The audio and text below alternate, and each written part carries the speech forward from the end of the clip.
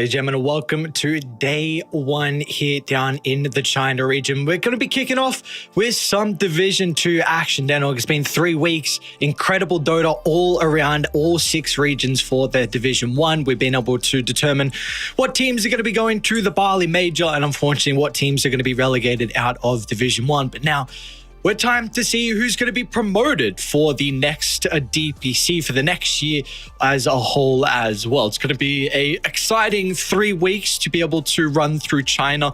We've got some very, very strong teams, some old players coming back as well, which is very exciting if you're a China fanatic from the previous years. But firstly, of course, the all-important question, how are we doing today? I'm doing well. You know, it's daytime for us. You know, something new, something that we're both very excited about. And China Dota, what could be more exciting than that as well? I mean, we heard from Somnus, right, over playing in Azure. Congrats to him, FY Chalice, and of course, Lu and I'm forgetting it, Tianming, for qualifying through to the Bali Major. And they were saying, look, China is so even. We're going to be happy just staying in Division 1 because of how even it is across the board. And like you said, with a lot of those older players coming back, really feels like a bit of the resurgence for China Dota. They've taken a little bit of a backseat for the past year or two, let's say, but the resurgence is well and truly underway. Yeah, without a doubt. And I think with the previous tour for Division 2, we kind of had the mentality heading into it that this was a bit of a rebuild for China in particular, because for a very long time, they were known as someone who had a really... The rising stars were always coming through. Like with their academy teams, they had a lot of third-party tournaments, but that kind of fell short. And then, you know, we saw in Division 2 last tour, you know, there was a lot of fresh faces, and it's going to be the case with this tour as well in particular. So I think it's just going to be another 3 weeks of improvement and trying to be able to better themselves and find that chemistry with the teams that they've been picked up from. Yeah, speaking of the teams as well, we might be able to have a look at overall like the standings at the moment. Standings, of course, no games have been played, so everyone's sitting on 0 wins, 0 losses. But we would have to say last tour, it was pretty clear that Piggy Killer were like going to be the team that set themselves apart. And we saw they were even able to keep themselves up in Division 1 as well, based off of some of their results there. But this time around, I wouldn't say there's like one team that's head and shoulders ahead of everyone else. If we had to give favorites, it would probably be Team Zero, just because they've got players like CTY, 70, Beyond, and I mean the big dog himself, Ice, TI winner all the way back at TI 6 with Wings Gaming. And then if you want to maybe single out another team as well, it could potentially be Last Dark. You've got Erica, of course. Previous carry of Vici Gaming has placed very, very high with them as well at TI. And then Echo as well is their mid laner who we've seen a couple of times so far in Division 2, but had some really good showings with some eHome teams and some CDEC teams as well. So I think if we were going to like... I was just going to say, like, even on top of that, we talk about one of the series that we've got coming up today. The first one, Big Brain, you know, they've got some big players on it, and the Big Brain himself, God King, being that leading role. Of course, we've got Sakata as well, who, you know, there's been a few tournaments that he's had some stand-in situations, and he's performed quite well when he was coach back in, you know, China's real heyday. But they're going to go up against Limit, they're really what you were talking about, right? The untried players. And I think that's the important thing, right? You got to get the new blood coming in. You got to get some new stars really showing up and showing out. Yeah, so it's going to be interesting to see what they bring to the table with this team in particular, as in, you know, what's their play style? What heroes do they like to pick? What don't they like to verse? What, you know, overall, do they fade themselves as the game goes later? Do they like to be a little bit more active across the map? Because Big Brain, if I believe correctly, they are taking the slot of Outsiders for China, which was kind of, I mean, you can correct me, but I'm pretty sure it was kind of like a streamer squad in a way, very Limit, similar. That's Limit. Big Brain was Meteor. So, Limit. Yeah, sorry. Name wrong. So yeah.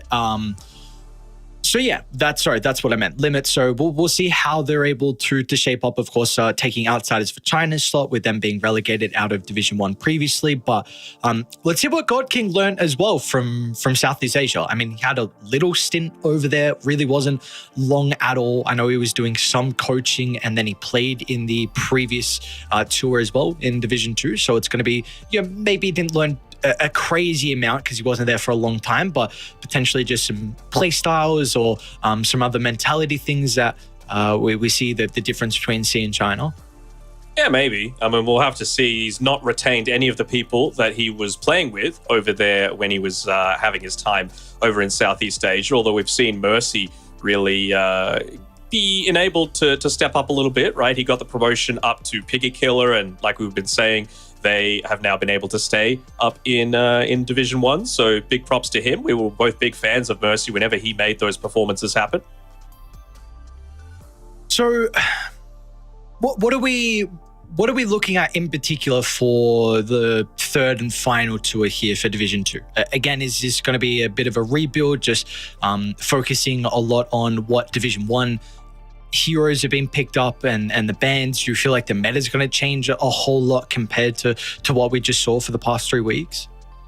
I don't think so necessarily. I mean, it's China, right? We might see a bit more Death Prophet, for example, than what we're used to seeing. We might see some more Marcy than what we're used to seeing, but I'm really not expecting that many big changes, right? Like, yes, there are obviously region-oriented metas, but you also have heroes that are just busted overall. I'm still expecting a ton of the techies, a ton of the Magnus, Beastmaster coming through as well. Just some absolute staples from the scene. Probably Void Spirit too. It's one of the heroes that China really does love, even when it wasn't super strong in the meta. Yeah, I just got the stats up for Division 1, and Void Spirit third most picked. This is for China in particular. And the interesting one is the Spirit Breaker, second most picked, 28 games. That's something that, again, really feels region favored. We did Eastern Europe Division 1, and we were not getting a lot of the Spirit Breaker at all, which was very surprising because I think this hero is quite strong. What do you think about it as well overall? Because it definitely feels like some people favor it a little bit more than others. Yeah, I think it is strong, but I think it needs to be in the right sort of draft to be able to enable it, right? Like when you can pick it with a Darkseer, it feels great, of course, right? But most of the times you wanted to be playing it in that position 4 and occasionally position 3 role. And there aren't really any melee position 4s or 3s that you want to be playing this together with the exception of that Darkseer. So it just makes the laning stage a little bit more awkward, and it's not exactly that position 5 babysitter either. So I think it needs to be the right game for it. I mean, we mentioned that it was the second most picked in the China Division 1, but it only had a 46% win rate. So it wasn't exactly getting the W's across the board. No, that it wasn't at all. But I mean, it seems like apart from that, there's one thing that actually we saw a lot in Eastern Europe is the Lich, and I cannot even find it in the stats. So more CM oriented is China. Yeah, so Lich was picked 9 times. That was the 33rd most picked hero, which like we in Eastern Europe, we saw Maposhka play it 9 games in a row. So he picked it as much as China did in an entire tour. That's crazy.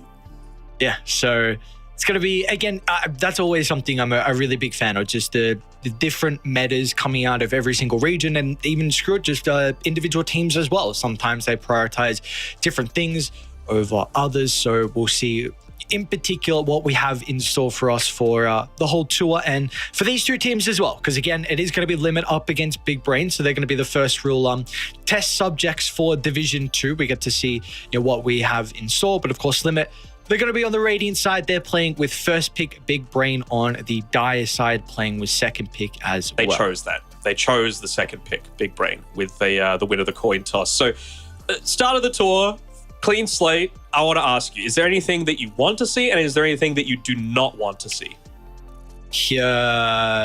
Hero-wise? Anything specifically? Or okay. Hero-wise. Not want to see. Well, I want to keep seeing more Lich because I think this hero is very, very strong.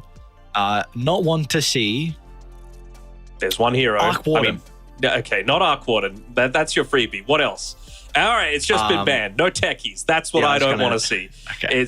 Too much. We were seeing way too much of this. And you were talking about, picks, bans across the board. Techies was number 1 in China. It had a 96% pick and ban rate and a 69% win rate when it was picked up those 29 times. So pretty nice record to be able to have. But you know what? I'm always happy to see the old Venomancer come out. I mean, it's toxic, but it's just... I don't know. It's entertaining to me.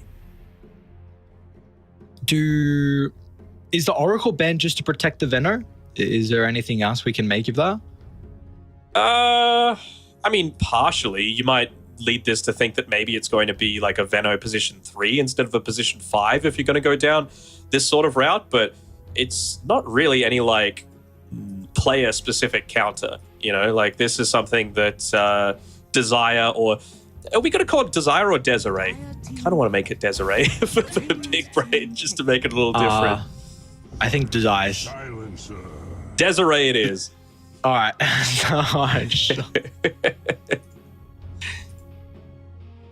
So Desire gets his silencer. So there Desiree you go. does get the silencer, yeah.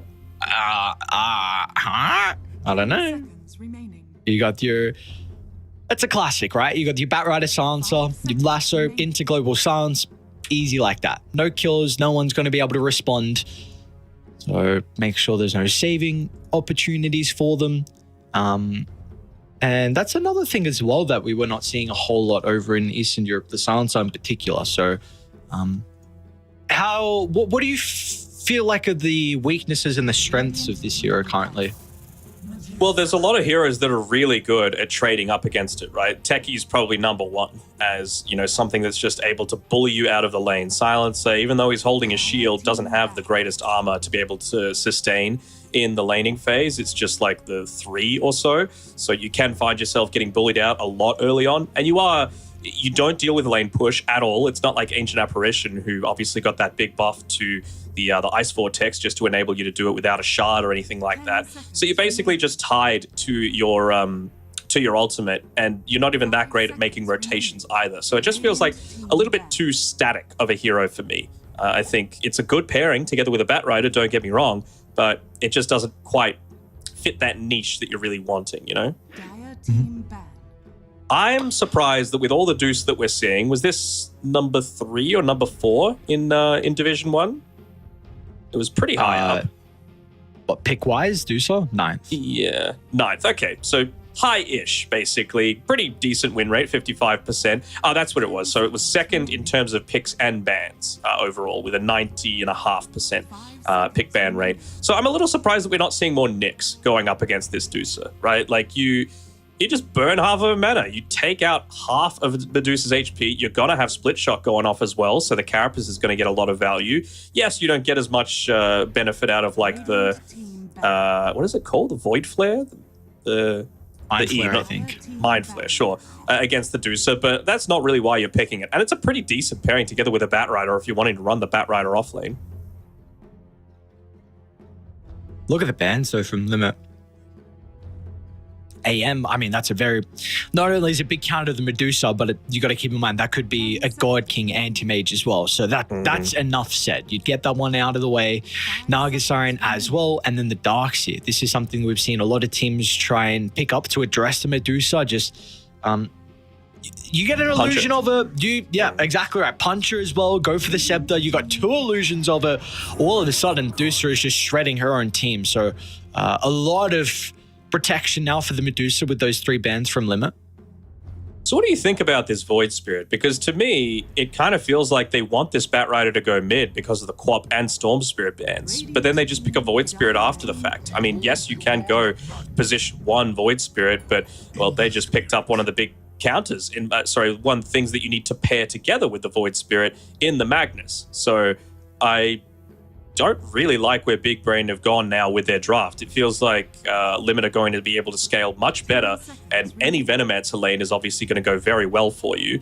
Ember Spirit, just solid across the board. And you don't necessarily need to go and like get kills around the map, but what they might want to do is just pick a hero that can look to play very consistently with this last pick, like a Mirana, for example. Like, it might not be the best pairing together with a Medusa, for example, or the Veno could even go a 5 instead of a 4, but you just want to make sure that if they do make a play with this Batrider Silencer combination with a Global and the Lasso, that you've got at least 2 heroes to be able to roam around the map and make plays for you.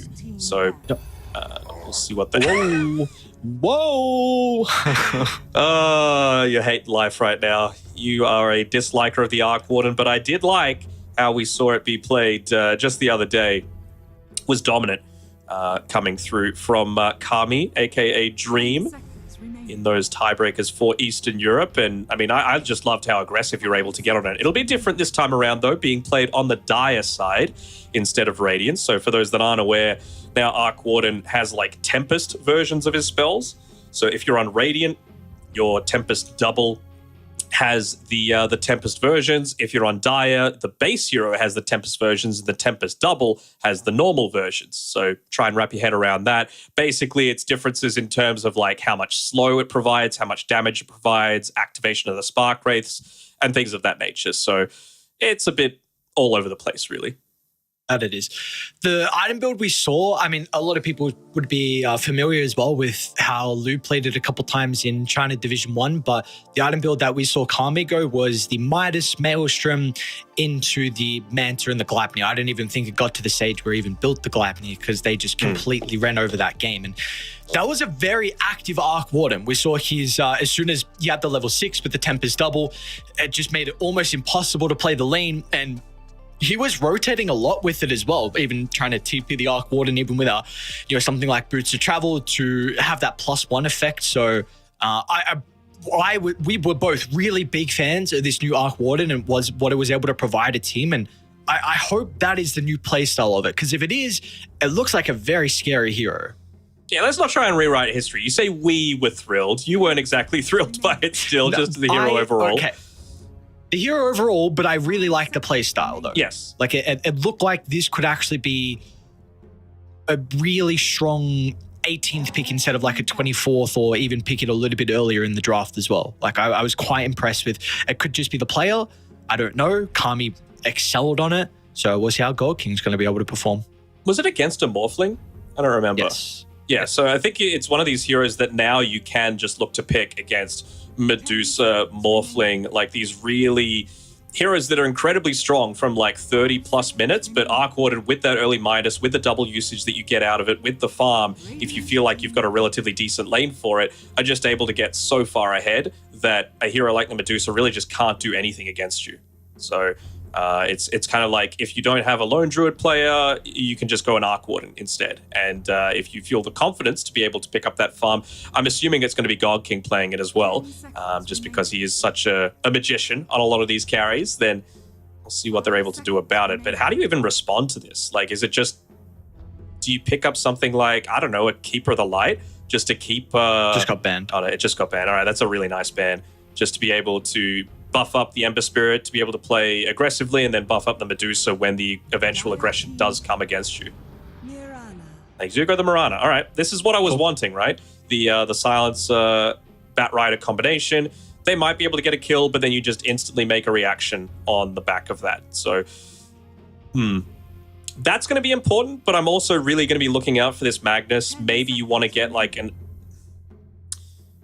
It's hard to say. Like, if the lane goes really well, you can probably still afford to go Harpoon. If it doesn't, maybe you just need to go Echo Saber into the Blink Dagger, because I feel like when the Arc Warden shows up, you got to be able to just push him out of that magnetic field, because the Medusa is going to need to try and make some sort of response happen, and you just can't fight against these like 6 Arc Wardens off the back of, the Tempest double plus the Mantas. Oh, okay. Very interesting. We're going to get Earth Spirit last pick here for Big Brain. So, all right. Looks like it's going to be a 4 Earth Spirit as well. So you get a little bit of an easier time to be able to initiate. You've got your melee hero for the Batrider pairing the offlane as well. How do we like the Earth Spirit? Because I was thinking they were going to try and put the Batrider as a 4. Do we like the last pick from Big Brain? I'm just thinking, like, what is it actually going to do? Like, are you a hero that makes great rotations together with a Batrider? Not really. You know, you want to be able to, like, if they could have got a Mirana for themselves, I think they would have been over the moon, just because it does let you set up for things with combination with the Void Spirit, with the Batrider Lasso, with even just the Spark Race coming through from God King. But Earth Spirit, it's a little bit less reliable, and even if you do land your spells, they're not going to be able to, like, completely convert on them, right? Like, maybe one point in the Geomagnetic Grip with the Silence is going to be effective against the Mirana and the Ember Spirit, but who are you really killing? It almost has to be the Magnus that you're just looking to try and lock down so that they don't have this eventual answer to the Arc Warden.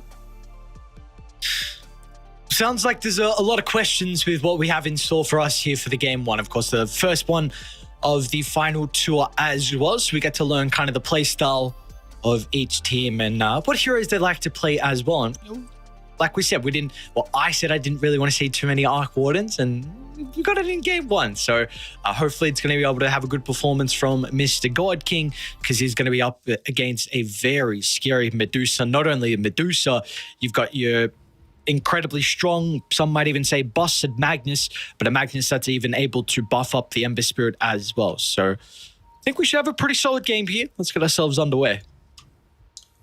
I mean, you know, I always love to tease you a little bit. So there's an Arc Warden in the game, which you hate, and there's a Venomancer in the game, which I love. So I like the way that this is starting off. Not sure if I have the greatest fan of this ward placement coming through. They're basically both covering the exact same area with these wards placed down by Big Brain. So a little bit of a smooth brain move coming through from them, unless they're really just trying to protect against any sort of rotations coming through from the Mirana towards that mid lane.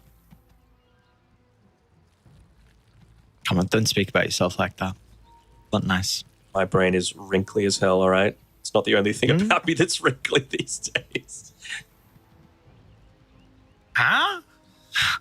Wrinkled brain, more folds, more surface area, smarter. Smooth brain. Koalas have smooth brains, so they're dumb as hell.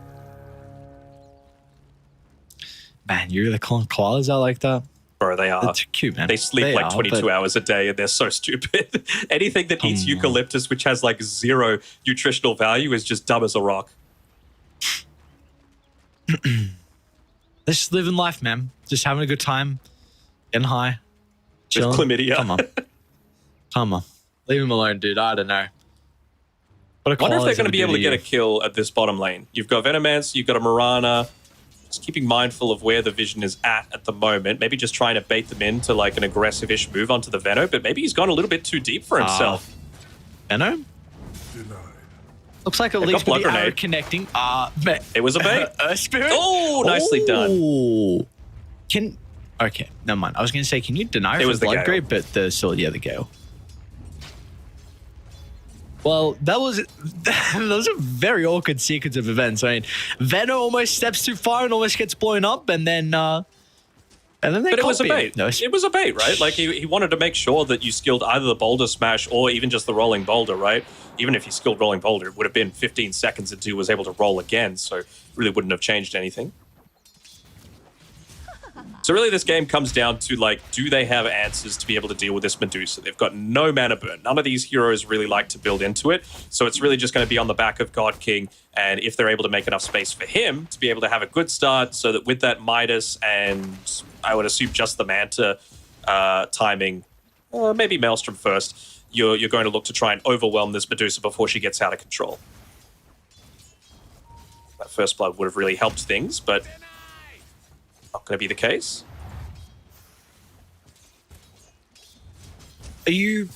How concerned though are you if Medusa gets out of control? Because I feel like a lot of teams, how they look to address the Medusa is just outranging her, like your Drow, your Sniper, and Arc Warden's one of them as well. So we actually see bottom lane with the level 2, a lot of damage into the Venomancer. TSJ wasn't able to catch up, so they it can looks very like he's easily really kill okay. him, but they didn't throw the blood grenade out, so Guild might be gone begging a little bit there. Them playing a little bit more passively on the old Veno. So I just remembered as well, I've taken a look at top lane as Arc Warden's in a lot of trouble. God King tries to stand strong. He's going to be able to secure first blood. They should get a double as well. So to leap charges another round of the Arcane Curse. He's going to pop a Tango. Looks like he will. So with that, should be able to stay alive. God, he ate a tree, which bumped his stats down a little bit as well. So I was like, oh, is it going to actually be enough to be able to get the kill? But I mean, if you're forced all the way back to base as well, it really doesn't feel like it's worth it. You know, you just basically gave away 50 gold off eating that Iron Branch when you could have just eaten a tree from the side. It doesn't provide extra healing like it did previously. It just lasts twice as long. So one thing I just realized is we've got TZ playing top with God King. So it's not the lovely Desire. It's TZ from Meteor. Okay, Desiree, Desire, but it's TZ. So we saw him with Meteor Gaming. Was a pretty strong position 5 for them. Big reason why they're able to help secure a lot of the games for So see how he's going to be able to help protect God King as well. We shall see. So, dude, Cicada getting bodied mid lane. Chosen 23-2 compared to the 14-3. I didn't think it was this Ember favored, but maybe it might be a little bit more different now with the Bracer getting delivered on Cicada, so that extra damage might be able to help himself out. It's not just the extra damage, but even just like the stats coming through, right? Obviously, he had the circlet previously, but just that little bit of extra armor is useful because have a look at the old Chosen One item build. He's chosen to go into the Blightstones. So against a Void Spirit, relatively low armor to be able to start the game off, bringing him down to, well, it would have been 0 at the time. At least he's going to have 1 armor now off the back of every single Sleight of Fist, but you know, it's only going to get stronger and stronger with him about 1 last hit away from being able to hit up onto that level 5.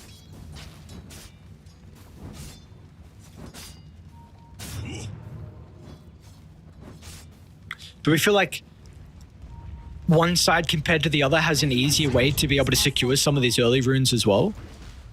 I mean, both certainly have the capability to do it. I'm just wondering, like, with this Venomancer, like, are you needing to stay in the lane? If you leave the lane on the Voids, on the Earth Spirit, does that leave your Deucer in trouble? Like, we're kind of seeing now. Already got 5 charges up from the Sticky. I'm gonna try diving under a tower. And you are getting a kill as well, but you're also going to be given over a couple kills. So beautifully done. Just an easy rotation out of the Mirana, all they needed. And with the Venomancer, at least he can land his spells. If he dies, it's a worthwhile cause. So a bit of a questionable dive out of the tower. Rainpaws, he's going to be loving life now. Gets a free wave to be able to farm up. Tread's already completed as well for him. So it's off to a very good start here for the Medusa.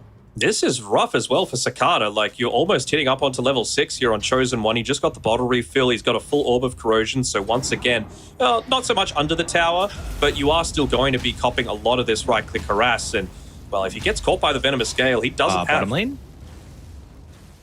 Okay.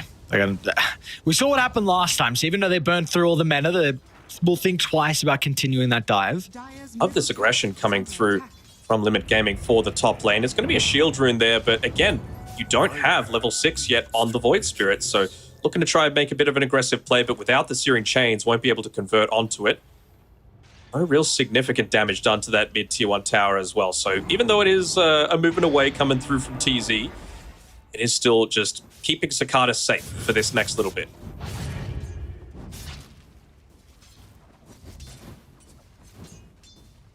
Got his level 6 now. Should be A-okay. Very important that this rotation comes through from the Mirana as well. They're still going to be able to get the kill. I mean, they've been 2v1 for quite some time, right? And they actually missed the Gale as well. CSJ going to be able to walk away. Didn't get that right click off from the Poison Sting before going for the Venomous Gale. So, yeah, able to dodge that one out. And well, you'd have to say that Batrider's relatively satisfied with how the start's going. Obviously, that dive under the tower wasn't the greatest, but he's going to get into the Vanguard soon enough and be able to make some havoc happen against this Deucer consistently. I mean, that's his main role, right? If your game doesn't go great, that's okay, as long as the Medusa's doesn't either. So the aggression needs to continue. It's just about making sure there's no response for the Arc Warden. TZ might be able to get the kill onto the Mirana at least before she dies. And now, meanwhile, God King as well is going to need some assistance. With the Vanguard on killer, he can dive. And he's also got Chosen One nearby as well. So beautifully done. Limit bringing multiple members up to the top lane. It's going to be a 2-for-2 trade in the end, but you, of course, are more than happy with that, being able to slow down God King's game. So much damage. Cicada's got to be very careful with like how deep into... Actually, who's going to be careful here? Yeah, Cicada can't just stand in the middle of this creep wave. He gave over the Empower to the Ember Spirit before he left the lane, so it's a lot of right-click damage and even just the cleave coming through off of the creeps. Man, what they need to do. Are you serious? Rainpaw's another death. They're playing so aggressive up in the face of this carrier Medusa. No, it looks like he's going to be okay. So Spirit's able to step one out of danger as well. Beautifully done. Second death now in a row for the carry on Limit. Means that they're able to get into the Zone of Shadows as well with a couple of charges. Spirit ends up using one onto himself as well. But you got to be careful, like, where is Rainpaw's going to go now? I'm sure that's the discussion happening with the team. Can I afford to TP down to that lane? Am I needing... Yep, it looks like he is just going to look to pick up some of these neutral camps for himself. The concerns need to be top. As 3 heroes, beautifully done once again with Killer. Not even going to require the RP. It's not even leveled. And again, Chosen One. He's able to connect to this attempt as well, so gets involved in another kill. It's going to help take the objective too. So they are going to have a lot of issues with addressing this Ember Spirit. Rainpaws. This is a 1v3 again. I don't know if you can afford to be here. Low level in Stone Gaze too. No TP on the Mirana as well. She's coming through the Twin Gate. Might be able to connect onto the Silencer here and should with the arrow.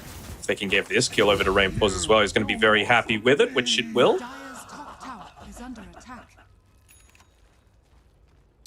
So, interesting choice from Rainpaws. I think we've been seeing a lot of the Bassi or Falcon Blade picked up from the Medusas, just with how much it's able to protect you. But it's just going to be the straight Yasha rush. I mean, the Vader Brooch is very nice for her, how slow she is and extra survivability with that mana increase as well. But I think it's just like... It's a calculated risk that you're taking, right? You want to make sure that you're getting into this Manta style earlier so that when the Arc Warden makes the rotation, you're just that little bit stronger. You know, you give up some of your early survivability. Global Silence, TZ. He actually wants to jump on over the top from Cicada with a double step. Do they have to damage Ember? No way. Chosen One slips on out. That's the Global Silence expended as well. First one of the game. They're uneven to get the kill. Even bullying Cicada away entirely, so he goes all the way back to base. You get the full refill up on everything on Chosen One. Get a kill. I mean, Rana's been playing this game pretty well so far. 6-1 and 3 off the back of a lot of these early rotates. I'm going to be able to get into that early-ish Arcane Boot. So, that, I mean, that's a little way to be able to save the Medusa as well, right? She's going into the Guardian Greaves. Good answer to the Earth Spirit. Well, honestly, they've got a lot of stuff coming over time for Big Brain here. So, I like the way that he's looking to build. They haven't taken the Wisdom Rune yet, though, on Limit. So, still have the potential to have some of these bigger ultimates up. And the fact that Venomancer is already level 6, even without that rune, is a big kudos coming through to him. Yeah, 7 assists for him as well. So with all the action we've seen down bottom, he's even, again, used the Twin Gates very often as well. Now it's going to make it even easier for them to rotate across the map with the T1 going down from Chosen One. Meanwhile, top lane, though, Killer might need some assistance very deep inside the lane. We'll truly see the strength of the Vanguard, and well, even the Moonlight Shadow is going to help him with the cover of the Invis. So what do they rotate? They bring what, Silencer along with the Earth Spirit up top to try and get that kill? Yeah, I believe so. They tried with the Moonlight Shadow as well, just not to enable him to retreat, but also potentially get a kill onto CSJ here on the bottom lane.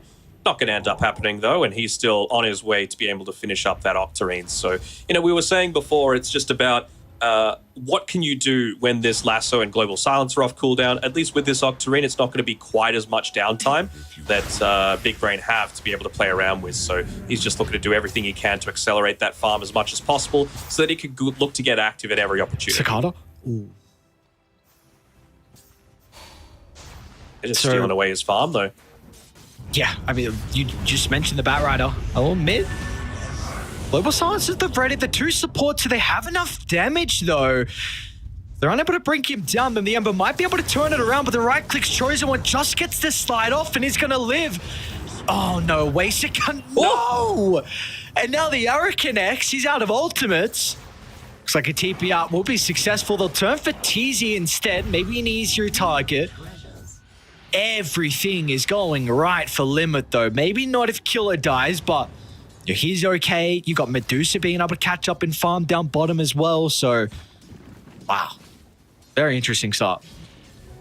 It is. I mean, just have a look at God King's build, though. No boots. He's just like, you know what? I'm going to maximize my farm. I don't need to move around all that much. Not going to be using boots of travel this time around. He finally does get them after finishing up the Maelstrom. When they're looking to get perhaps a tiny bit more active, you can see immediately going into the Manta style after this. I really want to see him try and get a bit more active on the map right now because your Void Spirit at this point just doesn't have a game. They're trying to get him involved, though, especially with CSJ nearby with that completed Octarine. He's going to start to get a little bit more Killer's active across got the map as well. They really wanted to protect this high ground vision too. Not quite.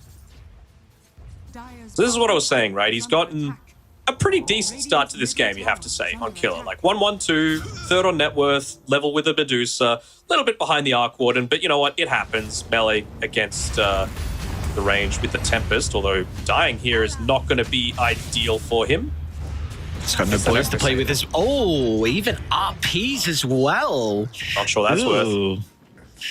Not at all. So God King's able to get the kill to further that lead that he has over everyone else. Meanwhile, bottom lane though. Now this would be pretty big. CSJ, let's see if he's going to be able to read this. Chosen One can connect the chains. It looks like it's not going to matter. Just an overwhelming amount of slows and they completely surround the Batrider to be able to limit his potential to disengage. So it will be a 1-for-1, an exchange of both offlaners across the map. Oh, I was really wanting TZ to continue walking through. There are 2 Wisdom Runes sitting over there on the Radiant side, so they've let him cook. Would really bring up this Venomancer in terms of effectiveness, right? If you could start maxing out those Plague Wards, then it becomes a little bit harder for even someone like the Arc Warden to look to contest into. You don't want to be hitting Plague Wards, you want to be hitting Zeros with that Maelstrom proccing. Speaking of the Arc, they found the real one. It's going to be on the mark again. They might be able to turn it back around though with the Global Silence protecting the Arc Warden. God King's going to stand damage, strong. Though. He'll have the damage thanks to the Tempest double. So XK is going to be able to leap away. It's going to be a 1-for-1 once again. I don't know what that favors Radiant, I suppose. Arc Warden, top of the network, global use as well. Yep. I mean, and now it takes away a lot of their aggressive potential. You're not going to have as good scaling. Who have they found though? Killer. No. Kill onto Killer. That makes it a lot more even. You know, I even think the fact that CXK ends up living at the end of all of that, he wasn't the one to get the last hit. No, it was the Magnus. But Mirana making sure that she lives, gets closer towards this mech. And of course, the Guardian Greaves as well, just to be able to have some sort of response to those eventual global silences that are coming out and the eventual, you know, geomagnetic grip as poor Veno, he's going to be dying as well. Someone's got to grab these Wisdom Runes, man. Like, you're giving away so much early tempo that you're needing to put on to the enemy team. Even Chosen One getting him at this rate, you know, bringing up to that level 12, getting that extra 100 damage into the Fire Remnants could be huge. Maybe they're just waiting 21 minutes, you know. Ah, the extra cook. Mm-hmm. Okay, I see. And it's... You know, it's one thing that Radiant haven't tried to get their own Wisdom Runes, kind of another that Dire haven't even attempted to steal it as well. I mean, we see it's very common. They've got pretty mobile heroes, especially with the Earth Spirit. Speaking of him, they're going to catch out Killer, farming up the Ancient stacks of the ward already placed down. He's able to set up for a perfect movement from them. Pom fakes the RP. Unfortunately for him, a lot of the big creeps going to go the way of Big Brain too. And let's see if they slip on over to the left to scout out if the Wisdom Rune is there. Limit that. What does he move, Veno? Veno's going to try and swing on over. They've got the arrow from downtown. Will connect. Even Medusa wants to get involved for the first time. It's a lot of AoE damage thanks to the Venomancer. They're just going to slowly tick them down as Limit. Beautifully done. Multiple members show up to the party. Chosen One, much needed double kill for him as well to put himself back in a commanding position in this game 1. Oh, I love me some 5 Venomancer, man. All you need to do is just hit him with that Noxious Plague, get a couple of Plague Wards down, press your Q and just randomly spam it in a fight. And then you're good. You know, you've done your job. They're going to focus you, but you've basically expended absolutely everything that you wanted to already. So, you know what? Go off. Focus me. It's basically acting as a pseudo taunt. What are we hoping he goes for after the Solar Crest? I mean, he's got the Glimmer 4 stuff queued up. Do we like this kind of item progression from the 5 Venom? I think the Force... I'm not the biggest fan of the full Glimmer Cape. I think you might be able to see some value out of just the cloak. But I would be looking to go into the 4-star first, and maybe even... I know it's really greedy, but something like a Lotus Orb, just to be able to provide... See Venom, some extra protection as he denies the bounty rune. When this Global Silence comes out, right? You can already see Ember Spirit not going down the BKB route just because you know you're going up against a Bat Rider. So having that offensive Dispel is not just going to be effective against that, but also the Global Silence. Maybe it might just be Mirana going into the Lotus. Yeah, seems like that's the case. So Greaves Lotus going to be the call from CXK. 8-1 and 7 still for the Mirana. Incredible performance from him. Not sure when he died, but actually I'm pretty sure it was recent. So no gold like Shree. Bottom is really the big issue for them for Dai so far. Haven't been able to take any objectives. That's probably the big reason why Limit have this 1,000 net worth lead with the 2 towers they've been able to claim. Carter's here and they see him. That's a deep dive, my guy. Actually gets connected on by that Venomous Gale. Gonna be forced all the way back. Dire are scanning. Wisdom Riz, man, they're triggering me. Well, all right. When do you think they're picking him up? I think it's going to be the 21-minute mark because they're going to think, maybe Tormentor. And then they're like, hey, has anyone grabbed those runes? Probably. How much even experience is that going to be then?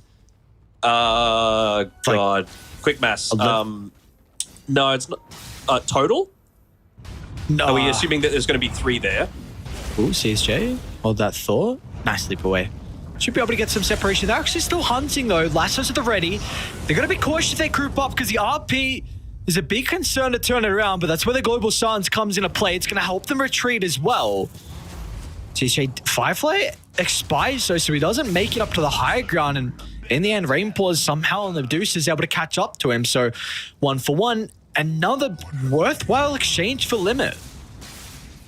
Yeah, I mean, again, you're popping the Global Silence for this. You don't have Lasso until the Bat Rider's back up again. So, again, if you're able to get these kills onto someone like the Medusa or the Magnus, I think you're generally okay, but it's certainly not worth it if you're just getting a kill onto the Mirana. So I think the total experience is going to be 1680. I think that each Wisdom Rune will be worth 840 at the time. No, wait, there's 3 of them. It's juicy. 2,520. It's a lot. That's a juicy one right there. That's like 2 levels for a Mirana. That's crazy. Screw the Mirana. She doesn't need it. Come on. Level 11? Nah, she's chilling. What's Venno gonna have? Top lane, Cicada. Oh, Killer's going to get going. A lot of damage. Can he get the RP off before he dies? Not to be. Really nicely done with the US Spirit, Void Spirit combined together. Now CSJ's going to find an angle as well. Be a good Noxious Plague though. Drag back. It's setting up for the Arcborn and to start the go to work as God King finally feels strong enough to be able to show up to some of the team fights, and they'll be rewarded. A deny as well makes it a 3 for 0 in the end. Finally, something will go the way of Big Brain. And now, off the back of that, they're the ones with the net worth lead. I'm rocking in my chair right now. Get the Wisdom Runes, damn it. I've been patient all this time. Please. It's so much experience that could be going over to a Venom that just gets so much more effective purely off of levels. He would go up to level 11 off of picking these 3 up. It's such a big difference maker. But you got to say that was just Magnus being a little bit too greedy with his positioning. You know, you don't have that Blink Dagger just yet. The full team wasn't quite there. At least I believe they've got the Guardian Greaves now for the Mirana, so you have a little bit of a response to the Lasso global combination. Let's get off that Moonlight Shadow. It's going to be especially effective once the Mirana reaches level 15, which could come sooner if you grab those Wisdom Runes. Hey, at least I got theirs. They're on the ball. The Spirit's well aware. Dude, God King's pretty rich, man.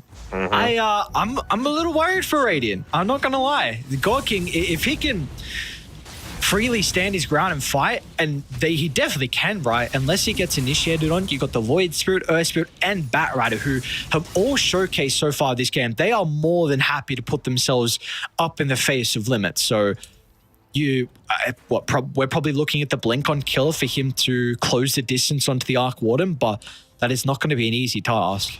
No, it's not. And it doesn't even seem like he wants to rush it. He's going BKB first. So he really wants his own response to the global silence as well, just to make sure that he's not the one that gets gone on consistently. I mean, if you know that you're popping the global in combination with the lasso, it means unless they can 100 to 0 you, then you're actually going to be able to have that BKB RP response a lot of the time. Good Plague Ward setup come through here, though. Yeah. Very difficult for them to enter the high ground. They're still going to make the attempt. Off the mark with the roll, they might go for the Venomancer though instead. Simultaneous initiation means that multiple members on Radiant should end up going down to start the fight. Now they've got the lasso drag back. The Global Silence going to be ready as well. A little bit slow coming out though from TZ. I guess that's a big reason why Chosen One was still able to work around with the Manta style, so even if it was used, it would have slipped out.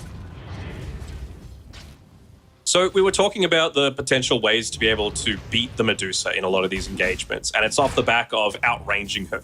So we were really thinking that God King would be looking to go into that early-ish Manta style, really just look to overwhelm the Medusa before she reaches that point where she's feeling incredibly strong. But he's just said, you know what, I'm having a good enough game. My team's making space for me. I can afford to get into that Dragonlance first before that happens. Please, Killer. You see it. Please. You see it, friend. You can do it. You can do it. Please. He's angling there. No, please. No. Maybe he told one of his teammates. Maybe he told his teammate. You know, it's like, come on, boys, just head over there. Some juicy stuff for you. Have you ever known a core, especially a scaling core like a Magnus, to not want 3 tomes, basically? Yeah, but he's level 17. You see the Venom Doesn't level matter. 9. These are cores we're talking about. You have a bad rep on cores. I don't know. There's some good ones out there. There's a few, but there's some good ones. I'm sure there's a couple. maybe it's a Venom. You know, he's like, come on, brother. I'd like that. Sure, he would. Level 9 still, so like you're saying, someone who really gets a lot of value out of the levels, but not to be so far. Still another fight potentially to break out. Spirit, a little bit slow to be able to get to the Mirana though, so very even game state we have. Arc Warden well up top of the net worth. But the issue is the rest of Dire's cores are very far behind as well compared to his net worth. See, the Bat Rider had a great game, but 6 deaths for CSJ. They've been trying to make the attempt on the Killer, but as soon as they see the Venom, it's going to reset. So Rainpaws might be in a position to get caught out here by the Arc Warden, but actually it's Arc Warden that ends up backing off. The downside, engagement about to happen. Oh. Can't go this deep. This is maybe Chosen One. Nice body block. Gonna have a haste inside the fight. Cicada's gonna try and get the jump in. Global Silence, but is there really any fault? It's a heavy commitment. They're still trying to chase down Cicada, though, as Killer has the RP at the ready. Let's see if he's gonna be able to find an angle to use it, though. Finally gets in range. Gorking's gonna try and TP him, but the defensive force staff gets Cicada out of danger. Very nicely done. It's just his Tempest as well. He's still able to just go back to farming. He could have TP'd in any time he wanted, but really just knowing that, you know what, they ended up using a lot as well. I mean, what I was saying before that all broke out is that I'm a little worried for Big Brain that they haven't gotten quite active enough. Yes, you've got a crazy amount of farm on God King, but we all know that the way to be able to swarm over that Medusa is just bursting her down. And what has she been able to get for herself in that time? She's got a full butterfly. So, you know, even when you've got that Manta style and 6 Arc Wardens, please, Rainpaws, if you're the one to take it, that would be so much justice. Oh, he's going towards him. Yes! Let's go. Oh, I feel so happy. What did Venos? Venos level 12 now, by the way. He was level like 9.5 before that. That's so much experience for the Deuce now. Top of the level, Cicada. They're going to be able to set up for the lasso as well. And now with God King nearby, they'll have an overwhelming amount of damage. They're even looking for more as well, but they're going to be cautious. Chosen One considering about going. Medusa's even going to look to try and tip in as well. So Rainpaws wants to turn the fight back around. They're just going to avoid her though.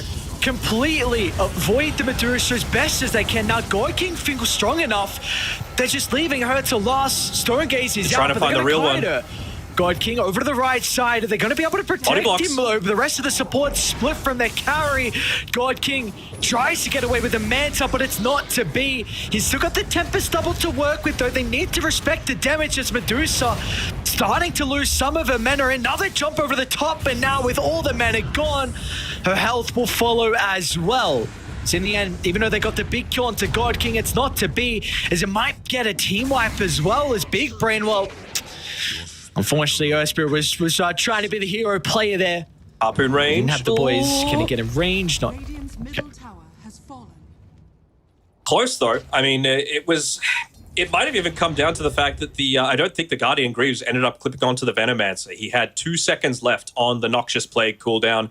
Now he's finished up the full Glimmer Cape as well, so a little bit of extra survivability for himself. Just, I'm sure, again, like, if he's the one getting main focus, then he's just got to make sure that, look, as long as I get off my ultimate, I'm happy with how this team fight's going to end up for myself. It's, I mean, even trade, you would have to say, especially with a lot of that eventual experience and farm going over to Cicada, is going to be favoring Big Brain. Like, now he's actually starting to scale. He was getting dominated by Chosen One, and he still is 3 levels behind, but he's starting to scale in his own right. Manta style completed, he's got a shield rune, Harpoon to be able to play around with. It's just so much damage that you're able to output now, just with a Void Spirit on his own. I mean, we see his counterpart in that fight, Chosen One. It was a really big issue as well for Dire. Last to get on top of the Ember Spirit is just pumping in so much damage. He's gone Blink Dagger as well for the Ember, so recognizing his role is just to try and create as much chaos as possible and limit how freely God King can easily right-click inside the fight. So I know you just mentioned Void Spirit being able to scale, but Ember is already at that stage at the moment. Here's a big issue. Bottom Killer. What's going on here? He's got a boy to be with him, CXK. Killer's going to be able to activate the BKB, tries to get the skewer on over the top. So the Global Silence is able to come into play. Still, it's a lot of damage. Killer doesn't really care about the silence. With all this right-click damage, Magnus able to lock onto his top. Now, they might be considering Roche as well. Yep, going to be 20 seconds until it comes down bottom. Killer hasn't read the patch notes, still checking inside of it, even though it is the night time, but they should be in a position to be able to just shove this lane out one more time, pick up maybe 1 more stack's worth of creeps for themselves, even just putting that deep lane ward down there as well to make sure that they scout out any sort of movements that they're looking to make towards the Roche pit. Even with this time as well, Rainpaws has been able to get an MKB for himself. So, you know, we talk about the strength of that magnetic field that the Arc Warden has to play around with. Not quite so strong anymore. I really feel like it can't be stated how much damage this Arc Warden could do in general, but I feel like his effectiveness would have been just that little bit stronger if he was able to get just a tiny bit more active. And once again, they just make a move a little bit too late. I know Batrider was just respawning, but... God King? Okay. They've got a really good lane ward. Smoke's gonna pop as well. Really far blink. Killer's gonna be able to find the Arc though. Oh, what an opening! Killer RP onto the Sarge as well. You could not have asked for a better way for the Magnus to start the fight. And now with their main damage source down, there is no hope for Cicada to turn it back in a Dire's favor. He'll be able to bring 1 person into the grave with him, but it comes at such a grave cost, a 5-man wipe. And they can probably go high ground with this as well. Absolutely, there really isn't anything stopping them. You know, Dusa plenty farmed at this point. Chosen One living up to his name as well. He is beyond godlike, 12-1-7 at the end of all of this. But it was really the Medusa just at that point able to dish out so much damage. If you're the ones that get the jump, which is probably the main thing that they've had difficulty with up until this portion of the game, then I mean, you just know that you're so much stronger. But they're actually going to end up backing off, I guess, realizing that, look, they didn't really get the use out of the global, the lasso that time around, and you know, any time that you look at a siege high ground against a Batrider, that's always going to be a bit of a scary prospect. But you aren't going to get many chances to be able to go high ground against an Arc Warden when he's dead as well. I'd be satisfied enough just taking this tier 2 mid though, much safer prospect. Just saw Venom, I'm sure he was smiling at the end of that, right? He got focused, but he got off everything. Couple of Plague Wards, Venomous Gale, Noxious Plague, Solar Crested his Deuce, and he was like, all right, my job's done. Yeah, that's kind of his role, right? Like, as long as he gets spells off, he doesn't care if people focus him. Bingo. Man, the support's on Radiant overall. Don't look at the deaths on the Venomancer. Look at all the assists. 22 kill participation out of the 28. And had a really, really incredible performance so far. Still, oh, what's going on, Glip? It's a big kill streak.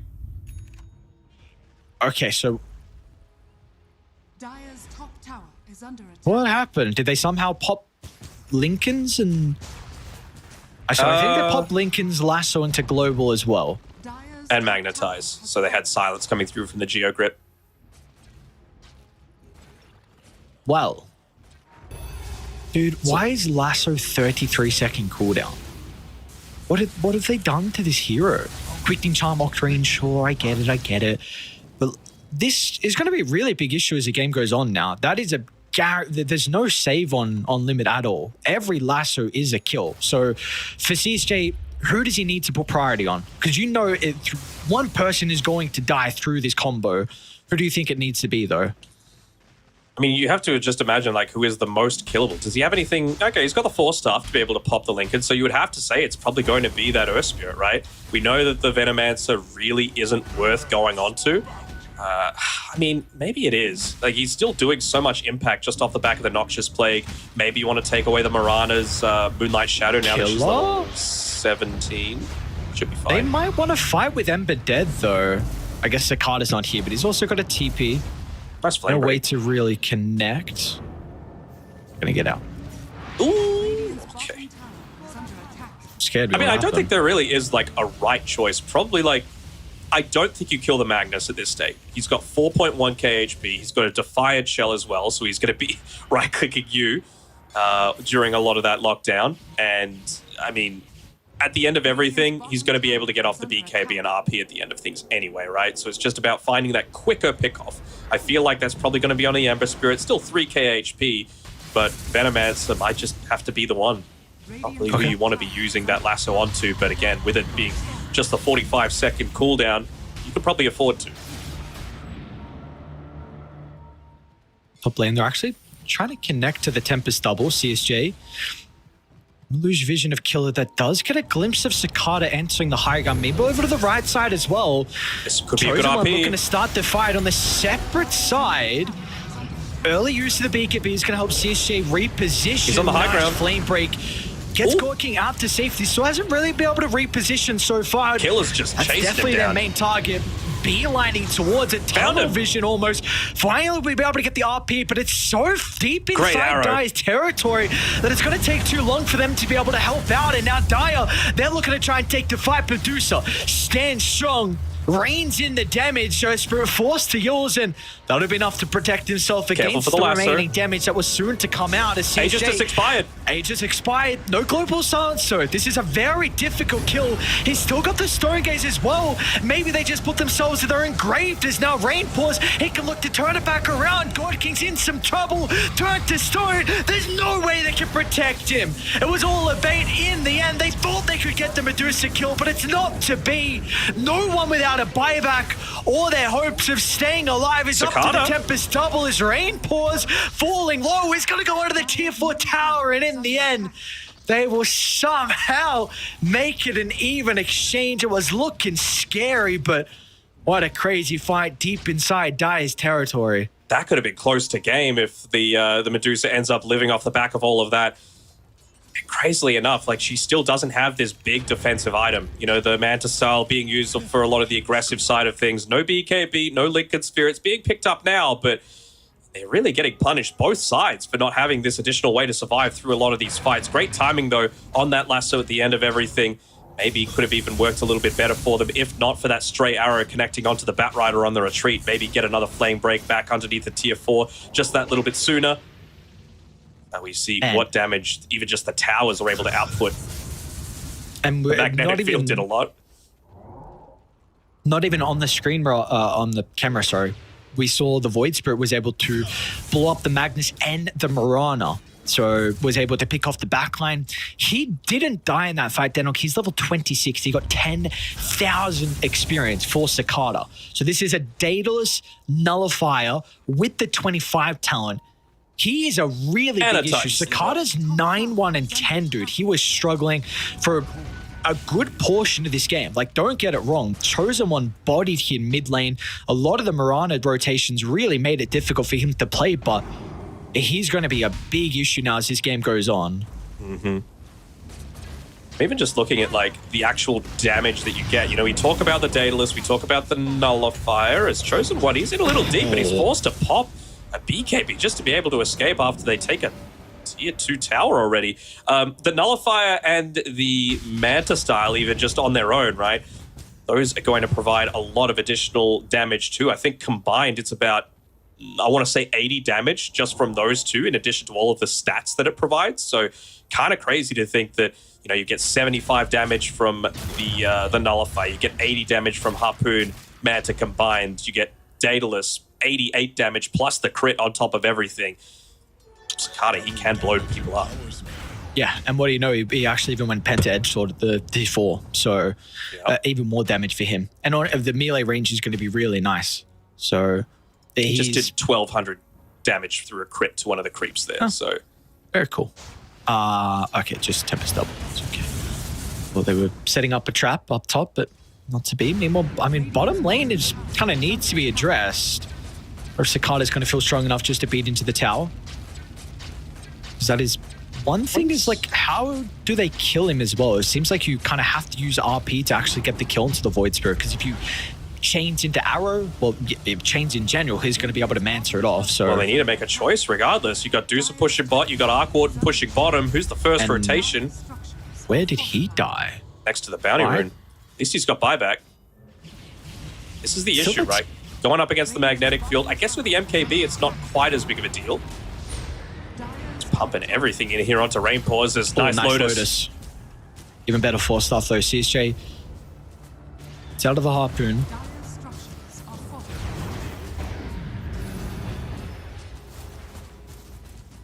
It's a call. Very tricky position for them to be in. You might be forced to use that buyback on the silencer. If he's going to, maybe waiting for the lasso though, so they get that lasso global silence, could be a guaranteed kill. Yeah. I like the fact that he waited so long. It's like you didn't actually just panic pop the buyback into the global. Needs to wait until it's confirmed the lasso onto the right target. This is the thing, going up against an Arc Warden, you're not going to have many chances. He's died 7 times this game, but it's gotten to a late game Arc Warden, and he's even going to have that level 25 soon. So, oh, we found. Quick pick. It's like we found the Venom. Very quick pick. So I wonder what the choice is now for talents for the Arc Warden, ever since they changed it to the no damage penalty for the distance. I guess it just depends on, like, what are you looking to focus more on? Is it more on the pushing, or is it more on like the full-on Rat Dota style? Do you just want that additional damage going in onto these towers without the 50% damage reduction? Yeah, it's a really good question. I'm not quite sure. What was it? I want to say it was Spark Wraith damage, maybe, like a lot more. Yeah, there's a 20 talent now with that 35% Spark Wraith, but I do feel like it was either that or cooldown. I don't know. I have no micro. Rain Paws. Uh-oh. He's so far away from any other teammate. No buyback. Yikers. That is so much damage. Blows him up. 100 to 0. And they've got a bottom creep wave that's pretty shoved in as well. So this no doubt will be a full set of barracks. They at least have a tier 2 mid and a tier 1 top. I mean, they're even getting their barracks of their own. So this is exactly what they need to do. They need to try and force them to come back. And I wonder if this behavior is going to like give away the situation with the Medusa, right? There's no reason that they would be going for this deep of a dive unless this would like potentially result in multiple lanes of racks being given up for them. Chosen one? Okay. That Rider will get the Veno. It costs his Flaming Lasso to be able to do it. But still, you get a full lane of racks. You don't lose anything of your own. You might lose a ranged, but there's that backdoor protection that's kicked in as well. So Veno's kind of done his job as well, just off the back of that death. Killer just wanting this Tempest double to be removed. Went for the duration overall, so more relying on the split push rather than that full-on Rat Dota damage. Not even found to help him out. Got the last hit, that's the important thing. Yeah, yeah. No. Radiant's Well, bottom barracks are under attack. looks like they'll get roached though, at least. Look at all those beautiful arc warden illusions. That's just so much damage, man. That's crazy. 4-0 from him. Just solo too. So he's even going to leave the Aegis. See, Shay picks it up. God King wants to be nowhere near these team fights. It's a big item though. Killer, we've seen his... KDA's not looking too good for him, but he has been able to get some pretty decent RPs. See if he's going to be able to find the first into the second as well. So still isn't able to get, like, you're still wanting to rely on creeps for a lot of this push potential. So I have to wonder, like, is God King going to look to time some of his next few Tempest double usages around getting the creeps in a good spot so that those 45-minute siege creeps are going to actually put a lot more pressure out onto the map? Like, he didn't get the Aegis, so the fact that he's potentially looking to buy out for this Bloodthorn is a little bit more challenging. There's 3 more Wisdom Rooms. I'm triggered. It's understandable. No way, dude. Oh, it's so funny we completely forgot about them as well. I just would have assumed that they would have learned their lesson, you know? And the fact that Die haven't even gone there still, like, that's another thing. I mean, they've been pretty on point with picking them up basically on time. You know, maybe like a minute or two late, but not 21 minutes late.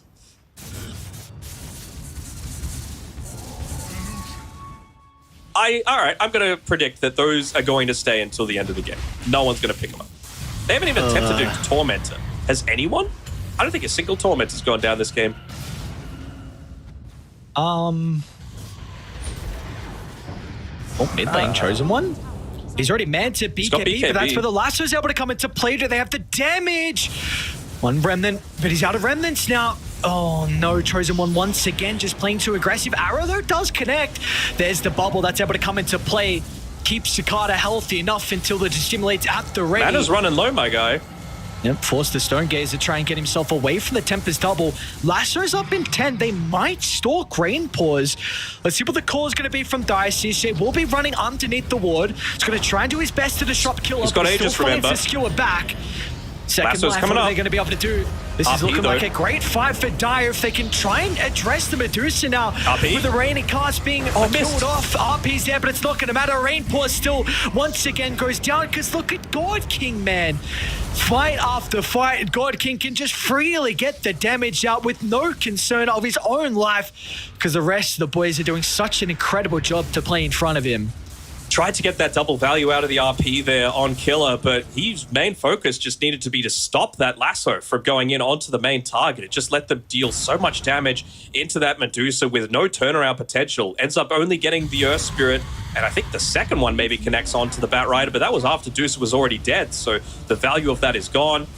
And they could just look to push it down. At least Dusa has buyback this time around, but really want to be buying back on a Medusa when you're already this far behind. He's going to be forced to. And this is that 45-minute timing as well. They've showcased they can kill the Medusa too. So Medusa, I don't think he Lasso's can up. be here. Lasso's going to be there, and she's just gone once again. Oh no! That's just game. Should have got the wisdom runes. One mistake. Oh no! They got a couple of buybacks, but this is an almost insurmountable task. Chosen One is going to try and do whatever he can. A lot of damage onto CSJ. They'll be able to take the Bat Rider out of the equation. But their throne is now exposed. Mags up in 15. Can they stall it out? Chosen One still toying with his food. How many more remnants has he got to work with? In fact, he's completely doesn't have out buyback of remnants. Harpoon back into the roll. And with Chosen One dying, that'll be all she wrote. All right. Throne It needs to be the perfect RP into the skewer back into the fountain. Can they do it?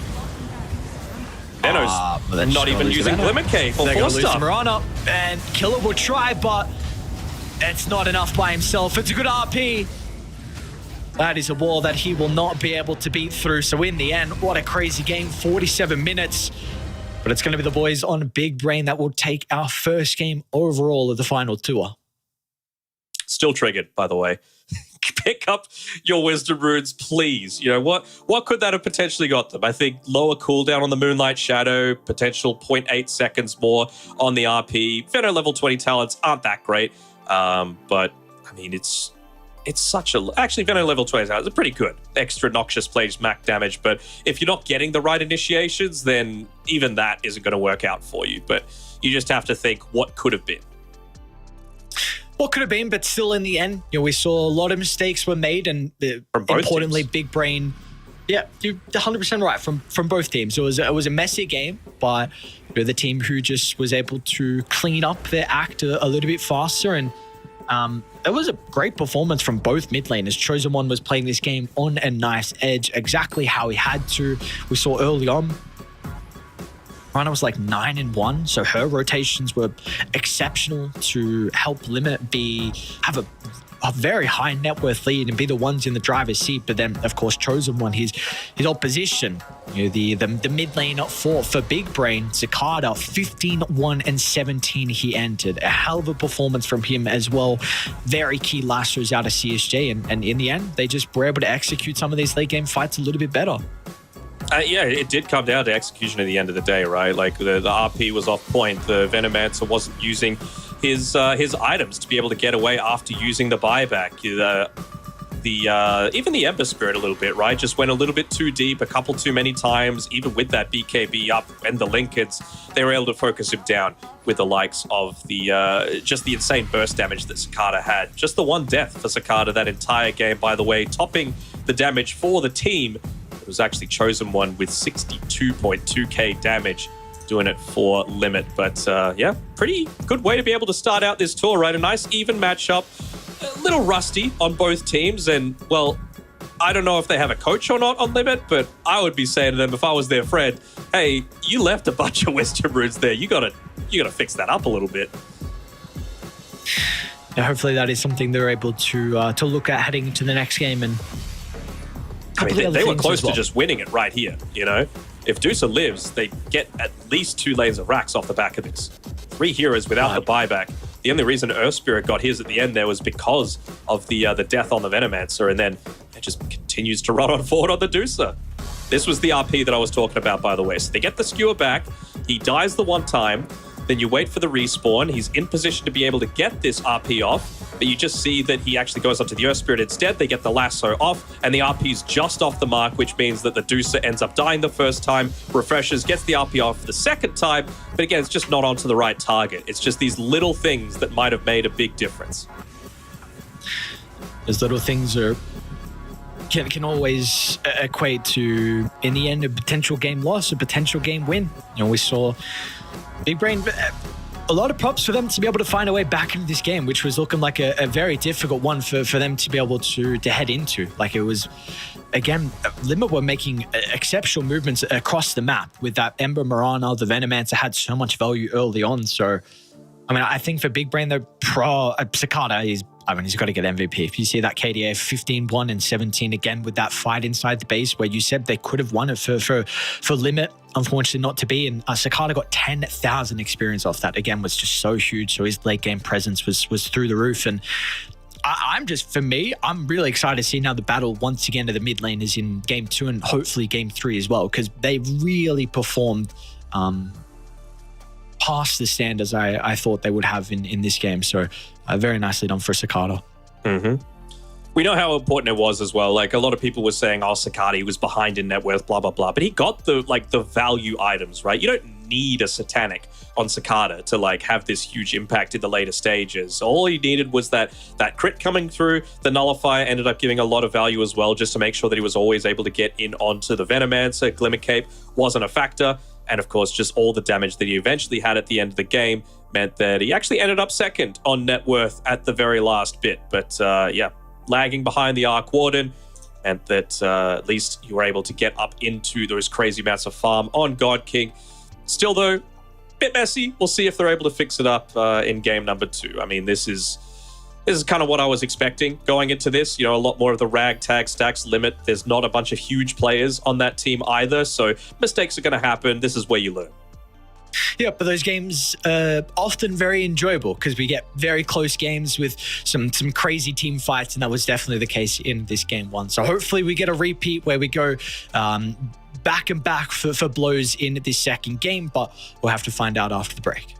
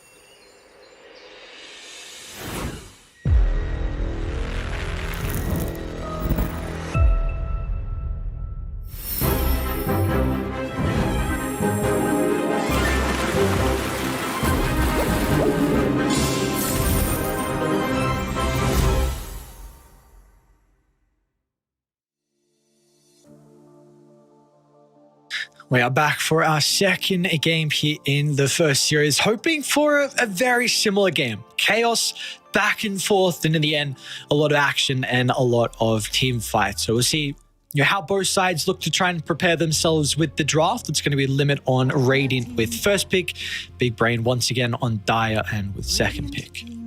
Come on, another techies ban. Yes. Okay, no techies. That's what I wanted to see. Number one, they start with a silencer this time on limit. So maybe just feeling like that was the main factor for them, having a little bit more difficulties.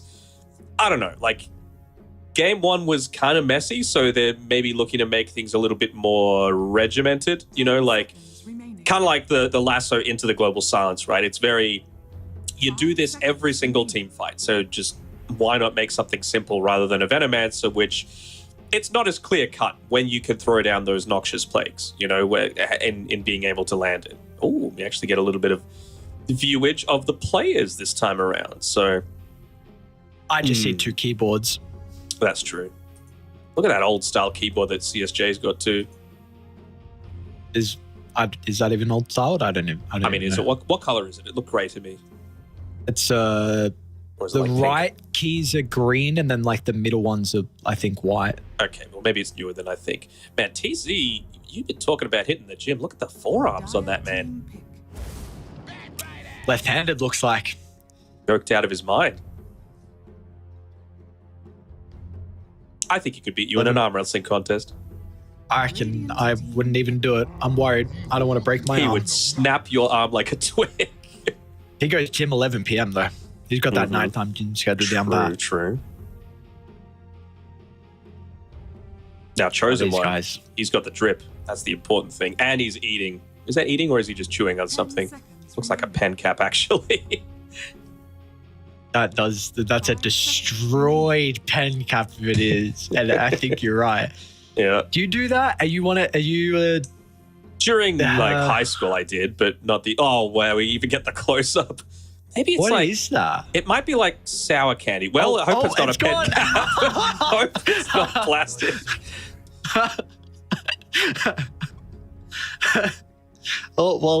He's really enjoying it.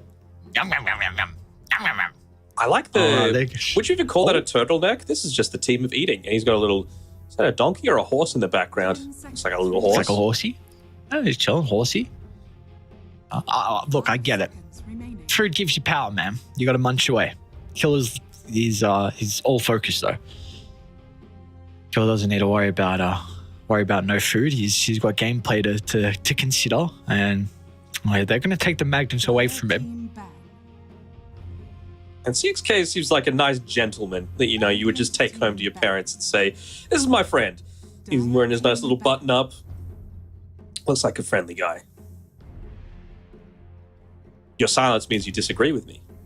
No. I was just thinking of a question to follow on with that. But do I need to wear button ups to look like that? To look nice? Yes, you need it. What the hell is that supposed to mean? You know, you just seem like such a mischievous kind of guy. Oh, hold on. Naruto painting in the background. Let's go. Cringe. No, we love it. What's the one on the right? Is that Naruto as well? Not sure. Seems kind of like a car. What? A car? Are you serious? The little square thing. What's in that painting? Production? Do you have capability to zoom? Enhance, please. CSI style. I don't know. Hang on. I gotta get that Naruto. I have zero anime paraphernalia in my room. There we go. Who cares That's about that? my style of room. That's what I want to see. Just nothing. What, just darkness. curtains down? Yeah, curtains down. Sunlight where? I don't need that. That's just glare. That's going to stop my gameplay. Dude, I mean, feel Sakata, like he carried last game. That's the MVP style that you need. that it is. I feel like gaming power gets increased tenfold when no light is in the room. Mm-hmm. I don't know what it is. But What about your seating position, your posture? Are you a normal sitter, or are you an Arteezy Yuma style, like legs up on the table or knees up to your chest, that sort of style? I sit like one leg under the other. So like, are you serious? What are you doing? Why is there an arc? Yeah, to that's a good finish this question. note, Why is there an arc against like a Magnus and a Batrider that have the potential to like get onto you pretty easily? That feels a little bit more awkward to me, at least. 10 seconds. support Arc Wardem? Dire team pick. No, please. Ooh. Well, that's a way to be able to stop you from getting lassoed away. So maybe they anticipated this. So 1 foot on top of the other is what you said. No, like I cross one leg and put it under the other. Does that make sense? No. 10 seconds. Yeah, okay. remaining. So when you're sitting, like, let's say left foot flat on the ground, right foot, your heel is like on your knee, but it's actually under your knee. Like that? Yes. Yeah. Okay. There we go. So instead of the foot being on top, like, you know how you sit one leg crossed, like the casual sitting on a couch and Yeah. everyone tries, but instead of on top of the other leg, it's on. It's like hooked? Yeah. Is is your heel on your chair as well, or is it just hanging? Yeah, there? yeah. I sit on my foot. Oh, Like it's like under my leg. I don't know. It's pretty comfy. I don't know. I don't know why I sit like that. what do you think that little gate is for, by the way, behind Rainpaw? Is that for an animal, maybe a He's child hostage. that's being kept? He's hostage. Okay. Yeah, He's being kept hostage by Limit. The coach put him in there. He said, mate, if you have another performance like that, you ain't coming out for food. This is not so being he's unlocked. got the key. Yeah, it's not being unlocked. We got the key, and you better perform. Otherwise, that food, you won't get him much. Bro, Chosen One looks like a member of Akatsuki. You know what that is? 10 seconds. remaining. Come on. We've been talking about it a little bit. No. Katsuki, I would just imagine some like underground mafia or like a hidden ninja tribe or Hey, something. kind of. There you go. So it's a Naruto reference. They're the bad guys, basically. Mid-bad. They're not the big bad. They're the medium bad. But some of them are good. Well, you know, like the big bad is like the grand supervillain at the end, but the medium bad is like, you know, halfway through a series. You can't reveal the main antagonist really early on, you know? Radiant team. Yeah, okay. I get you. Ooh. Actually, can we go With all back this- to who was it? CXK. I want to see CXK again on the production feed. So do you think that says word or drow on his shirt? 10 seconds remaining. Word. I'm going to say drow. Why? Why would it read like that though? Because Why he would plays it go? Dota. Dire team. Yeah, okay. There's just not. Yeah. In some cultures, you read right to left, okay? China, not really, but in Japan you do. And we know that if Dota players are good at anything, it's they're massive weebs. You know, when we were casting Eastern Europe, they in that Team Spirit series, every single one of them, weeb profile picture. Hey, we have a draft. Can you shut up about No. anime? What do you think Yeah, about Lich and CM together, by the way? Seems a little samey. 10 seconds remaining. Yeah. Both I kind of suppose. useless if Global's popped as well. 5 seconds remaining. They don't really build into Lotus or Greaves or anything else that's going to dispel themselves. So I really feel like you've kind of just like said, maybe they're just worried about the Arc Warden damage. So CM was picked before Arc Warden, correct? I want to say yes. Yes, you are correct. So the Lich makes sense, but then that really just makes the CM not a ton of value, you know? Like it's decent against the Pango, I guess, at the end of the Rolling Thunder, but he could just look to rip through you. You may now select your heroes. Okay. It's a pretty good Void game, man. I like all of the cores on Big Brain, but I hate both supports together. Your thoughts? I do agree. I think they do the same, which is a big concern, but at least the thing with the Seam and the Lich is like they're both very strong laners. So strong laners, high amount of magic damage. a lot of nuke, but BKBs are going to counter you. That's a big concern. And Pango's going to be in Rolling Thunder. What are you going to do against him? Killer's going to buy BKB.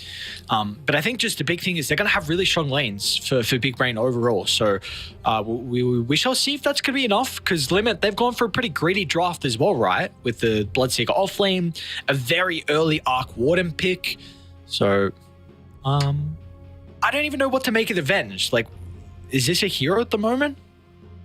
I mean, we already know that the Arc Warden does an insane amount of damage. We'll just buff that up with a Vengeance Aura, and it's even better.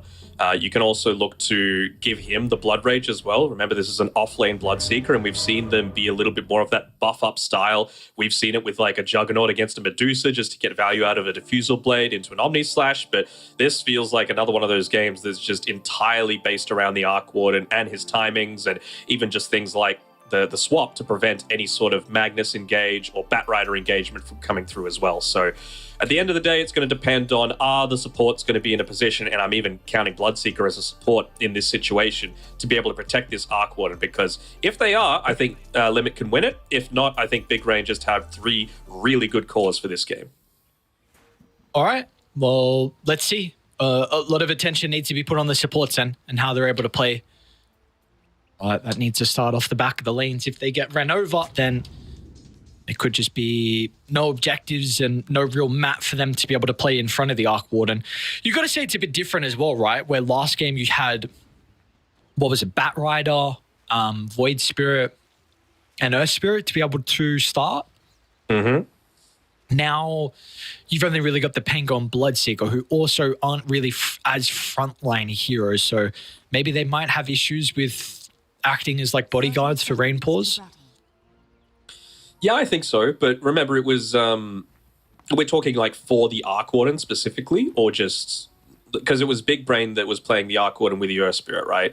And the Void Spirit and the Batrider. So, I mean, I think like you've got decent way to be able to frontline, but maybe it's just going to be one of those situations where, again, it's like, look, we're going to play the early-ish game a little bit more passively. We're going to look to try and dodge as many ganks as possible. If we can get Venge into a Scepter, we're going to be pretty happy. Sorry, I'm just looking at if they are going to be able to make any trades happen. And then, again, it's just rallying around this Arc Warden and making sure you've got the tools to be able to protect him. You know, this is the sort of game where a Lotus Orb is absolutely necessary, because you just want to make sure that you're preventing, or even a Linken's, right? But probably Lotus, just because it's going to reflect things like the Chain Frost as well, from being able to catch out this Arc Warden. And then it's just rally around him and let him be the one to siege up onto that high ground.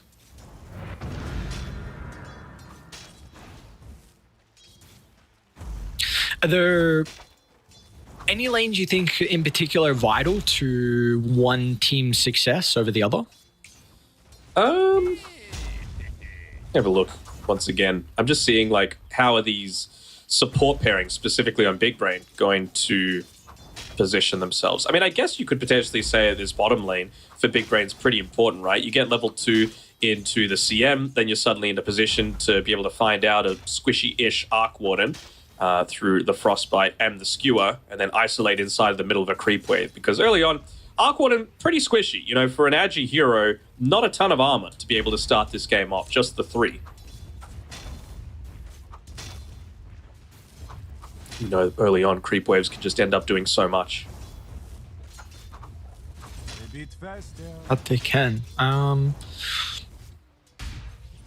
Trying to see how top lane set up as well. Actually, what do you think of the support setup with the Silencer being with the Bloodseeker and the Avenge being with the Arc Warden? Is there a preference? Is there a reason why they've done this? I think just if you are going to go for that skewer sort of play, you can always just launch your magic missile into the Magnus's face as he's looking to go into a position for it, right? Because those early points of the Frostbite, it's only 1.5 seconds done. So magic missile, 1.1 seconds, probably going to give him enough time to be able to get back to safety.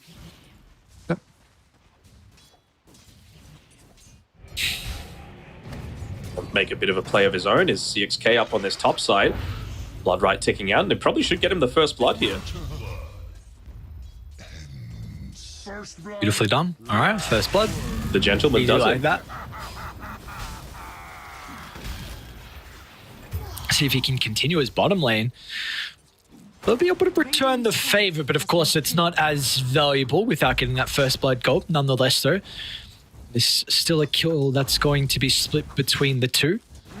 And meanwhile, how's mid lane looking at the moment? Chosen One, 10-2 compared to the 11-2 from Cicada. So these were two really standout plays for me in that previous game. As Chosen One should be okay. Still only level 1 in the flame break. Wait. Oh no, it didn't. Oh no. He didn't TP to I base, thought he just went to the tier base. 2? Oh, I did as well. So now not only not going to live, going to give more gold over to Cicada, not going to have a way to be able to get back to the bases. Well, another kill just gets given over for free with the CM previously trying to TP away from that attempt before, which means that just having to walk back to the lane means that they go for a deeper attempt onto the Magnus and get the kill. So a little bit clowny once again across all 3 lanes. That's a big win for Cicada, though. Like you're saying, cloudy on all lanes, but got to say Cicada, though, is going to be super happy. Wonder if they're going to try and prioritize a lot of the stacks here for the Batrider, because if you can get him off to a good start, he could prove to be a pretty big issue. I mean, there are still some good matchups for him. We've spoken about the swap, but if he gets ruptured as well, I mean, he's a hero that needs to be super mobile inside some of these fights, so they are some concerns as the game goes on, but if he has plenty of items to be able to combat that, then he might not be too worried. Not even just for the bat, right? You've also got a Magnus to be able to play around with, so it's not like your stacks are just solely for one hero. CSJ be more than happy to be able to pick those ones up for himself too. Going to make a bit of a play here onto the Magnus. Going to have to be a little bit careful with his positioning, but with the space that he's made and that Ring of Health, means that he's going to be perfectly fine. Can even just look to stay around the flag bearer creep as well to be able to provide a little bit more of that survivability. Without the flux, I don't think they're going to be able to confirm this kill onto the CM either. So despite that kill onto the Magnus, bot lane going fairly well for them. Top lane, though, is not currently. TZ's going to get chased down, and they know Killer, with him getting zoned out of the lane, this is a full creep wave he's going to be missing. Already earn as well for the Bloodseeker, so continuing the pressure. Look, dude, look at Killer, man. Are you serious? Wait, what? Another earn? Okay, out of charges now, but I guess it's just the mental warfare. That's what it is. Saying, I don't charges. Who needs charges? We're going to be able to get kills easily because now TZ TPing back in the lane. Well, they're going to go for the Lich instead. Arcane Curse level 2. Plenty of slow to be able to set up for that Blood Right connection. And meanwhile, they're even getting kills like across the map onto the Lich, will even make it easier for Killer with that bonus thirst. Love the fact that you just put the one value point into the Glaives of Wisdom here as well. You know, it's one of those things that Bloodseeker, incredibly strong laner against any sort of melee hero, so you may as well just make full use out of it. Gotta be careful with his positioning though. Killer's been kept up on his own up here. Magic Wand is available to be able to provide him a bit of safety. CM making that rotation. She is committing quite heavily for this. Got to be careful, though. Getting zoned away from the Lotus Pool. Meanwhile, we've got our first power into the game as well. It's going to go Cicada's way, so regen for the Batrider. A little bit unlucky there for Limit. I mean, they specifically rotated the Silencer here to try and secure that for the team and for the Pangolier, but with it spawning bottom means that this CM doesn't potentially die. You don't get more earn charges. You don't get more of those Glaives of Wisdom starting to build up as well. It's just like a snowbally sort of effect as CXK spots out this pull that's been going on here as well. Seems like they're more focused on the Faceless Void though, but he's going to be able to back off. It's going to be a time. But Pain goes here. Swashbuckle just off the mark, but of course he's got the Rolling Thunder and a ward deep on the backline, so he's well aware of the retreat from God King, and now they're going to be able to do a quick U-turn and catch up to the Crystal Maiden as well. So multiple kills will go the way of Limit. They're even hunting for the Lich as well. So no body blocking. And he slows. Yep, they've got plenty. And Killer's going to be there as well to be able to get some more earn charges and another kill. Man, they are doing an incredible job at this top side of the map. Yeah, going to need to rotate back towards mid pretty shortly though, and Chosen One doesn't exactly have the highest amount of mana to be able to play with either, so instead just getting the aggro off of this mid tower looking to make sure that siege creep isn't available for quite some time. Radiant's middle tower is under attack. All right, yeah. Wisdom runes. we looking at those again. So we saw they stole one, at least. So it is on their minds. At least they're able to take one away from Big Brain, so that's something. Radiant's courier has been killed. Can they get their own? That's the real one that I'm looking for. You know what they said? Look, we didn't take him, but neither did they. So if we let him cook, we might be able to get some value. One. He should be okay. I don't think they're going to kill him, yeah, with that haste room. Lucky he got it. They're still kind of thinking of sticking around. Cicada's going to look for a TP out. There's not going to be a way to cancel it. They want to go for the other supports, though. Going to be cautious. Yeah, just overzealous, thinking he had a lot more mitigation out of the shield crash than what he truly did. And now it looks like the Venge will also die. So CXK was going to try and get some revenge. Stick charges, not going to matter with the Spark Wraith. Gives him the vision, though. Rain Pause, even bringing his real Arc Warden into the middle lane. Simultaneously, God King, he's getting chased down from Killer with the Rupture already being used, so God King's going to be able to step on out, and it looks like Killer will also be able to escape, but was a attempt at the Void's life, and unfortunately they're not going to be able to claim it. Now bottom lane, from one lane to the next we go, is now CSJ. He also... We've buried 6 feet under. Chosen One gets a little bit of revenge, TPing bottom to be able to slow down the Magnus's game. You have to wonder if that rotation was worth it for Rainpause. Like, it's not, I guess, easy to be able to lane 1v1 into a Magnus. He's always going to be able to get the farm.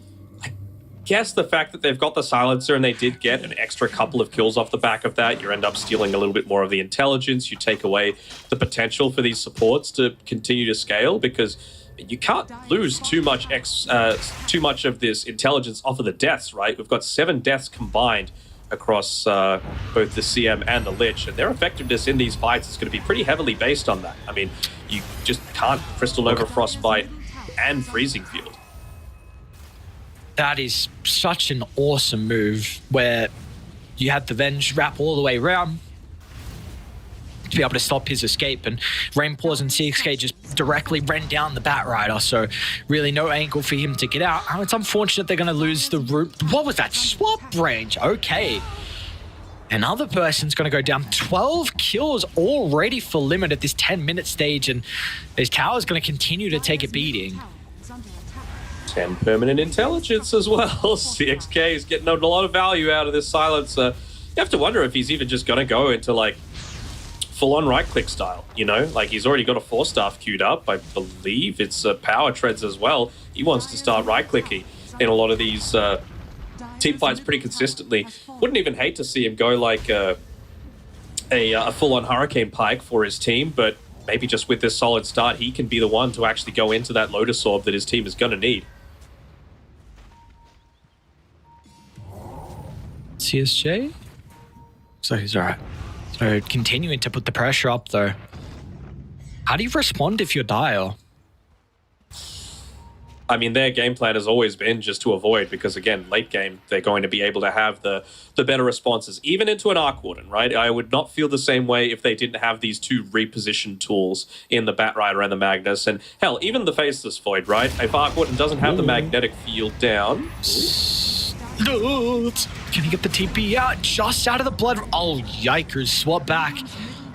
Sets up for multiple rupture damage, and now with the Crystal Maiden chase down as well. So there seems to be no response. You've got a Batrider who needs to farm early on, and you've got a Faceless Void who, I mean, God King's just trying to catch up and have somewhat of a decent Dota game. Obviously going to be very difficult for him, but, you know, Midas solves all issues. He's going to be able to get it after this creep wave. Now? Sure. All issues? Yeah. So anyone that has a bad game can go Midas? Exactly. Ah, okay. Lasso out. I put Silencer to try and protect Kill. I think they're going to be able to still chase him down to the Killer's pretty fast, though. As soon as his third stack starts to be provided, he's okay. And even God King was considering about getting active here with the Chronosphere, but man, if they can't even kill a hero like that, when are they going to be able to find these kills? Well, I think it's going to be around the supports having their ultimates, right? This is why, even though they still haven't got their own Wisdom Rune, stealing away the Wisdom Rune from the Lich and the CM, so impactful, right? If you had Freezing Field, if you had Chain Frost there, maybe you're able to turn it around and be able to get some return kills, but still going to be a little bit short before they get to that stage.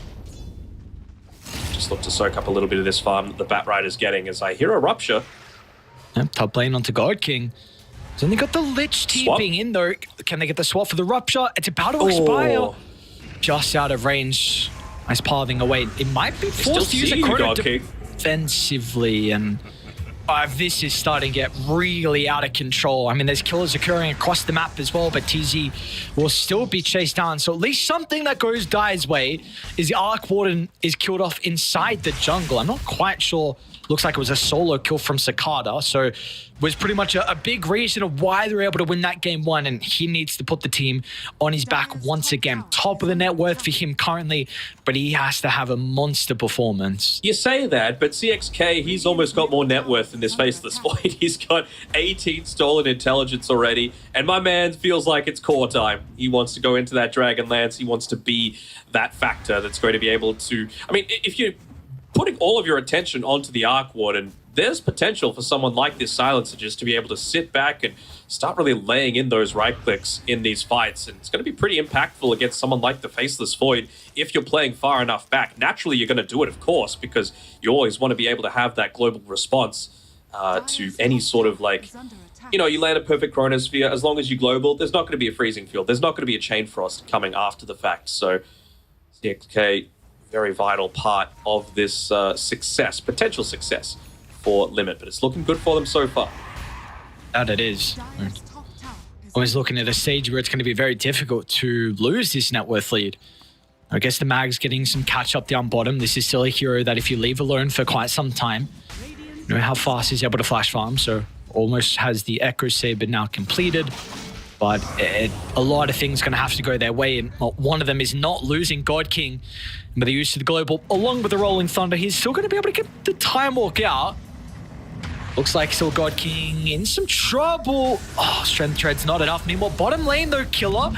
Flame Break should be enough. They're going to be able to chase him down. The boys are going to start to tip in. Rainbow TPs. In fact, actually, the Pango cancels his, so don't think other... Wait, Rain? By himself? Sorry. Don't worry, it's the double, it's fine. The Pango had used the Rolling Thunder previously, so I'm like, are you really sure that you want to come to this sort of area? Finally, they're going to be able to pick up their own Wisdom Rune now at the 15-minute mark. Still 2 on the Radiant side of the map. But, you know, CM, Lich getting their levels, that's the important thing. They're just wanting to put a handicap on themselves. Yeah, we can win the game without getting our own Wisdom Runes. Didn't happen in game 1. Yeah, they want to make it... Yeah, this is the recipe for... Oh, Cicada? Last one to the paint. Is that your lasso target? They've got some boys nearby. He's even going to swashbuckle over to TZ. Great positioning out of the Lich. Going to be able to cancel off any retreat. Now CSJ is here as well for the extra +1. They'll miss on the skewer, but that will not matter in the end. Wait, even Rainpaws is here. Radiant, can they take the fight with a numbers disadvantage? It looks like they can. Tears apart the Bat Rider, and now it's just cleanup time for them. TZ swap back into the Lion's Den. As, man, this offlane Bloodseeker is having a hell of a performance. 7-1 and 7 on Killer.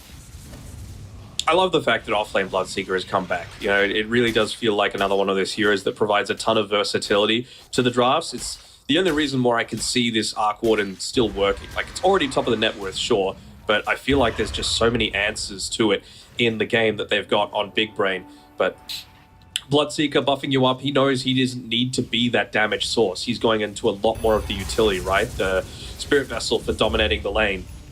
Plus, just straight pipe after that. You know, a lot of the damage coming through, as long as you're not caught inside the Chronosphere, you're going to be able to mitigate it, at least until the Lich CM are able to hit level 12, for example, and actually burst through it with the increased damage that those level 2 Freezing Field and Chain Frost provides. Dire's middle tower is under attack. Yeah, it's definitely an interesting hero is his Bloodseeker. I mean, we've seen the rise with it so far through... Oh, all right. Down bottom. See, oh, it didn't. Skewer. Oh no, and skewer was used as well. So now it's put on cooldown. It's at least just the 2 heroes, and we'll be able to TP out. Oh my god. Too close though for comfort.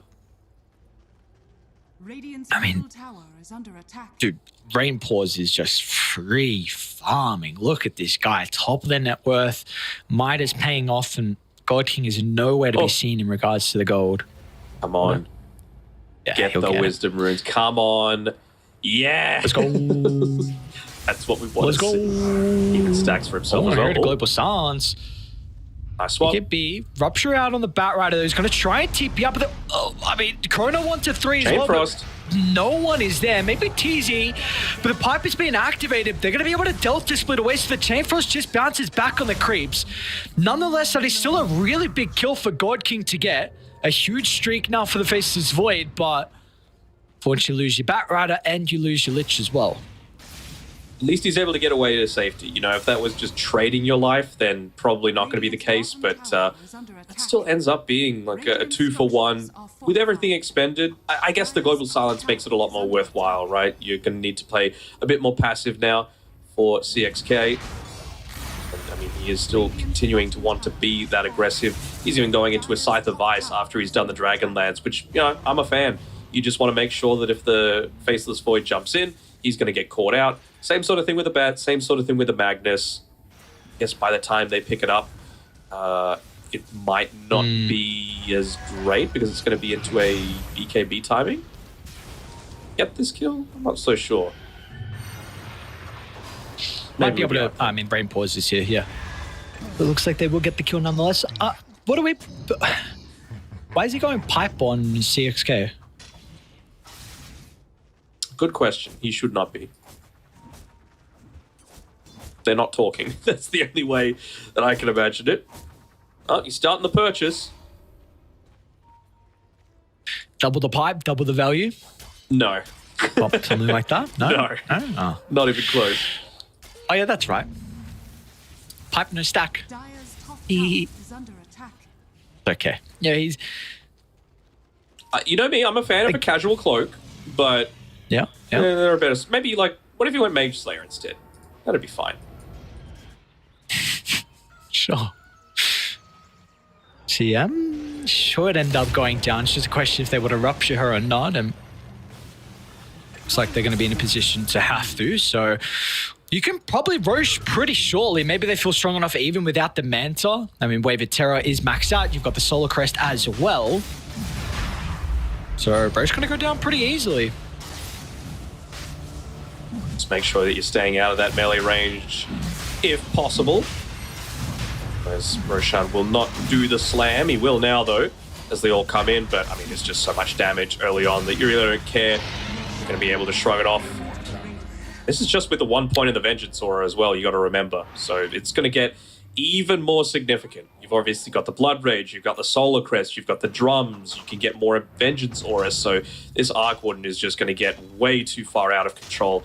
He's even got the Grove Bow as well for that additional range. Additional attack speed, and of course, any time that you've got a Spark Wraith, a Flux, a Maelstrom, even the Spell Amp is going to be incredibly useful as well. Do we like that he got the Aegis, though, instead of Chosen One? Not sure if Chosen One needs it necessarily. I wouldn't have hated seeing Killer get it, just to continue to play on the front lines and make sure you can get those clutch ruptures off. I also have to wonder, like, what's the point of this Ags if you don't have Ag Shot? Unless you're, like, really confident in confirming the kills. Well, why do you feel like Ag Shots is a must with the Scepter?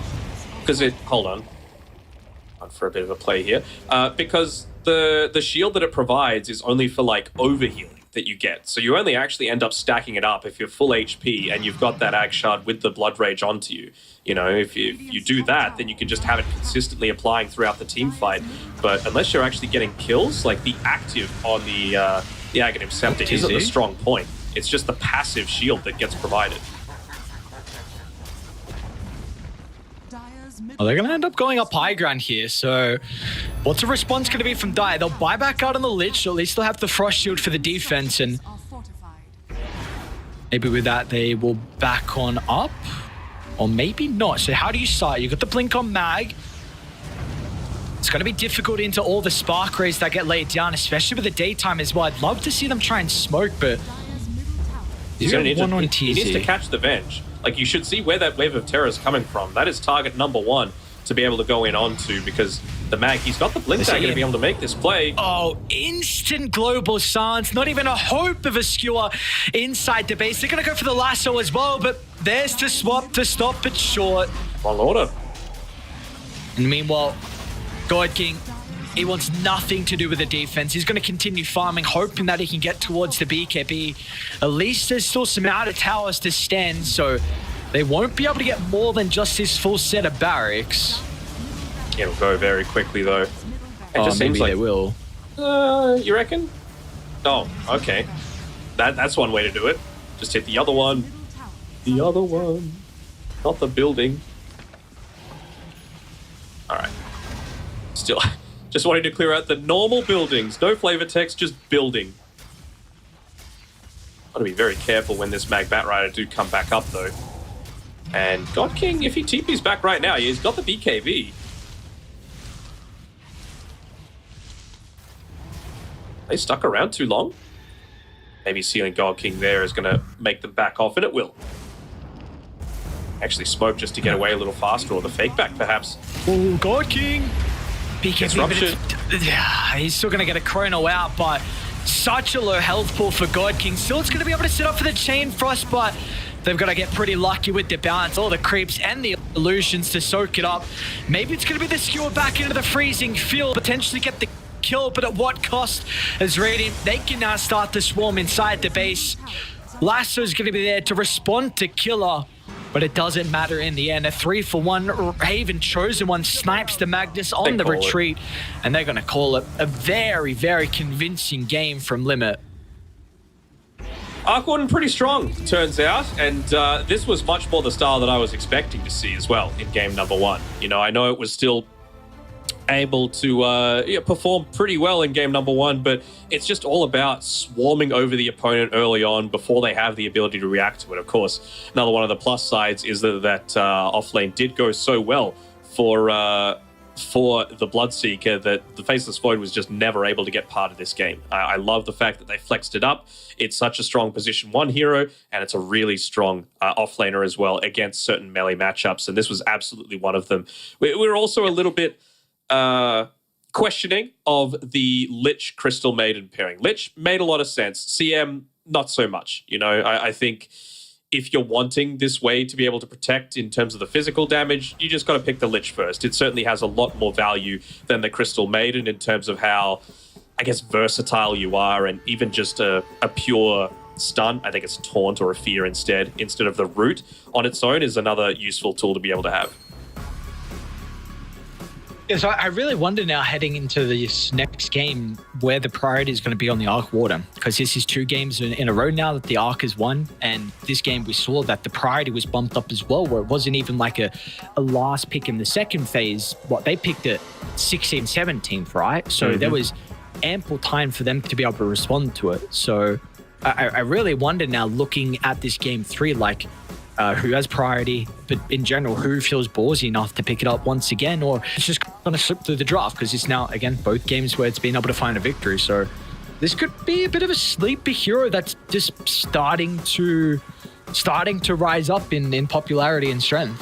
Yeah, I think so too. I think, again, this game could have been very good for Big Brain if it just got late enough for the cause to really have their impact, right? But without the BKB on the Magnus, without the Harpoon available, he was just subjected to that global silence every single time he tried to make a move. Same sort of thing with the Bat Rider, right? Unless they get the pick onto the Venge, you're always going to be able to have that counterplay, and it was epitomized with what we just saw in that replay overall. So I think it was just a little bit of a draft issue coming out for Big Brain here, especially around the supports, but then again, the execution as well as how well the lanes went too, specifically for the Bloodseeker.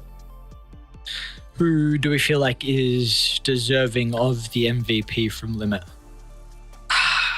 You got to give it to Bloodseeker, right? I want to give it to Silencer just because 6-1-18. What was the kill involvement? 24 out of the 34. But, I mean, Bloodseeker just completely shut the Faceless Void out of the game, was buffing up the Arc Warden with the Blood Rage.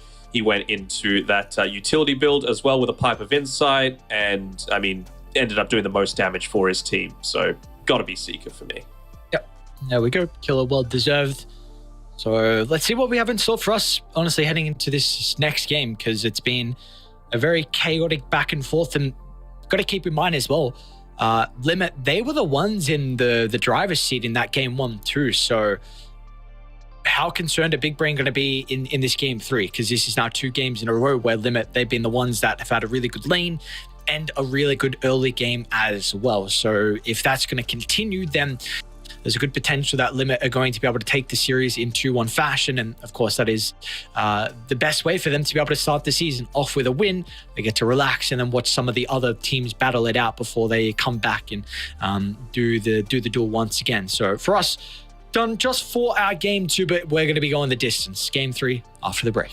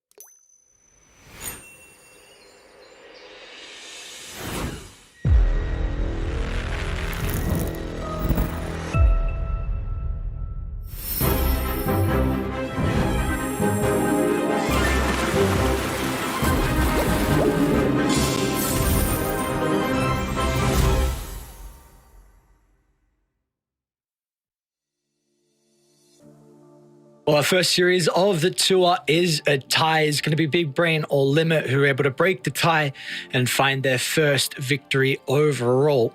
We'll have to find out. Daniel, for me, I don't know what I did. Maybe I jinxed it. I don't know what it is. I said, you asked the question, what heroes do we want to see? What do we not want to see? I said no Arc Warden. I didn't think we'd get this many. Somehow we've gotten 2 games of it. Let's see if we get a third as well. A hero you didn't want to see is the Techies. We didn't get in game 2. This time, though, it will be first picked from Big Brain. Mini nerf, please, Valve. We got a little bit of time until the major starts. I think there's the potential just to make sure that things are tweaked a little bit. No huge overhauls to anything, but just bring the damage numbers down a little bit. It's got to be, right? I don't think things would be rocked by, like... they changed the universal damage from, like, 0.6 to 0.7. What if they put it to 0.65 or something? I don't know. Just a little bit of an adjustment back towards normality I would be fairly happy with. But, it is what it is, and we're seeing a lot of common heroes, especially around those universal heroes. 3 of them already picked up this game. And third game in a row now for the Batrider as well. So, I don't think Cicada had a bad performance on the bat. Nope. I think just the game state was too out of control for him to be able to shine. But I do wonder if we're going to get the CSJ Batrider, because I think he had a pretty good game as well in game 1 in particular. We saw some pretty important lassos for him. And I feel like at the moment, Batrider mid is... I think your mid lane needs to be very proactive on the game. And we see just Boots of Travel BKB is way too long of a build-up compared to all your spirits, your pucks, whatever you want to put even there tiny as well. Even tiny for that matter too. Yeah, I mean, Tread's Blink can come out at 11 minutes and you're already ready to go by then. So I don't hate the Batrider pick, but I feel like I much prefer it in a 3 or even really the position 4. I've really been liking Batrider 4. So we'll see where they want to put it though. Yeah, for that scaling potential, right? I think if you go Boots of Travel Windlace, you can look to like influence some of the other lanes, right? Maybe if the lane doesn't feel safe at that point in time, you can like just use that extra movement speed to cut the waves, take some of the enemy's neutral camps while your carry or your offlaner looks to go back and take some of your stacks, just things like that. But what I don't want to see is like a Boots of Travel Batrider just using that to be able to farm his own jungle, and potentially take that away from someone else on the team that might be having a rougher time in the side lanes. And well, here we go. 3 for 3.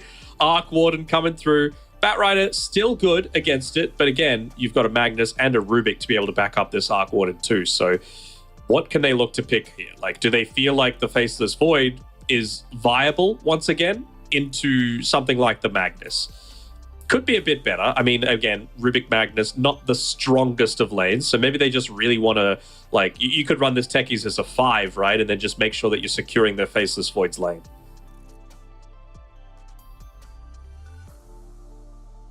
Why? What is going on? Why is this happening? I just... Big damage. Should I have not big said anything astronaut man earlier? Do big damage. Okay. Looks like he's got a little bit of an astronaut helmet. Yeah, definitely. But like he's mixed with alien, mixed with... Drinks coffee because he's twitching a lot. I think that's that might be something else. Another substance instead of coffee. I don't know. That's scary. He's a scary dude to pre-workout. He's overdosed on pre-workout. OD'd on pre. That's a tricky one. Never want to be in that position. But I don't know. What's going on with this year? He's looked very good in all the games we've seen of him so far. Oh, they're going to go Morphling. So that was some yawn as well coming out on the webcams. I mean, what's the longest yawn you said you've ever done? Because I timed that one and it was a good 4 or 5 seconds. I have no idea. What? The longest yawn I've done. You want me to pull a number out? I don't know. What is that question? What's the longest poo you've ever done? No, okay. Let's not. I'm not Jenkins, okay? You can't talk about that. What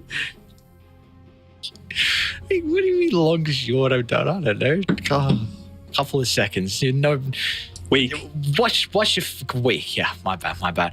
So, with with the Morphling pick, with what we saw last night with the Arc Warden versus the Morphling, before that matchup, did you think this was like rough for Morphling? Was that just like very specific on other heroes in that game? Because I mean, God King's picked it into the Arc Warden now.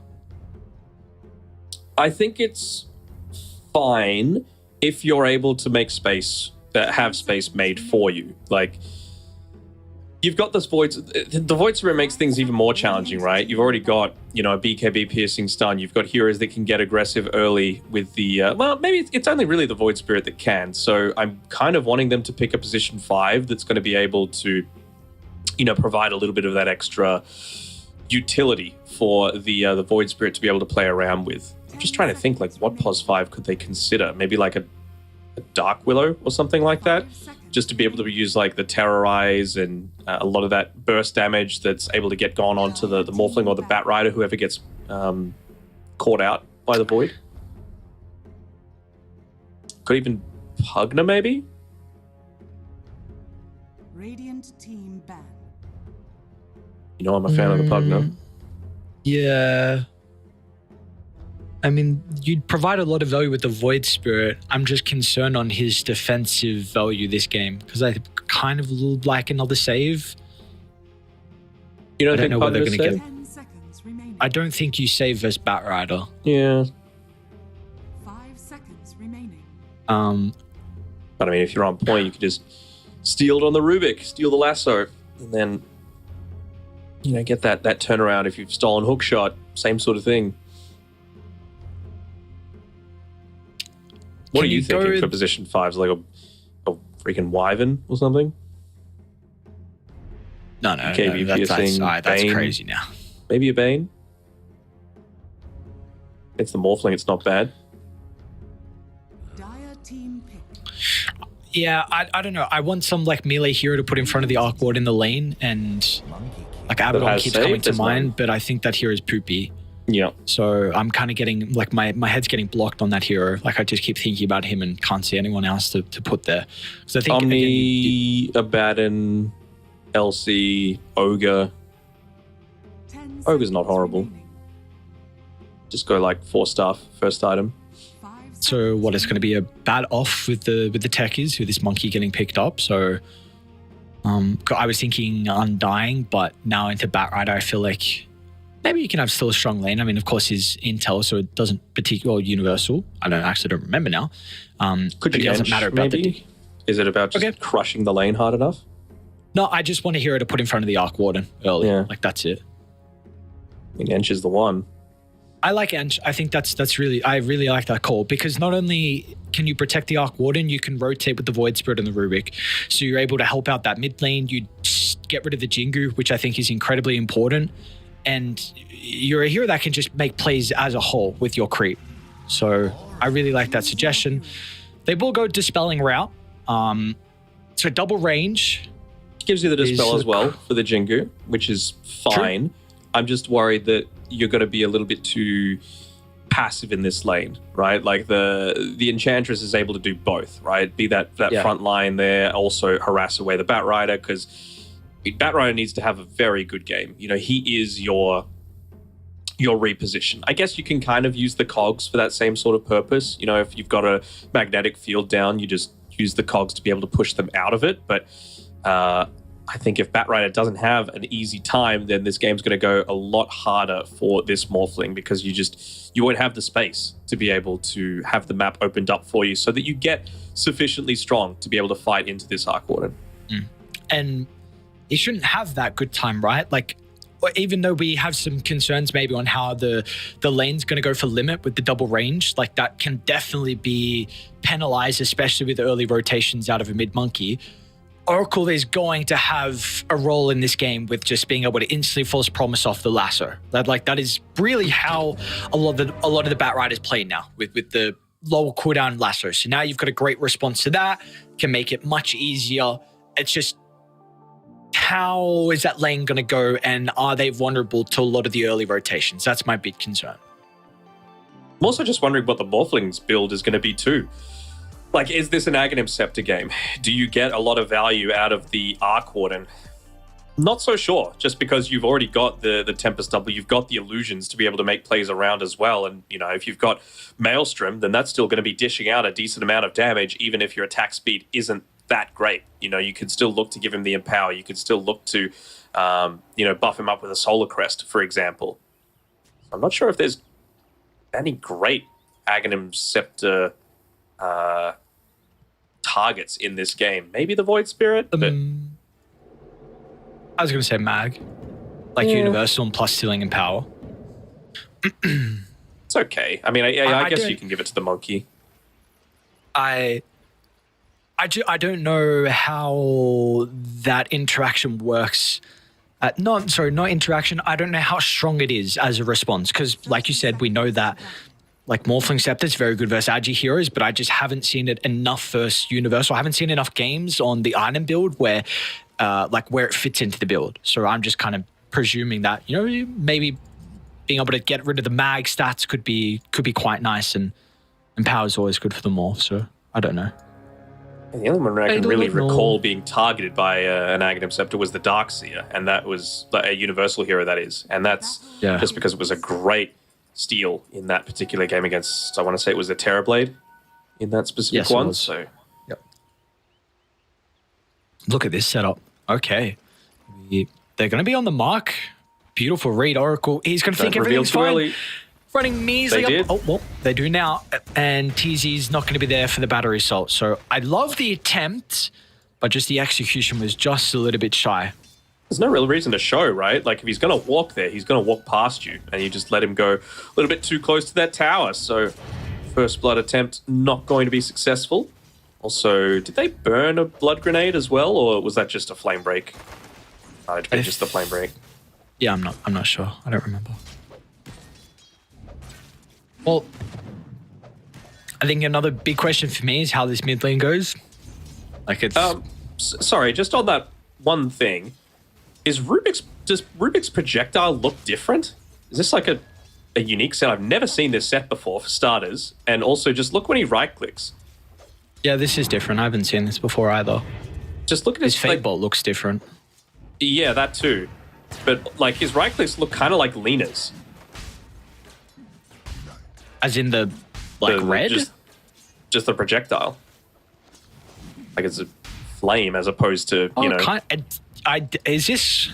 I know they released some new ones with the... Summer sale? No, I don't think so. Dota points. Okay. Might be China specific. Where'd you get it, my friend? I want to know. Looks very cool. Okay, so it's just the Fade Bolt that looks different. The Telekinesis doesn't. Here's the showcase At least in the view. ability icon. I need to know what it's called. I don't... Anyone in chat, if you know what this Rubik's set is called, please type it in. Because I would like to look it up. I mean, eventually. I'll look back in the VOD. Yes, very good save. Bot lane. Oh, well, at least I get the kill. We're not going to talk about God King being on a Smurf as well. We'll let that one pass. All right. Actually, wrong team. Sorry. Sorry, we're not going to talk about the carry on limit being on a different account for Rain Pause. It's all good. It's all good. Not sure it was that good diving underneath a tower, though, 2 minutes in on the techies. Like, just giving away first blood. How's the mid lane going? No. Cicada, he should have a very fine time in this lane. You can see he's just gone the build to be able to bully out another melee hero with low armor.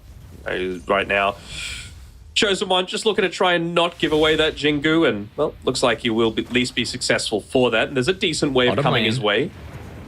Oh, nice jump in. It's not enough, though. So the Fortune's End able to hold back CSJ. Not under the tower, at least this time, for the techies, so going to just end up falling down. Has to be very careful, right, with his positioning. He's been pretty quick with the use of that Fortune's End, so you just want to root him underneath the tower, and then there's no escape potential for that techies. No, the reactive taser, of course, with that basic dispel, only effective if they do attack you after the fact. Yeah, Cicada should just continue to have a really great time in this this mid lane. Wraithband, Orb of Venom, the ultimate harass build. That it is. Has got the Orb of Corrosion queued up as well. So we'll see if he's going to continue to go down that route. Already boots getting delivered to him as well. So yeah, this lane's going to continue to get out of control for Chosen One. I feel like you now need to put a lot of emphasis from the supports to try and get the Void out of the lane. So securing water runes, even starting to secure some power runes as well, because he's going to continue to be zoned out. Well, no one's doing it just yet. Feeling like the techie still needs to put a little bit of this aggression onto the Oracle, and you have to say, like with the Arc Warden getting a decent amount of last hits in this lane, you're not really getting punished for an Oracle, which is a weak-ish lane. You know, now that he's level 3 as well, they might be able to go for some aggressive moves of their own. But of course, any opportunity, they're happy to just look to last hit underneath the tower as well. You know they've got the responses if they go for the dives too, especially with the Bat Rider, right? If he positions himself a little bit too deep, he just gets fluxed right like that. They're even going to TP the Rubik down bottom. So there's got a pretty big creep wave to be able to take the tower. Now the aggro's going to change. Whoa, that blast off, and look at TZ.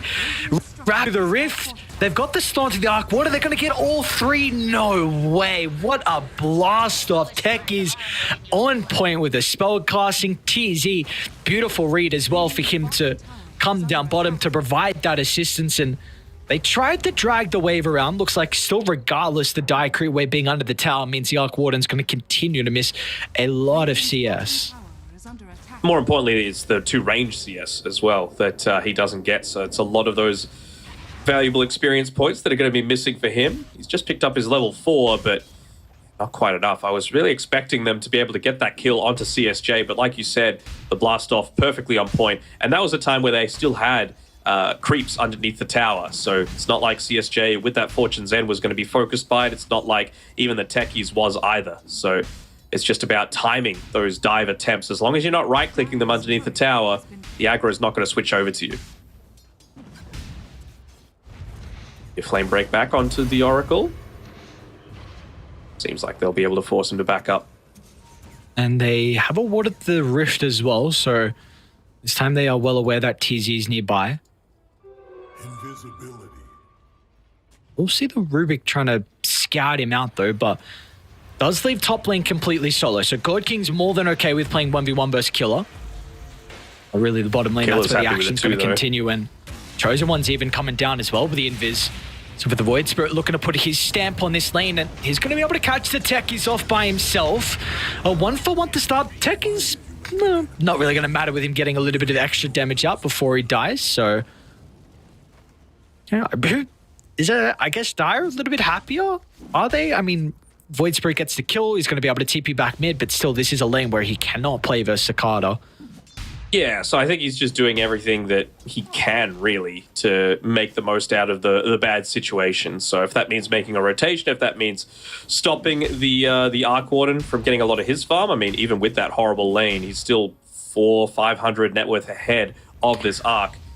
Looking to maybe make a bit of a play around this mid lane now that he's picked up his level 6 as well, but probably won't be able to at least until he's finished that quarterstaff. Bottom lane. Another deep dive, CSJ. I mean, with the Oracle nearby, should be able to get rid of some of the sticky stacks. Actually doesn't. It's going to be a miss. So as a result, they'll lose the Arc Warden. Now that what's going to stop them from going for the Oracle as well? CXK was trying to make a play mid lane, too slow to connect to bottom. And now with him showing up, they see another freebie. So we had some big concerns on how this bottom lane was going to go for limit. And well, it looks like the boys on Big Brain are penalizing that with ease. I mean, we talk about the strength of the off-lane Batrider as well, relative to the mid lane. Obviously, nowhere near as passive a style. They're going to be able to just kill this Arc Warden again. You've got the Vanguard to be able to play with, and this is what we were talking about in terms of that aggressive potential, right? You can go for these dives. They might even... Never mind. But does he die, though? Potentially. Water duration left from the Firefly. Cicada's here as well. So, yeah, Chosen One is going to try and pump out as much damage. It's a pretty good skill from Killer. No RP. No RP leveled up, and he doesn't even have any mana regardless. So, well, Cicada's going to struggle for the damage with the Vanguard. This is not a kill they'll find, and at least they will keep Chosen One alive. I mean, they keep him alive, but Arc Warden's still level 5 and change, and I mean, he might be forced just to go to this mid lane to be able to pick up anything that he can, get into that Tempest double, get into the Hand of Midas, but And Killer, like we were saying, didn't level up the reverse polarity. He realizes that he's basically the only one having a good game right now, so he needs to be the one scaling and putting some pressure on these lanes just by shoving them out a little bit more quickly. Already going into the attributes. Speaking of Killer, maybe with a... Yeah, does he... It's just being annoying, really. Is Sakata even going to be able to get the kill? Yes, double damage and helps out a lot. Chosen One's going to end up TPing, but he doesn't really have the greatest resources, honestly, for the Void Spirits. Now they're going to see both cores. What the hell is going on? Triple bounty? Yummy, yummy. You know, we know this about these teams. At least they've taken both Wisdom runes, but runes aren't the highest priority for them. CSJ, you have to say, he's been the one playing the best so far this time around. Been involved in every single one of their kills, 5, 0, and 3, looking to take a giant ancient stack of his own making as well. And yeah, that Vanguard really coming into full effect for him. Of course, can always just look to scale into the Octarine core as well. So effective for the lane with those dives and be effective into the early stages of the mid game as well.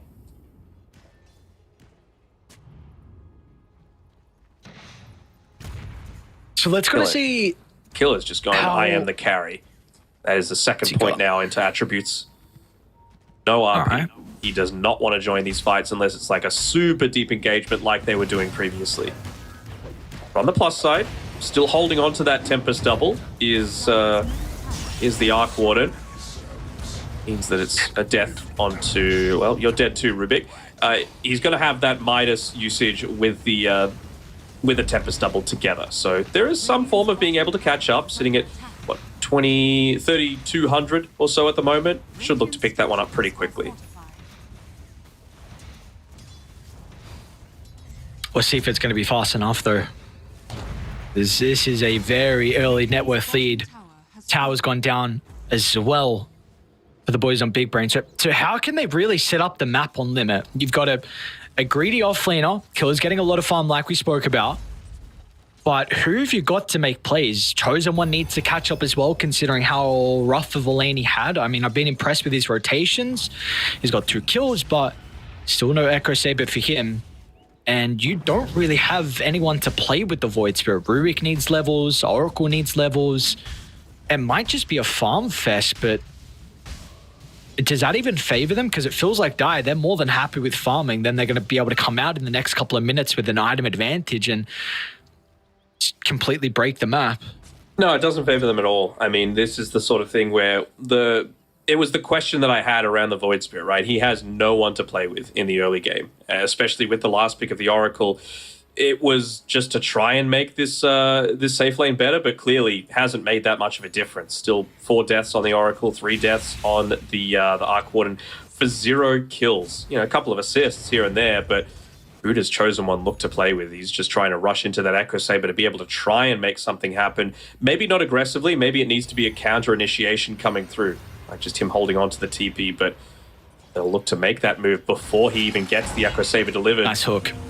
Beautiful angle from TZ. Now CSJ. And all the boys are going to try and show up as well. There's TP's coming in. Killer will drop the RP. It's a decent chunk of damage, but no one dies in the end. And now they get a glimpse of CXK. So another +1 to add to the tally, as this is... Well, this is not the Big Brain that we saw in Game 1 nor Game 2. Both those games, it was a limit actually with the early advantage, but this one is looking very different. What the hell? Oh, that was... I was wondering how the Magnus blew the hell up, and it was all on the back of the techies. 2,800 damage. All 3 proximity mines ended up blowing up onto him, so...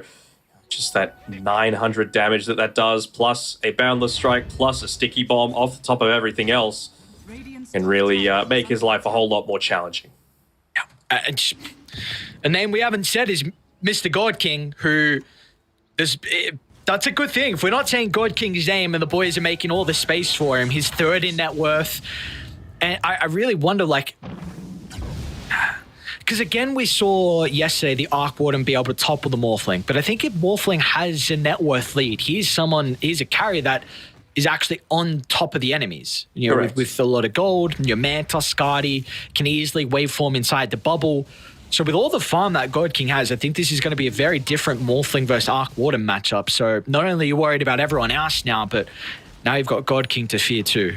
Yeah, I mean, that's the reason that you pick the Arc Warden against the Morphling is that you're able to get active a little bit earlier, but because of how horribly the laning stage has gone, it just means that that's not going to be happening. You know, you're going to have a Manta style at least to be able to react to any sort of Arc Warden movements, and I mean, he doesn't. He's got a Javelin coming out to him now with the Midas, but it's not enough. He needs that Maelstrom to be able to play around with if he's looking to dish out any consistent damage in these fights.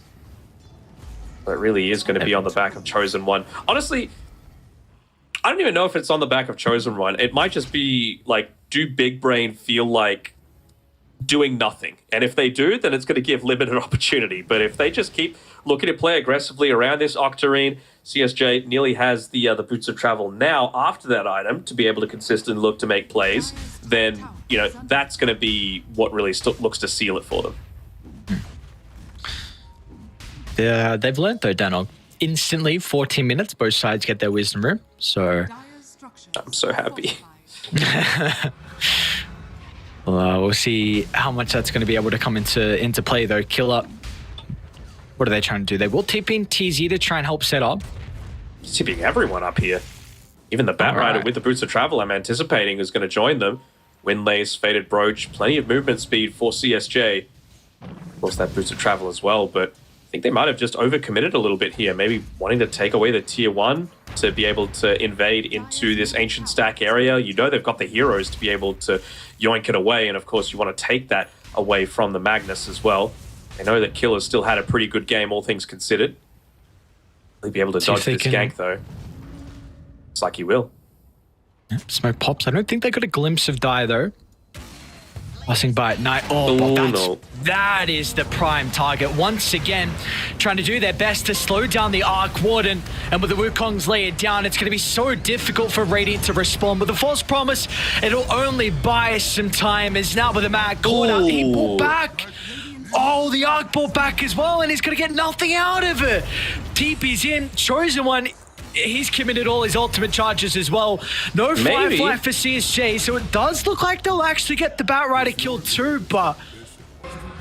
Your net worth is in the bin now. You are behind a techies in net worth on this Arc Warden. Yes, you've got the potential to scale, but I mean, not only does this ruin his net worth, as if he got the kill, maybe you could find a justification of saying, you know, it was worth it just to be able to take that big streak away from the Bat Rider, but it almost also opens up the opportunity to be losing some of your high ground. I know it's really early on, but, you know, Arc Warden dieback timer, it's long enough that without that magnetic field, which, by the way, doesn't even have a single point into it just yet, is not going to be able to protect that high ground from the eventual siege.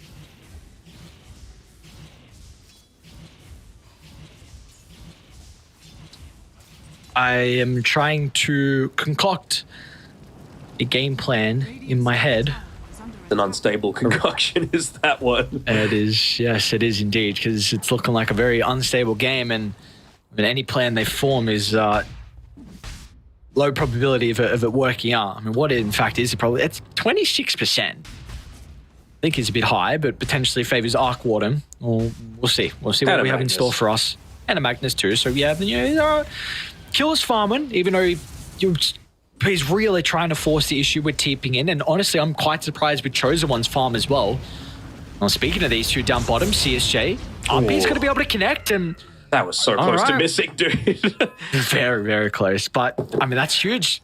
I'm really enjoying seeing the Void Spirit play around the Magnus. So he's have constantly this empower, even though he's 3-0-2, involved out of 5 out of the 6 kills, but really it's the last hits. That's a big thing for the Void. He's 3rd in last hits. So they're doing a great job, even though it's 8,000 gold behind. At least these two in particular are keeping up in farm.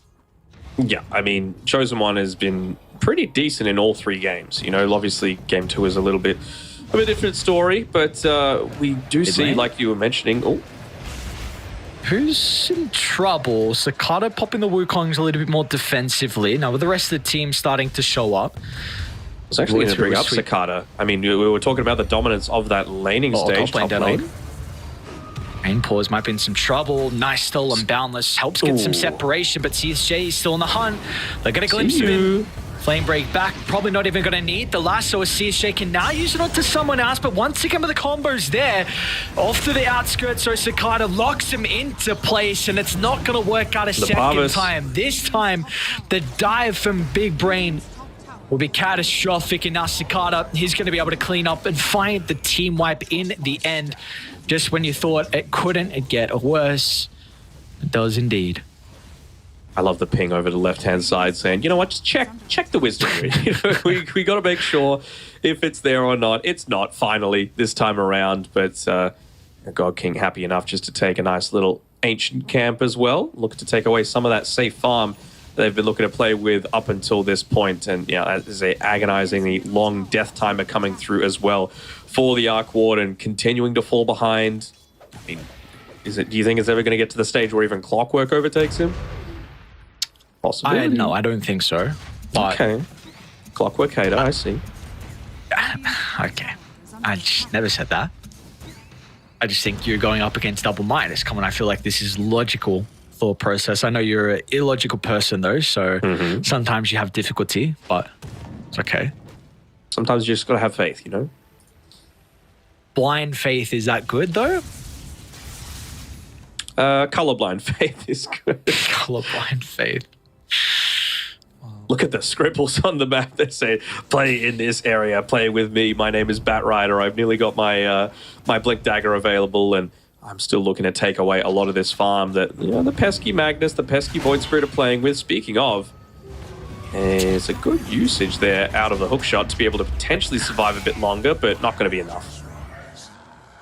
Gonna bring every person though, just in case Cicada. another fight breaks out. So yes, Cicada, defusal. With the, but that is with the now harpoon. Manta on Chosen One to be able to play around with.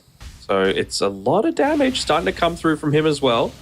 Going to be able to dodge out, at least, it depends how on point he is, right? If he can look to dodge out the Adaptive Strike, the Boundless, the Flame Break, there's some potential for them to be able to make a couple of turnaround kills happen.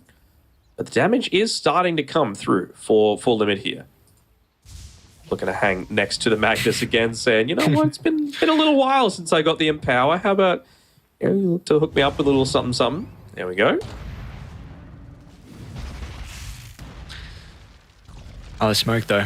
Big Brain, they'd like a more valuable kill than CXK.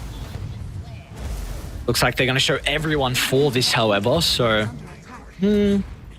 What's the call now afterwards? Just straight into the triangle, try and take away some of the farm. Meanwhile, God King bottom is forcing out some reactions. CSJ is already here as well.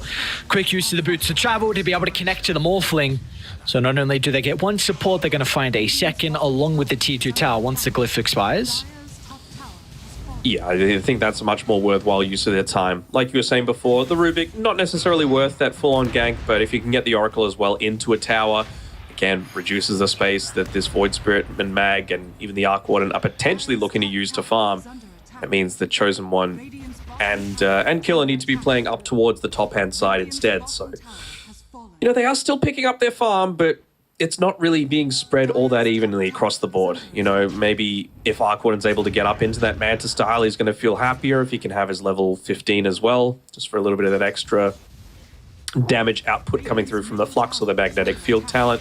Both fairly equal, I would say. But to me, this game is just really on the Void Spirit. You know, if he can get into that Skadi, it's a lot of additional damage. It's great against the Morphling and the Bat Rider. Yeah, you are right. They're picking up their farm, but is it? You got to say it's a concern that the net worth is still growing though for Dire. It's not like this game is slowing down. You get towers. You're going to get Roshan now as well. So, are we expecting this to be the high ground ages as well? Depends who the pickoff is, you know. Going up against a Magnus, if he's the one that gets picked off, yeah, at the very least, you want to get a buyback out of him so that you're opening up an extra win condition. But, yeah, that's the sort of situation where you might be able to come back into this game, right? Off the back of a skewer back into the base. Poor Oracle just walks into a bunch of proximity mines that was set up, as well as the blast off. CSJ's got the blink. He does, but Bill's going to be out of danger, so they're still hunting, but the rest of the team a little bit too slow. Importantly, all the lanes are in a very good position now for Big Brain, so what's the core going to be? I mean, I guess Arc Warden with the Tempest double is able to shove out bot. Mid's, yeah, it's an okay spot as well, but should be tier 2 bot, sorry, tier 2 top, potentially into tier 2 middle. The God King's posturing like he might even think about going high ground, even have a Tormentor if they want to take it. Dire's middle tower. Possibly. Seems like they're not in complete agreement about it. They're going to look to avoid the Tormentor and just look to try and get that initiation from the sidelines. Carter doing his best tree cosplay right now on the left, just to try and catch people out. Pretty ideal target to be able to give this this Aghanim Shard through to. Reactive Taser. One would assume you're either going to use that onto the Clockwork or the Bat Rider, just for that additional movement speed, as well as some of the defensive tools available to you. CSJ just looking to try and, once again, interrupt the Arc Warden farm. It's about bleeding the map dry right now. You know, when we were talking about the potential for Limit to come back, it was a 12k net worth lead. It's already ballooned out to 17 ever since that. See if CSJ gets caught here. Nice blink. Still the telekinesis going to be there. No Is he BKB. taking enough for the reinforcements to show up? But the Wukongs can get laid down, and guess who's inside the middle? At least the false promise comes out, which protects the Arc Warden momentarily, but Gurking, he's going to be still chasing him down. TZ with a beautiful long-range hook shot as well. And now they're just looking to try and swarm over some of the remaining members as Killer tried to escape out to the left, but he's not going to be able to TP out. Stop short. And it'll be a slow and painful death for the Magnus, who's really been a bright spot for them, not only this game, but the series. And with that death, what do you know, Techie's actually even leapfrogs him in net worth as well. How's the Clockwork looking? He's falling a little bit behind. It was a bit of an odd choice as well for the Arc Warden just to run right, you know? Like, the Magnus was retreating over to the left-hand side. You still hadn't used your RP at the end of everything, and he basically just walked away from any sorts of reinforcement that he might have gotten and into the unknown, where Big Brain, they had the numbers. So again, no Magnus means no way to be able to protect this high ground. All 4 of the magnetic field up at this point. So, you know, again, he could just look to move inside of this magnetic field and not really be too concerned about it. And they even get a lasso. Oh, that's a lot of damage on CSJ. Diving deep into the T4 Tower, Parvis, not enough to keep him alive. Overzealous and Techie's too. So, a little bit cocky there. You don't get the barracks. So, how long you got left on the edges? Minute 40, I suppose. They can look to do it again. Yeah, the pipe just came out a little bit too late as well. It ended up being the astral step that ended up killing him. Delayed damage, obviously not going to be reduced by the pipe. So I think they had Guardian Greaves coming up in a couple of seconds, but a couple of seconds too late. Even TZ's looking to, you know, try and get it on the fun. Going into the Aghanim Scepter, again, just a great tool at being able to scout out anyone farming anywhere. Monkey King, of course, went for the extra tree dance cast range. They really have just so many tools to be able to get across the map at this point.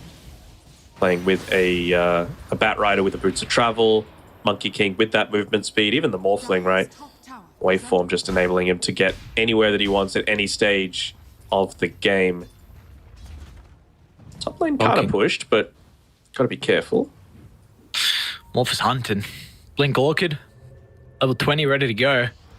But they're going to try and play together, making sure no one gets picked off. And they were very close for TZ being able to catch them, but a sweep across the map doesn't work out. Importantly, though, they will be able to address the lanes now. Once again, we're going to be looking at the Tempest double to try and find some avenue to them for farming, but farming as 5 is, you mean this net worth is still going to take quite a hit. I like the Big Brain Observer wards, right? You know, they've layered them down very aggressively to be able to find people out.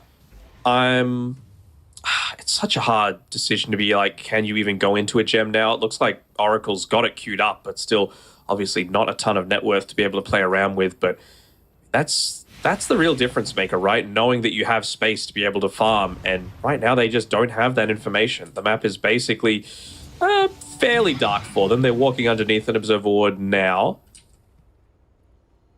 But the fact that they've still got some on the other side of the map is a big plus for them. TZ, nice use of the gem there to be able to remove any bit of information that Limit had over for the Dire side of the map.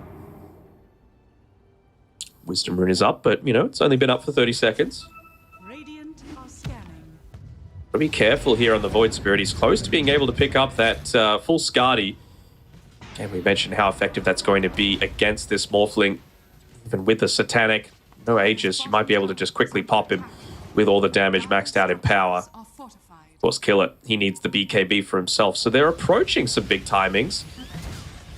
The net worth really hasn't grown in the past, what, 4 or so minutes? Still sitting at 17k.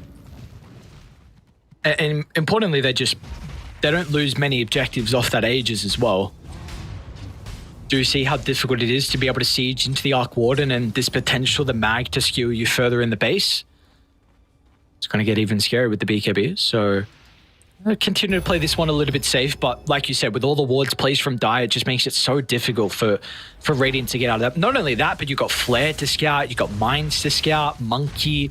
There's just so many ways for Dire to get that vital information. But hopefully now with the gem on Oracle, it can make it a bit easier. They've already cleared one. They get the second, just as it's about to expire. So nice timing there. Some free gold given over to him. I mean, if he's able to get into a blink, a blink dagger for himself, he could just play super far on the back lines, never be the one caught by the lasso, and always have that response to whoever gets targeted to be able to begin a lot of these engagements. So, you know, map opening up a little bit for them with those 2 observer wards removed. It gives them the freedom to know that they can probably come up towards this top side of the map. Again, no Aegis that they're playing around with. You are very close to the BKB and the level 18 on the Magnus. You've got the Skadi on the Void Spirit. So, again, these timings, they're starting to come through. You know, if you're going into a Heart next on the Void Spirit, wasn't really expecting that. I personally hope he goes Daedalus. I feel like they might be lacking damage. Yep. But I guess the Heart is just like, your Rubik Oracle on frontliners, and my Mag really isn't either. Like, he's an initiator, plays very far in the back line, so I can definitely see the reasoning for the Heart. Dire are scanning. I wouldn't hate, like, an Octarine instead, you know? It doesn't give you the most in the form of stats, and maybe that's just the reason why. It just gives pure health and mana, but, you know, just to be able to, again, sit on the front lines, be a little bit more disruptive, play around your Astral Step a little bit more, considering you are really starting to ramp up in the damage now. Is under attack. Look at this. Need a reapplication of the Empower, though. Full on wraparound. Love to catch out God King here. Is under attack. They might know, actually, that Rocket Flare passed over. I see There's him. a sentry on top of the rift. God King's going to run straight to them. Oh, I thought they're still going to try and potentially take the fight 4-on-5. Rest of the team starting to group up. I think that's Cicada. Want to play around the cliff potentially, see if they go a bit too far. They saw that ward place, which wasn't there prior. With the sentry and the rocket flare that passed over, they were pinging this high ground. Bit of a overstep, unfortunately, for God King. Could mean this Roche goes the way of Raiden. And this is that first step. Don't Killer know is what Killer very is swift doing from the team, though. Lasso to the follow-up button. That's plenty of control to allow Cicada to go to work. And now the rest of the team, you just see instantly, no hesitation, Cicada going to pounce on forward. He's still in a bit of an awkward position on the high ground, has to run all the way around. The Wukong so still gives him firm control of the area, but importantly, the Rubik has made enough space for Chosen One, along with Rainpaw's to retreat, but Cicada can easily close the distance, and now they've caught up to the Arc Warden as well. Teleport's going to be there in a couple of seconds, but how can you even escape with the lasso still at the ready? And Ultra Force Cicada, as the Monkey King is still flawless this game. I don't know what that was all about, man. Like, he just went into the middle of a creep wave. Like, sure, he felt like they had the advantage because they had the vision in the area, and it's actually what TZ is going to be scouting out now and removing, but that was just a crazy play to be able to be that far away from the rest of your team who are taking Roche in a pretty good spot. He needs to be the counter-initiator, or at least the one to initiate, but just putting yourself out there vulnerable in the middle of a lane is suicide.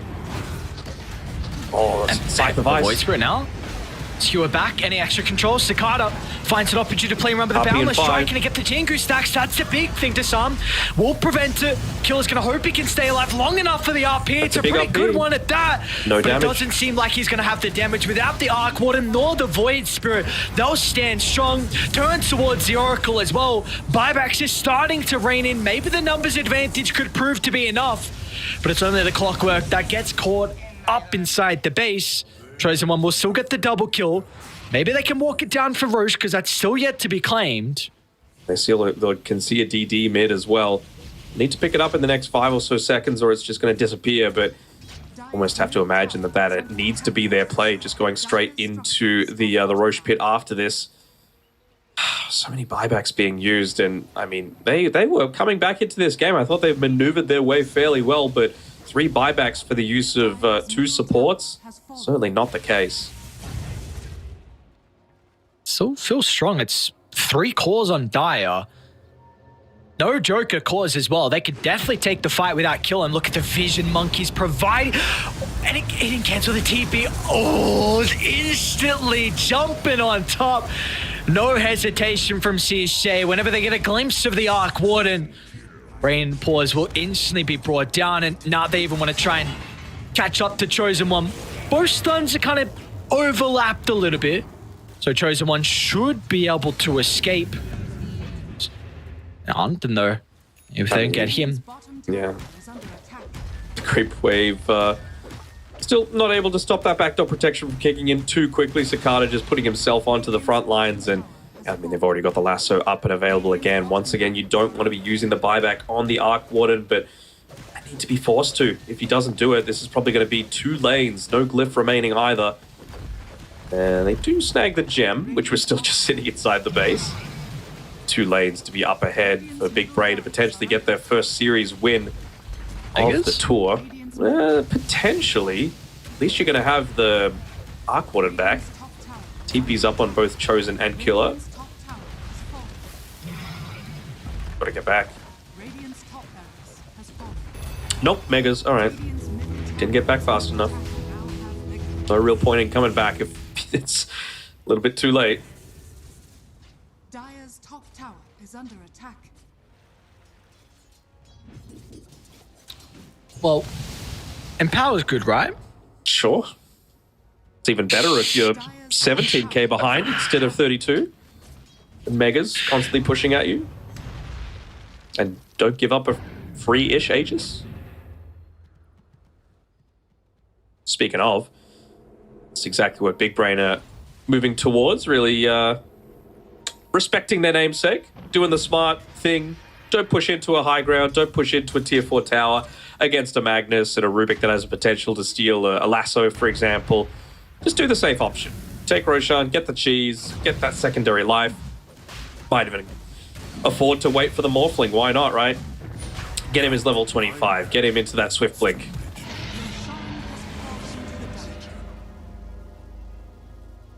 See if that's the call or not. We've got a pretty good ward near the Torment that will scout out Killer on the retreat. There's an Octarine now completed. You are just praying that Killer can somehow find an angle for not only 1 Harpoon skewer back, but you're going to have to rinse repeat that a couple of times now with his potential final push. Do that though. At least he's level 20, a little bit of extra skewer range, but as long as they're not like... No one can go forward and get picked off. Like, that is problem number 1. And as long as you're not grouping up, you're not going to get, like, multi-person RP'd. A little bit careful here on the Techies with how close he's going. Dude, look at Cicada. Look at Cicada! The position for the Monkey King is ever so perfect. And now with the Wukongs, it's in front of their fountain. Killer's going to try and get it off, but the instant bash will stop the RP short. Now it's time to celebrate. Why not Fountain Dive? Add some kills to the tally. Nothing they've got to be concerned about. RP will still come through. But God King, he's working with the Aegis. They'll kill him the once. But good luck killing him a second time. Remnant's still going to be there, I suppose. Ooh, it's going to be able to get it off. Beautifully done. Quick on the fingers. God King, he'll be okay. Skewers up in a couple of seconds. He'll up. What? Did he fight 3 or 2? Regardless, it's enough. They lose the bat. What's going on, dude? Are you serious? Oh, no way. Killer got another. I mean, that's what they needed. Maybe it helps a little bit when the team's diving the fountain, but... I mean, they basically just did everything that we said that they can't be doing. Going near this fountain, clumping up for an RP, and, they've still got mega creeps. They've still got I was about to say 30k plus net worth lead, but I mean, you give some juicy kill streaks over. Granted, one of them is onto CXK. Not sure if he's going to be able to do the most with it, but I mean, did he have a stolen lasso? Is that the situation? It kind of felt like a lasso at the same time as a skewer happened. It doesn't look like it in the fire recap. Yeah, no, the Bat Rider used the lasso and then he got skewered while he was lassoing someone else. Oh, okay. Well, do that 3 more times and... Hopefully, well, the tier 4 towers are dying. They are dying very fast as well. So it's, it was 0% before that dive. Now it is 1%. Ooh. So do that again and maybe it goes up to 3. Do it a second time. Let's not get crazy. What, 3%'s too crazy? Yeah, 2% maybe. Low fat milk. It's just not funny this time. The first time it was actually, I had a bit of a chuckle. I'll say it again and I'll do it. You watch me. Maybe some other people laughed at it. Some people with horrible humor. Sorry, don't hate me for that. I don't know what you're on about. some cringe dad joke type of stuff. Yeah, exactly. Peak. I don't know if that's peak humor. I feel like... Is dark humor peak? Again, that's very subjective, I suppose. So I was kind of ask for your best. No. Yeah, I don't know if this is the place. All right, what are we getting here? Tier 4 neutral items coming through. I mean, if Void Spirit's able to get his level 25 and can get the Daedalus, he can rip through people. It's just a matter of finding the right ones. I mean, Morphling, I guess with the Bloodthorn as well, he's got that extra magic resistance, which is going to provide him a ton of safety. He's level 25 himself. He's even just gone into the 35 strength. He just wants to not be killable. He was up to 51 fountain stack charges, and that's kind of deep, my guy. It's his Shay. Might go down to start the fight, but importantly, kill it. I mean, that's the main person. That is all their comeback potential. RP's there, but unfortunately, they just skewer some illusions. And now with them deep inside the base, what's the play going to be? I don't believe the refresher is up on Killer. No, it's not. I mean, so he can still get that Harpoon skewer. I'd still do use a little bit. I mean, Wukongs, I think some BKBs as well. Fake back, though. Just double gone. Void Spirit, not gone, but he gets caught by the Scythe of Vice. And now they've got the lasso to potentially follow up as well. They're going to target other members. Kill once again, but Sakata, he's okay. Is that really the person you want to be skewering deep inside the base? Because simultaneously, the supports, they're getting gone on as well. Meanwhile, Arc Warden just evaporates once God King's able to get on top of him. And with that, this one gets prolonged for a little bit longer than what Big Brain were hoping for. But in the end, they will be very happy with their first series victory to start 2-3. And again, it's another one of those performances where Chosen One, you'd have to say, he did pretty well, finishing 9-3 on his Void Spirit, but it just came down to the fact that with the draft, he didn't have anyone to be able to make plays with. That Oracle was basically okay, let's make sure the Arc Warden has a decent time in lane. Just didn't happen, sadly. You only get one application of the Fortune's End. Early on, it still got that quite long cooldown, and because of that good start, it just got worse and worse. CSJ with the early Vanguard, enabling some of those dives underneath the tower, and they just completely stopped the Arc Warden from having any sort of gameplay. So maybe this hero is not second phase pick material, or at least like that. They thought it was valuable enough, but this game in particular just wasn't able to handle a lot of the pressure that they put on it early. I mean, not only was it the techies and the Bat Rider, but we saw the clockwork. This one in particular felt like this was really where it got out of control. You know, started off with that blast off and then TZ rotating, and then we just brought spiral out of control from there. Yeah, it did. And, I mean, at the end of the game, Techies had more net worth than the Bat Rider, so still worth first phase banning this one, folks. It's too good. Basically second on damage as well at the end of the game. You know, the potential for that turnaround, it was around that mid tower, the highlight that we just ended up seeing, right? He just blew up the Magnus, who was the one having a decent time in the early stages of that game. But, you know, if you could just look to take him out, Vanguard, who cares? All I've got is proximity bind damage. That was going to be enough for them to be able to turn around and continue to snowball off of that early game. Yep, so quite the performance from Big Brain. You know, we see they've got definitely a lot of comfort prioritizing the Bat Rider in all 3 games for themselves. And Cicada's a man to keep an eye out on when we head towards the upcoming series for them as well. Because I think game 1 had a incredible showing on that Void Spirit. And then we see in this game as well where the Monkey King just absolutely made sure that his opposition had no opportunity to enter the game. Like we saw that mid matchup was just so Monkey favored, was able to mirror a lot of the movements and had really good team fights as well. So very impressed with Cicada, and hopefully he's able to continue this form as well. That was the play that I was like, oh, you've worked so hard to be able to get back into this. You have the high ground vision, you're inside the Roche pit, and then you just give it away. You know, like it's a really unfortunate situation, especially considering they knew that the Morphling was gone. They had the opportunity to do it. This is still when they had a base to be able to play around with, and Cicada was just able to pop off. He ends up with an ultra kill at the end of everything here, and this really was the signal of the beginning of the end. Yeah. You gotta wonder, like, frustrating. Sorry, I was just gonna say, like, how we know some teams, you know, across different regions treat Division 2 differently. You know, some people are in it for a little bit of the camaraderie. Some people treat it as like more content because of their streaming. I wonder how both Limit and Big Brain are treating this one, right? Because for Big Brain, you know, they were in control for most of it, but this, you know, last little bit started to get a tiny bit scary. You know, they just kept running into the fountain. It was a scary position to be in for sure, but they had the opportunities to potentially get that. No, I'm not going to sugarcoat it. The game was done, but you know, you saw that 1% chance maybe that things could have been clawed back.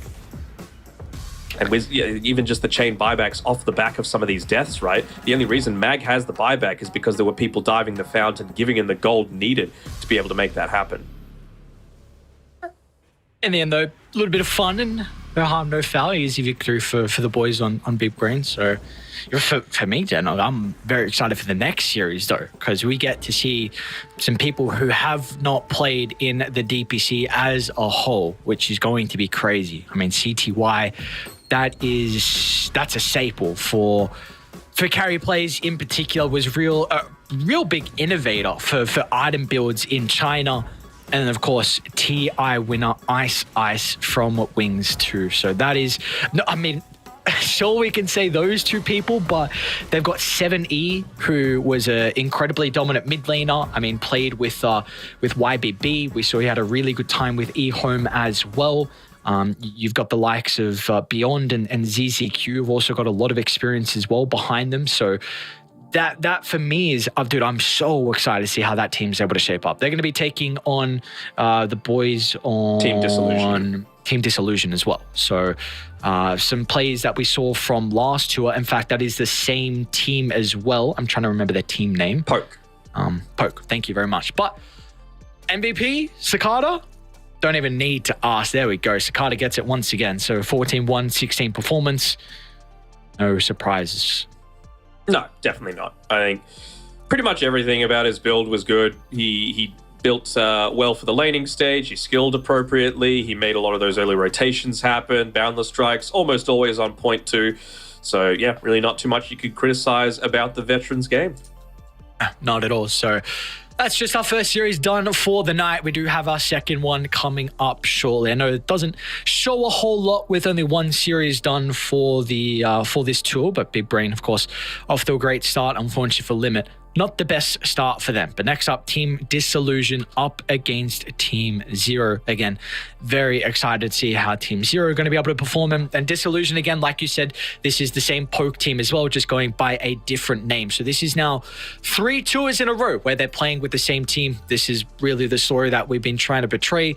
It's just about learning. It's just about growth for the China Division 2. And we'll see how they're going to be able to combat versus some really, really big names in the China scene. So for us, we're going to be done for our first series. When we come back after the break, we still have another very exciting matchup. We'll see you guys shortly.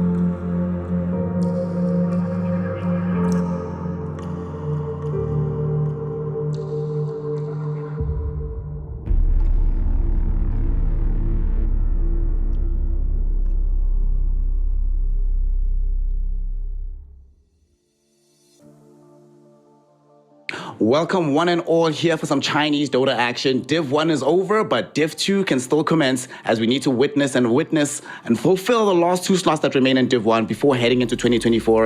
And that, of course, means another 3 weeks of Dota. And to bring you that action is myself, Snare, and I'm joined by the Australian legend himself. Master Fluke is here. What's happening, fam? Did you enjoy Div 1? And isn't it kind of weird how fast the year of Dota has just gone by?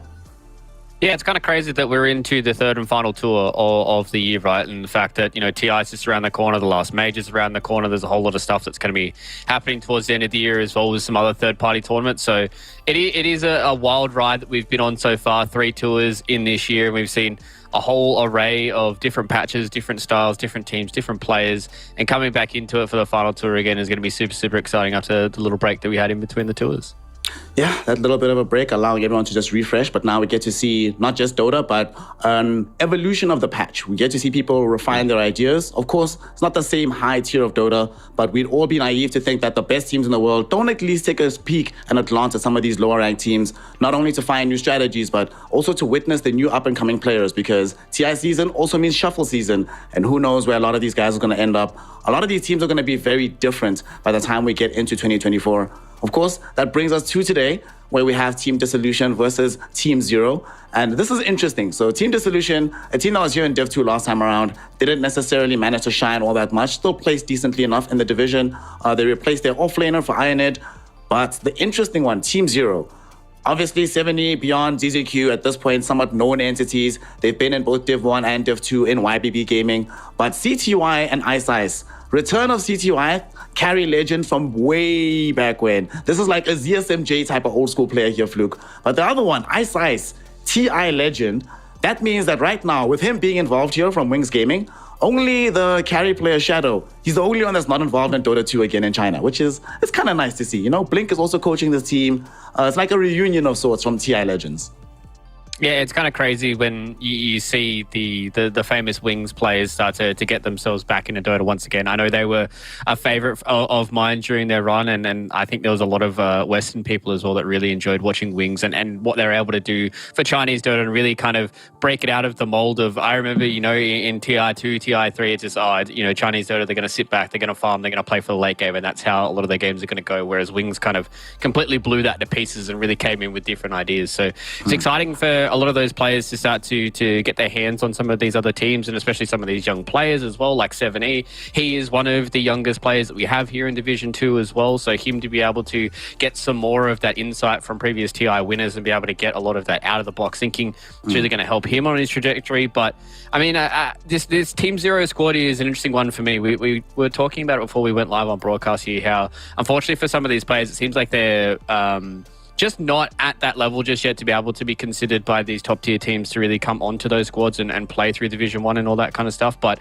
they're consistently good enough to be able to deal with Division 2. So I think for them, this is going to be a really good opportunity for them to be able to show that they've got everything they need to be able to try and make it in towards those Division 1 teams, because at the end of the day, Division 2 squads generally are going to be proving grounds for a lot of these other players to try and make it onto these big orgs, especially in a region like China. So I think this is going to be a really good tour for Team Zero to really knuckle down and make this tour their own, and hopefully they'll try and get through it 7-0. But at the end of the day, we don't really know what's going to happen in Division 2. I'm not saying they're going to do it so fast now. I'm not going to be that outlandish in day number 1, in cast number 1. But I feel like for some of those players, they are really looking to try and have a very strong 2 or 3 head into Tour 1 of 2024 and try and get themselves onto some big Division 1 teams.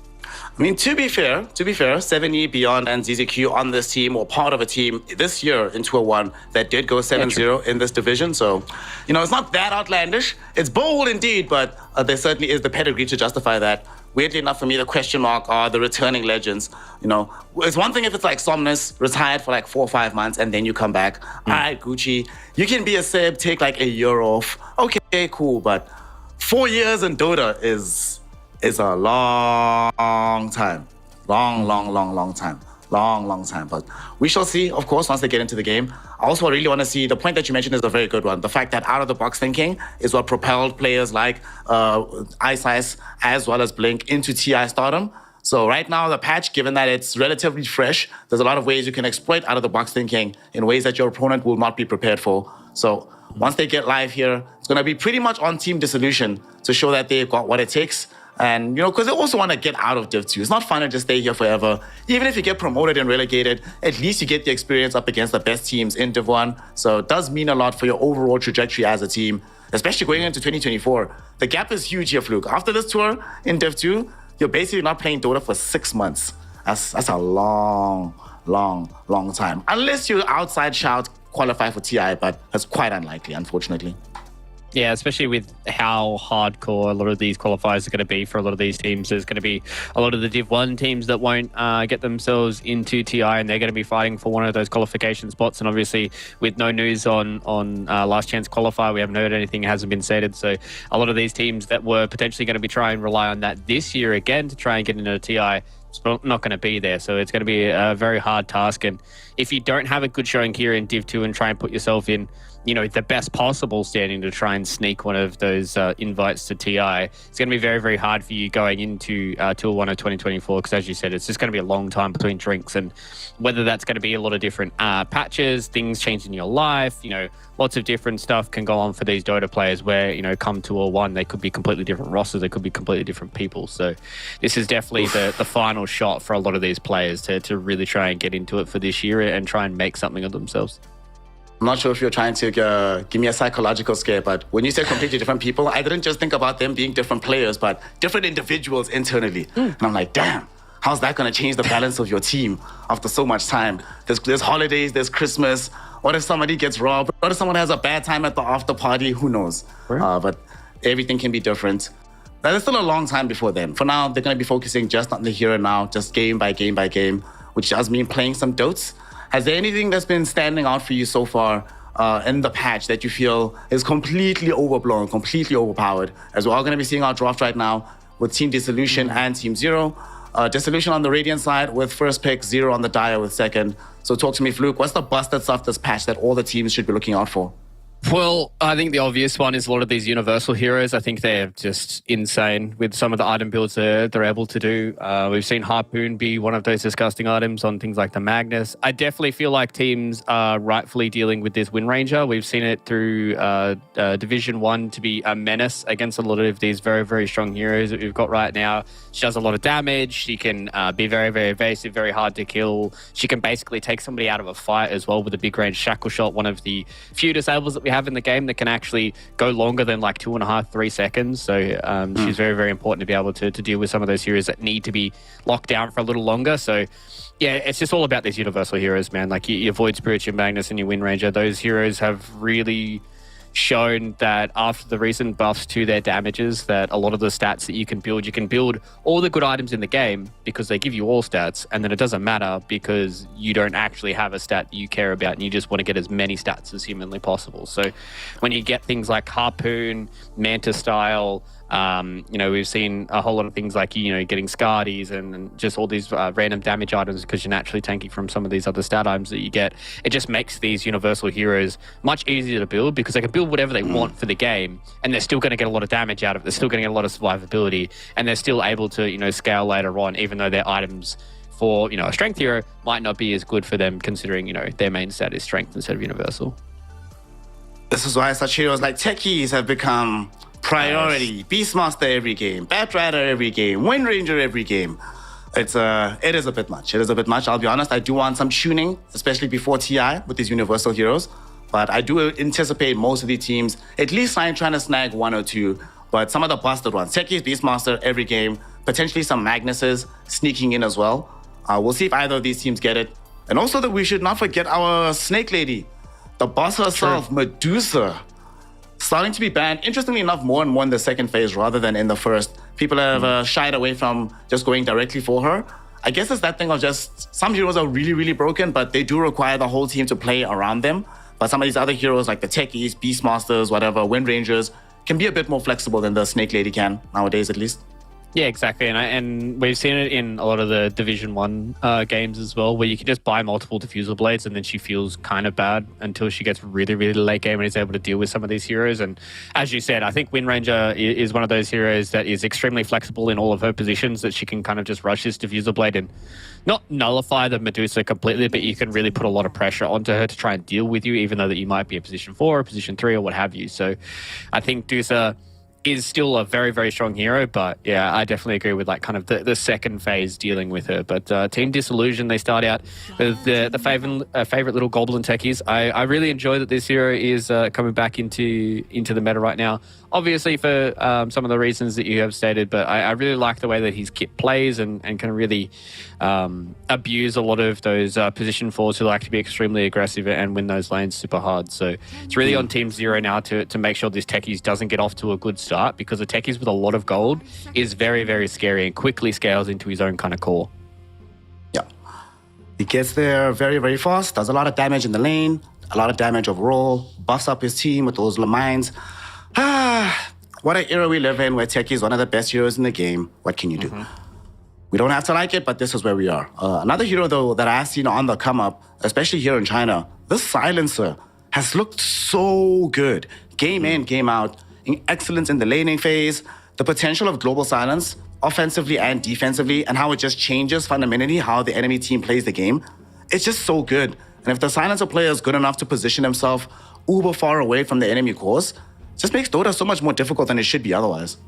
Yeah, exactly. And he's also one of those heroes that if you get off to a good start, he can scale pretty well as a core. Like, even if you're a support, you kind of just go some of these early items like a Hurricane Pike and then like a Glimmer Cape, and then you deal a lot of damage, and they're also hard to deal with, and then they have to worry about global on the backlines as well. So always been one of those heroes that is just kind of hovered around in the background as being a good position 5 part of me. And now he's really starting to come to the forefront and really shine when it comes to a lot of these lanes, because I think these teams are really starting to understand how impactful lanes can be when you have certain heroes like techies, like these win ranges, like these heroes that really like to snowball off the laning phase.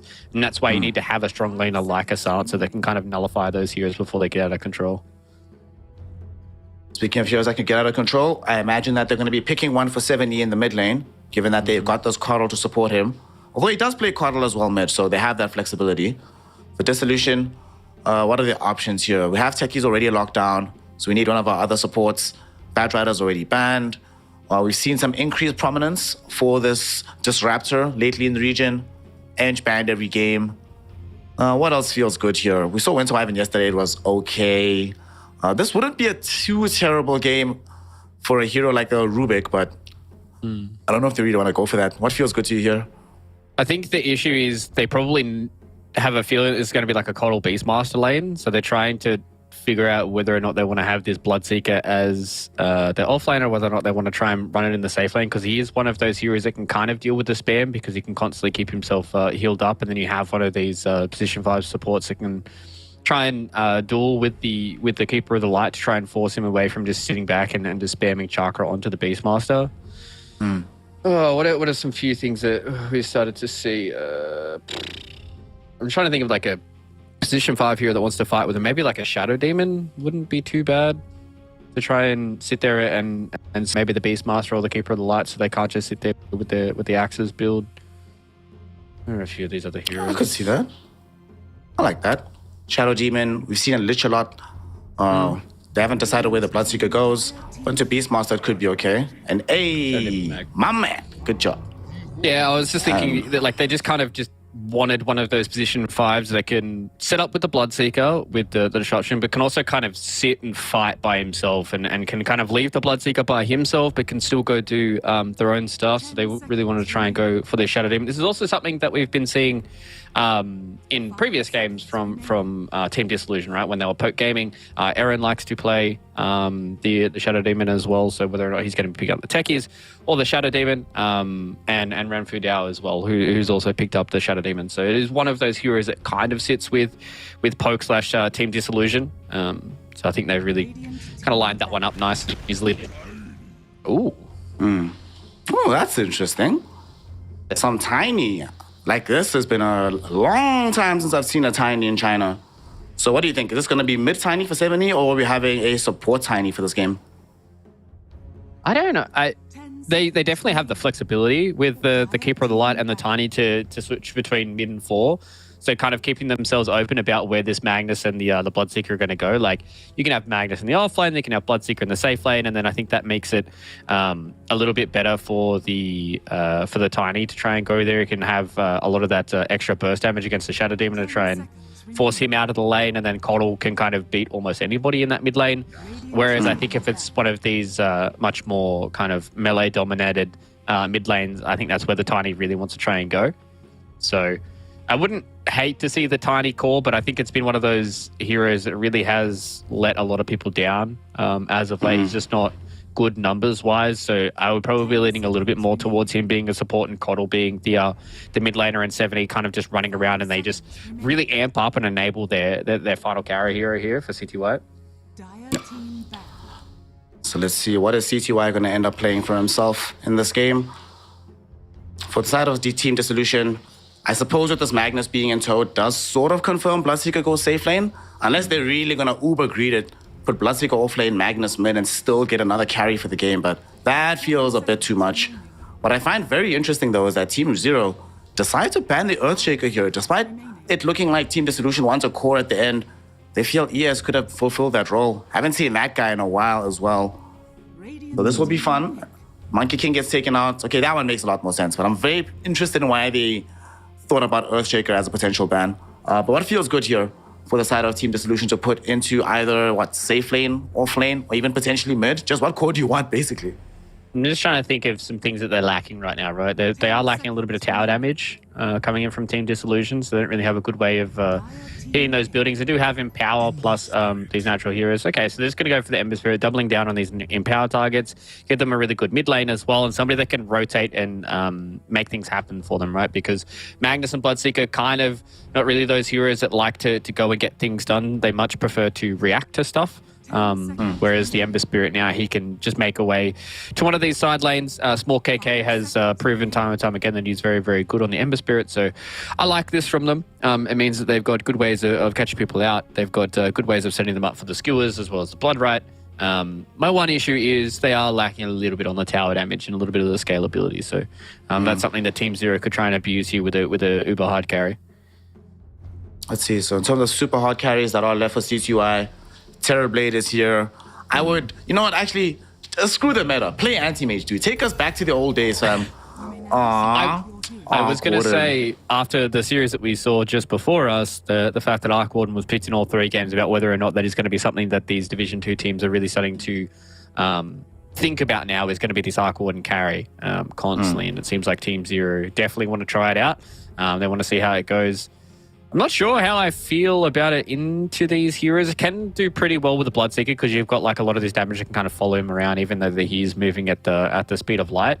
But Ember and Mag are heroes that are pretty good at getting inside the bubble. They don't really care all too much about the magnetic field. They can pull him out of it as well. They can keep him locked in place. The Bloodseeker can get on top of him with the BKB.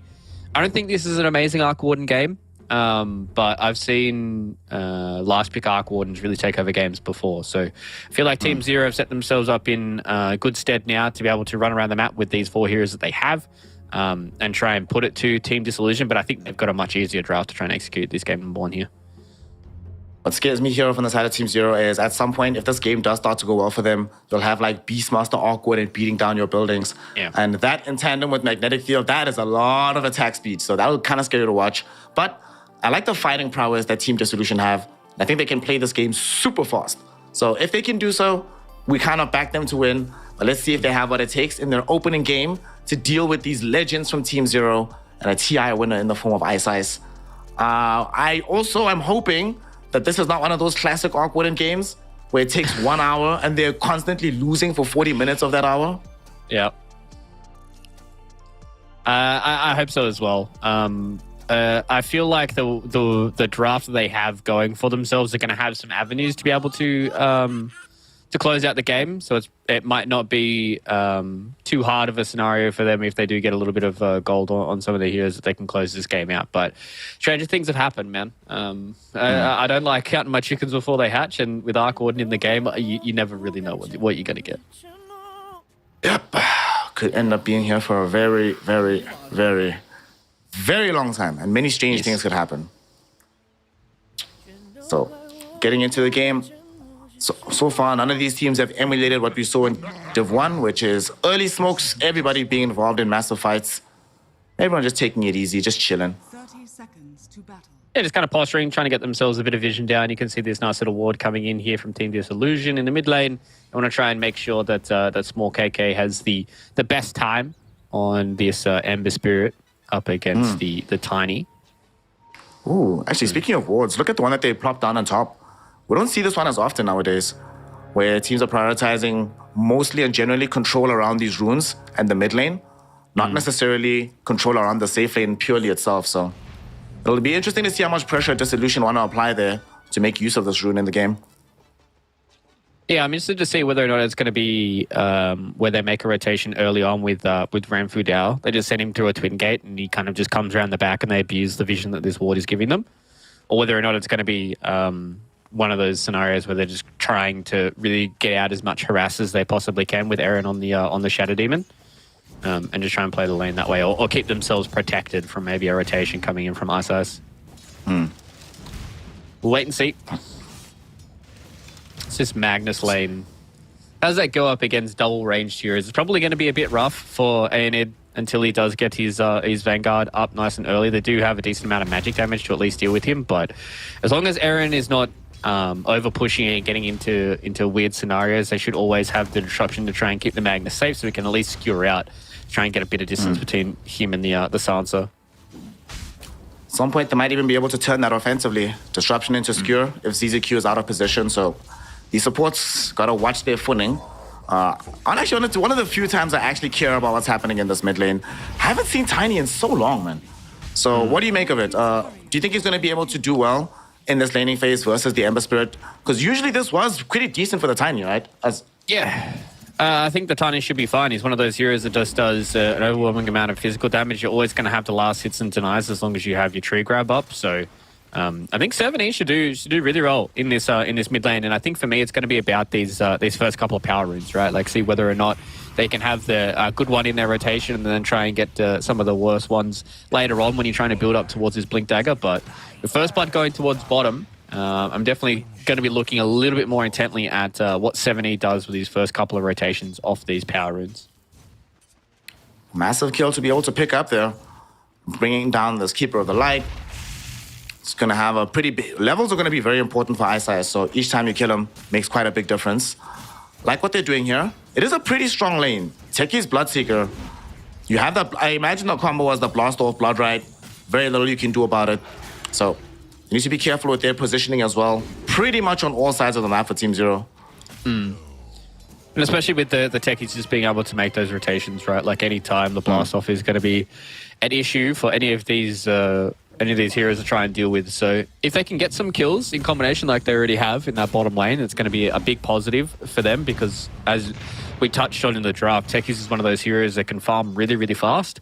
And if you have a position 5 that can farm really fast, if this game does start to slow down against an Arc Warden, then you're going to have, one of these heroes that can transition into a core as well. So getting him off to a good start is always exactly what you need. Hero's just too good, man. What can you do? Feels good. It feels good to be this good. What do you mean it feels good? No. I've Techies must been a be bad. techies lover for years. I was one of the insane people that in previous techies I enjoyed it. Oh so my God. I You're will the pub always be a ruiner. techies fan. Yes, that was Well, me. ZZQ is going to be a fan of the fountain right now, as he's going to get sent there by Aaron. Unfortunately for him, not much he can do about it. And they didn't use Disruption to set up for the Skewer, but Shadow Poison. What a spell. You always forget how much damage it does past like 3 stacks. Yeah, especially when you're sitting there and fighting and you don't really pay attention to how many stacks you have as well is always the issue. So Beyond's able to get a kill onto Ranfu Dao in the bottom side, but Monfer is able to catch up to Ice. And as you said, this Coddle is starting to fall a little bit behind when it comes to the experience. So Ice, luckily for him, his job is mainly for these opening 10, 11 minutes is kind of just give mana to Beyond so he can sit there and farm until a bit later on where he actually does need the levels. I like the fact that they're looking at this draft and realizing there's not that much wave clear, so we can play the draft with some Helm of Overlord. In the meantime, middle, Ice upon his respawn went to replenish 7E's bottle and set up slightly onto small KK. No kill ends up happening, but they do remind him that, hey, this is not going to be the easiest game of your life. When the burst damage does come, you're going to have to be very fast on your fingers. Yeah, and that's one big thing about mid Tiny is he can kind of accelerate really fast, right? Like he can get to this insta-kill point for a lot of these heroes that you might not be ready for early on. But it's all about making sure you're constantly improving with the hero, right? Like you're constantly getting kills, you're constantly getting a decent amount of net worth so you can start getting towards that next item. Beyond is in trouble. He definitely is. He needs to run himself away. Sticky Bomb chasing him down. It's going to blow up in his face and provide just enough damage to kill him off. Techies! Why is it so good? Yep. Super easy, super straightforward. Renfu Diao is having a bit of a field day in this bottom side. And him getting a lot of these kills and being involved in these kills just means that he gets closer and closer to those proximity mines. And an early rotation from a Techies, much like he's doing right now, is very, very scary because he just does an overwhelming amount of burst damage, and it's very hard to understand that at like level 3, level 4. Disruption into Skiro top lane. Here comes Renfu Diao as well, having made the first rotation for the Techies. And he'll justify said rotation by taking away the kill, getting it on ZZQ. I am the carry now. And he's just going to take a little trip back bottom. Nicely done by the Techies. Yeah, and it just wasn't fast enough to get the last auto attack. So Renfu Diao was just like, all right, I'll throw a little bomb at him and I'll take that one. So he's going to stick around top, it seems. Been able to take over the Watcher, and they kind of just want to constantly keep killing ZZQ, I think. No, he's going to go mid to try and fill up a bottle once again for 7E. But if they're able to kind of collapse on these side lanes, then it really puts a lot more overwhelming pressure onto 7E, who naturally playing a hero like Tiny, you have a decent amount of pressure on you already because of the way that you need to play. But if both your side lanes are struggling, you need to be the guy who comes out at like 8 minutes with a power rune and a blink dagger and kind of just tries to kill people. Maybe not a blink dagger, but at least, with a power rune and try and make a big rotation in one of these side lanes. So far, though, he's doing an excellent job.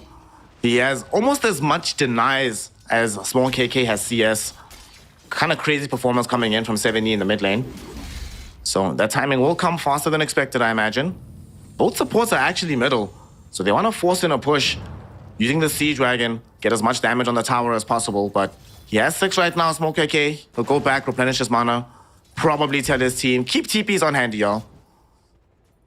Well, yeah, because, both the side laners are relatively self-sufficient, right? They're the ones that haven't really lost their lives just yet. So they're able to easily just sit back and farm in these side lanes. They can put a lot of emphasis on the 7E, who needs to have this good timing. And if they can unlock him by killing this mid-tier 1 tower, then that just alleviates a lot of the pressure here for Team Zero, who they're behind by 4 kills, not behind by too much gold, which is nice for them. But they can definitely start to feel some of these side lanes ballooning out of control when we look at the CS. And you look how big Aeonid is. You look how big Long Fur is on the bottom side as well. Well, speaking of Aeonid, this beautifully planted Observer Ward gives them the vision that the Tiny is en route. And they will scoot themselves away. So 7E doesn't find the rotation he's looking for. Didn't have a power rune to make that move, however. And now he might even end up losing the power rune and a lot of wasted time as well. Oh. At the same time, though, a kill does end up happening onto Ice, dead yet again within this game. Bloodseeker getting a bit problematic now. Involved in 4 kills so far. A lot of bonus gold. And Power Rune doesn't deed spawn bottom. Smoke KK picks it up. Huge loss for 7E in this mid lane. A lot of time wasted and not much gain for it from himself.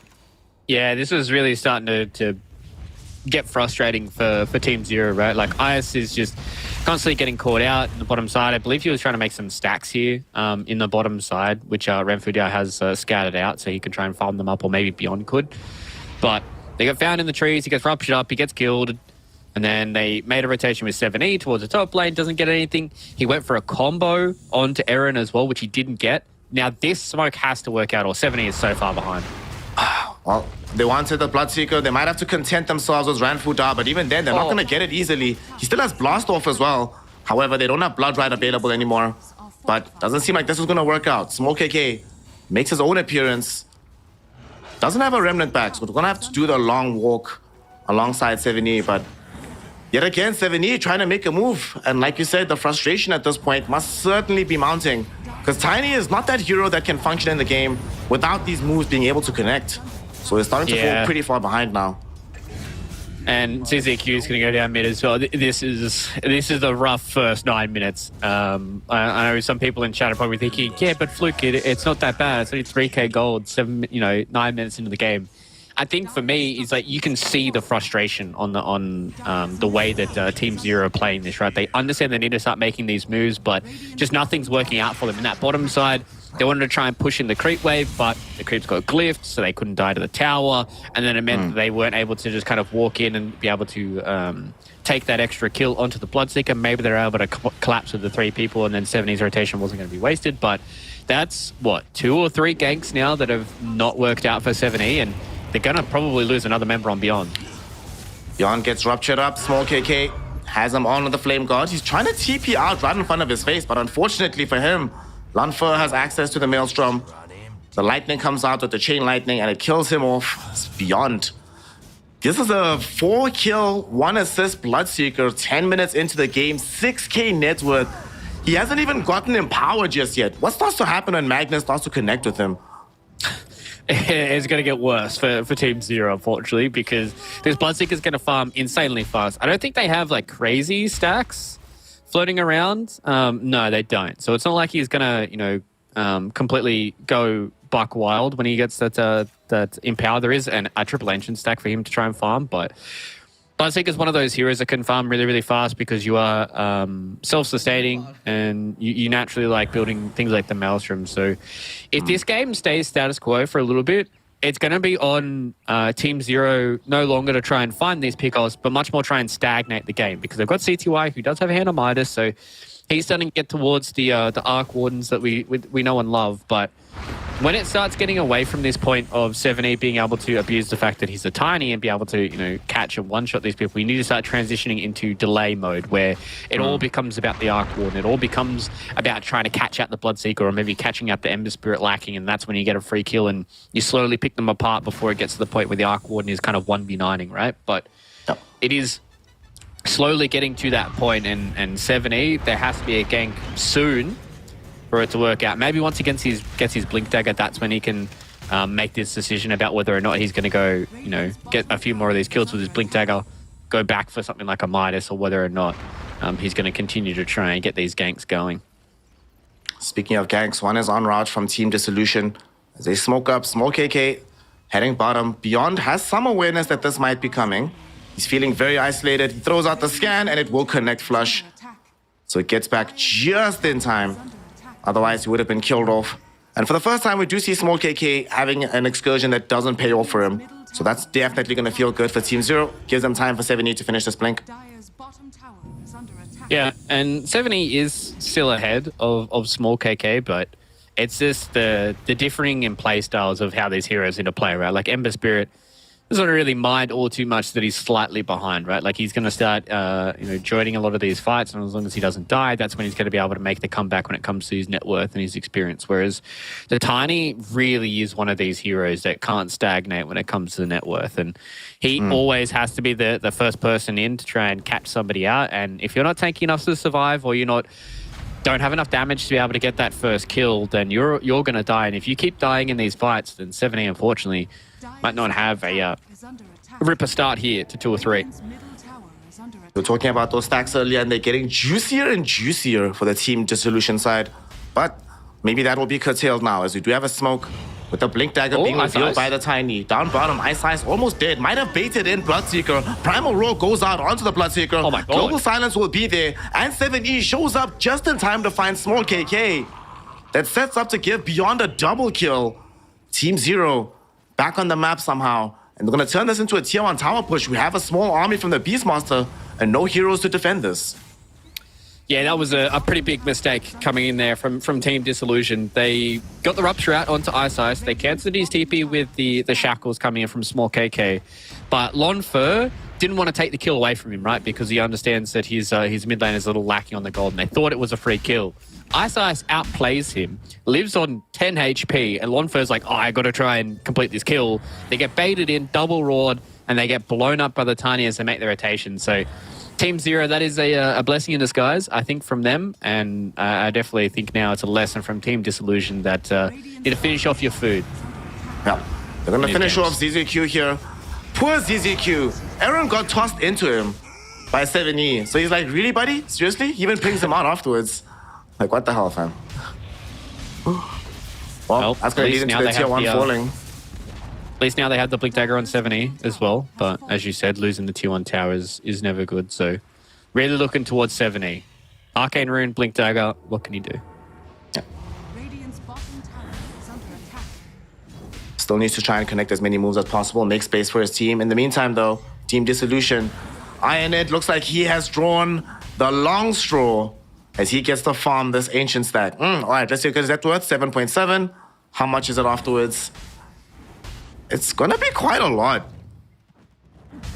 Holy smokes, 600 gold. You know, nice little use of a couple of seconds of time. Feels good. Yeah, definitely not bad. Yeah, Top lane though, they are gonna find the Bloodseeker. Lanfer, he's in trouble. He needs some allies right now. They go in with the skewer, Aeonid thinking about triggering the RP. Lanfer is already dead though, so they might not have the damage to get this kill by themselves. 7E though will end up still dying to Small KK as he makes the rotation in to help his allies. Demonic Purge goes out onto Small KK, but he wants to keep the chase going. Ice running himself away. Will he be able to get out? He will. Solar Bite will be good enough. Unfortunately, no such options for ZZQ. So a 2-for-1 exchange. Who do you benefit there? I mean, like, it always feels good to get the additional kill, and they defend the tower, and Magnus gets Blink off of it. So Team Dissolution super happy. Yeah, I think Team Dissolution are happy with that defense. Obviously, they lose Lonfo, who was one of their highest net worth heroes, and they didn't really clean up everybody, but they killed 7E. I think that's the big thing for me, right? Like, every time these fights break out and they kill 7E, it's always a positive. Minute lane now, we're going to be having a fight around the river. Global Silence will be popped off. They end up killing off Aaron on a Shadow Demon. Might be the only casualty for this fight, as everybody else contents to retreat. I suppose if you're on Team Dissolution, you're like, we trade Aaron for Global Silence, we'll take that any day of the week. Yeah, unfortunately for Mr. Beyond, he just didn't have the mana to roar. I think that potentially could have been a double kill for them if Isis wasn't trying to run for his life from his own delusions. And if they got the chakra magic out onto Beyond, they could have potentially chain stunned onto Small KK. But yeah, as you said, much worth trade there for Team Dissolution. But this net worth lead has started to dissolve, right? Like, it's only 2k now, whereas at 9 minutes it was about 5-6k. So really starting to pull this game back, our Team Zero, and the fact that now they've got their home with the Overlord, they've almost got Echo Saber up now on 7E. Ice is doing a really good job to get towards this mechanism. They're going to have a good ball if they're able to grow up and stay together. It gets even better because they find Lanfer. It does get off the BKB though just before the Primal Roar connects. Even Rupture's Beyond for good measure. I don't think he wants to stay around this fight with his HP pool. 7E thinking about continuing to pierce the backlines. He's so low. There's the Avalanche. The toss won't come though. The random disruption from Aaron not only gives him salvation, but sets up 7E to get killed off underneath the tier 1 tower. At the same time, the rest of Team Zero realize that they need to run. Although Small KK, he might actually tick out to this Last Word on an Arcane Curse. He does actually die to ZZQ. And now CTY has finally made himself involved in this game. It's been 4v5 until this point. The Arc Warden shows up, throws in some Spark Raids, and that will dissuade Team Dissolution from continuing this fight. Yeah, that was almost a really sick fight there for Small KK. He was basically kind of 1v4ing and just kind of just diving around people, just making sure that they had enough time to be able to kill 7E. And once again, they killed 7E in a lot of these fights. And unfortunately for him, he is really starting to stagnate, right? Like, he's 600 gold away from his Echo Saber. Same with Small KK. So both these mid laners are really on struggle street. But it's the rest of these heroes that are the ones that are starting to come and benefit from it, right? CTY is finally starting to get into this game. And you can see as well, Lonfer, he did have to use his BKB, but he saved his life instead. Blink Dagger there saves Ironhead's life. And I do want to see him get involved in these fights more. Small KK finds the 2 hero steering chains. Blood right down as well, onto 3. Global Silence will be plopped down as a form of protection, but these heroes are still in danger. 7E running away. He's been ruptured up, and he will be killed off by Lonfer. Ironhead finds a 3 hero RP on the back end of the fight. Beyond and Ice should end up dead as well. Beyond did get off a Primal Roar onto Aaron at the very least, but it's not going to be good enough. And now here's CTY. Go back to farming, my friend. You don't want to be involved in this fray. Unfortunately for him, it is nighttime, so Small KK does not have the vision to catch up. Yeah, and you can just see the issues that's starting to arise from both these mid laners really being on kind of very similar low net worths, right? The Ember Spirit, he can kind of go in, he can start a fierce, he can Syrian chains, he can always get out when it comes to the Remnants. They had the global defensively there from Team Zero, and whenever 7E goes in, he just kind of instantly dies and doesn't really get to deal with anybody. And this fight was really, really good coming in from Team Disillusion, right? Like a massive blood right from Lonfur, got the Rupture on the right player. And they just killed everybody. And that was a massive RP once again from Aeonid. And he was one of the players that I had a question mark on, obviously being one of the new guys. It's been a while since he has played competitive Dota. So I was questioning whether or not Aeonid was going to be up to the task. And I mean, I'm pretty happy with how his Magnus has been this game. Yeah. Definitely has been playing quite well on the roster right now. I was also questioning, wait, when we're going to leverage his net worth? And he's like, all right, man, shut up. Okay, we get you, bro. Great job on this Magnus. Now that also closes the gap towards him having the full BKB. That's a pretty big deal. That way he'll have a counter towards this global silence. And they won't have the full confidence of taking fights offensively either when they have global available. Yeah, especially because a lot of their heroes really kind of need to be in close quarters with each other, right? Like the Arc Warden is probably one of the longer range heroes, but the Beastmaster and the Tiny are generally going to be holding hands in a lot of these team fights. So they need to make sure that they get a lot out of these global silences before we start seeing some more of these BKBs come up, because Ember, Bloodseeker, as well as Magnus, all with BKBs, your global silence is going to be next to useless, especially because you're going to start to run out of damage. Like, you can see how little damage they do right now, and Magnus is sitting at 2.6k HP. Imagine once that BKB's up, imagine once he starts getting a few more of these levels as well. I don't see the damage they're going to be able to have, because Beastmaster doesn't do it, Tiny doesn't really do it right now. It's all on CTY. Don't worry, boss. Scope Beastmaster, he's got himself an Ogre Axe. So he has one of two options. Either this is a BKB or an Axe. I hope it's Axe. Down bottom, Ice Ice gets caught out yet again behind the Roshan pit. He will be killed off. He does have buyback though, and he might want to use it because this Roshan is too big to give up. ZZQ gets caught out by Small KK as he lunges forward to look for more targets on the back end of the fight. We'll find him, and they'll kill him. Beyond, at the very least, he does still have a tier 1 tower, so that's going to protect him for now. But this clearly opens up the path to Roshan. It's going to take a while, though, because they don't have that much armor piercing on their lineup at the moment. Yeah, they've kind of just got like a lot of damage, right? So it may take them a little while to get through Roshan here as 8.7k HP, because, you know, the Ember's not really a right clicker right now. Aeonid, I mean, he's doing his best. He's got a full Crimson Guard up now as well, so he fell back for that instead of, you know, completing the Harpoon or getting his BKB, so feeling like he wanted the damage mitigation. Does really well into the summons, which is kind of a lot of their damage right now on Team Zero. Also same with the Arc Warden, but he does rely quite a lot on his Maelstrom procs when it comes to this Manta style build, so it's not like it is going to be the end-all be-all for them, but I mean, I do like it. I always like when we see auras. Aaron gets picked off. He is walking around underneath a dire side observer ward. Still, though, yet again, you won't care that much. It's like, whatever, we already got the Roche. We're okay with this. Although they might put pressure onto the tier 2 without him being here. See how much damage they can do here. And 70 is still on the hunt, looking for somebody. Aeonid already out. But if they can position around this tower, they could make it hard for Team Dissolution to mount an adequate defense. Well, there has been a scan that goes out right now by the Radiant side, so they were at least trying to figure out whether or not this tier 2 tower was going to be completely under siege, and it's like it has been, and this gets deleted by the magnetic bubble plus the Thunderhide with the frenzy and literally everything that comes in from the Beastmaster. That was a lot of attack speed, man. That was a lot of attack speed. That was like some old school troll Battletrons attack speed. Yeah, well, they get like what, 20 from Inner Beast, and then how much from the Magnetic Flux attack speed? 120, and then the Frenzy 75. Oh my, yeah, that's a lot of attack speed. That is a lot of attack speed. And maybe we get literally some bongo boots on the back of that speed. too. Oh, I have a Rapture going down now onto 7E. Will he be able to get out of here? Blast off too far away, and no Basher available for Lunfer. He's going to be going for the Aghanim Scepter next on this Bloodseeker. Kind of like it. Definitely think this Blood Mist spell is pretty darn good. I remember the first time people were reading it, they're like, it doesn't seem amazing. Then you see it, you're like, oh my god, this is so good. Yeah, especially when there's just so many things like around you as well, right? And the fact that you get the barrier coming out of the blood mist just makes it like he's one of those heroes that plays on a bleeding edge, right? Like he's always just standing there and man fighting whatever he can have in front of him, and just hopes that he out heals it, or he gets the kill somewhere else and is able to get himself a little bit of heal from the thirst. So it just enables you to just basically run in and go crazy and just click the ground and see who comes out on top. A lot of the times when you have the axe, you're going to come out on top.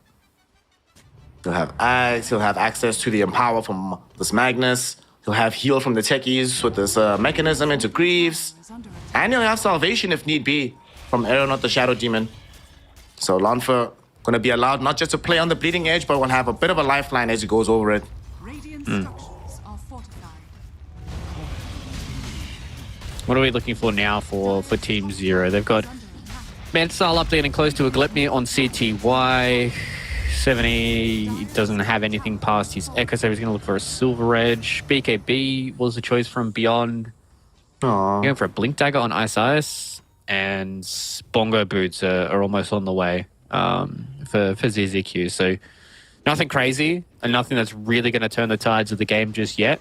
But I think that's really going to come off the back of them trying to pick apart Team Disillusion and really try and out-macro them with some of the experience they have on this roster. So far, they have managed to reassert some of their earlier gold lead. It's back up to 4K right now, but they're still playing into an Arc Warden. So you can't take any of this gold for granted. They're going to try kill off this Tempest double, get some bonus gold. Nice, feels good. Easy. It was about to die as well. It only had about 8 seconds left on it, so it was a good snipe to be able to catch those Tempest doubles as they go away. Almost have enough gold for the full Aghanim Septum, and already starting to siege the tier 2 tower mid. Doesn't feel like Team Zero really want to fight them. I would not want to fight them either. They have 2 BKBs at Aegis at the moment. RP is still at the ready. I don't know, man. It feels hard to get to the point where you feel super comfortable here. But look what they're doing bottom. They're just going to force a fight in a different way. Just go on the high ground. If you can't fight them directly, fight them obliquely as they just take the tier 3 tower. And somebody has to come back. Ember Spirit's not enough. More TPs are necessary. Only a couple seconds left on the Tempest double, so they will get a bit of reprieve off the back of that, but that's spooky, man. That is spooky. They're just like, it's fine. This is an Arcwood. And you spot him. We'll deal with it in a second. Crap, our tier 3 tower's gone. All right, guys, we need to deal with this Arcwood when he starts pushing our lanes, but that's how Team Zero have to play this, right? Like, they have to just play nice and slow. They have to make sure they try and get as much out of this map without actually fighting Team Disillusion, because if they run into a full 5v5, they're just going to get rolled. So they really need to make sure that they're avoiding these fights and getting the gold they can, because CTY, he's a big boy. He's got Glepnir and he's got a Manta, so he does a lot of damage in these fights, but can he win these fights is the real question if they ever do become full 5v5s. That's what we're going to be finding out here throughout the course of this game. Might have a fight breaking out down bottom. Small KK is scouted out here. Primal roared in by Beyond, who actually bought a Blink Dagger to make these plays easier. And they blow up the Ember Spirit. 70 credited with the kill. Okay. Bit expensive though, but he doesn't have buyback, so they have the confidence of numbers. So they might not fear the big plays coming in from Ionit. And Lanfa, he actually just jumps in. Forced to BKB and try and TP out, but there's more than enough damage on the side of Team Zero. More than enough attack speed. 7E now has Blink, tosses back Lanfa down. And that's going to be a dead techie too. What the hell happened, Fluke? They were looking so good at the positioning, but they just run in and feed. Yeah, they got outvisioned. They got outvisioned super hard just with a lot of these wards on the high ground. They just fell back. They kind of left a little trail, a few breadcrumbs, some might say. And Team Zero really kind of suckered them in. And just the global raw combination to be able to take down a small KK kind of set it all off, right? Like, as long as this Ember Spirit's dead, they don't really have to worry about any of these fights being like uber chaotic, right? Like, they don't have to worry about this Ember getting on top of Ice or ZZQ. They can kind of just sit back and kind of chill. And that's where they're able to kind of poke down onto Lonfer, who, I mean, he was super greedy doing what he was doing. He was trying to get his shield back on the creeps and just got chipped down, and then eventually he had to pop BKB and hope that he could TP away, but it just wasn't enough. He got found. He's definitely in trouble. Got found out. He was going to steal some resources away from the side of Team Zero. Instead, he's going to turn into a resource himself as they right-click him in, toss him up, kill him off. And 7E says, thank you very much. Gets yet another kill and finishes off a Silver Edge off of his corpse. And they're not done just yet. Another Blink Roar going on to Beyond. This time, though, Aaron there with the salvation. What can Small KK make with this play, though? He turns back in onto ZZQ. They should be able to kill off the Silencer. Rupture onto Ice Ice as he's trying to run away after they've already killed off Beyond. Ice Ice hiding in the trees, but they have perfect vision thanks to this Bloodseeker. Small KK gets a double. Team Zero loses the fight. And they kind of wish that they'd had these heroes top instead of bottom, killing Ironhead.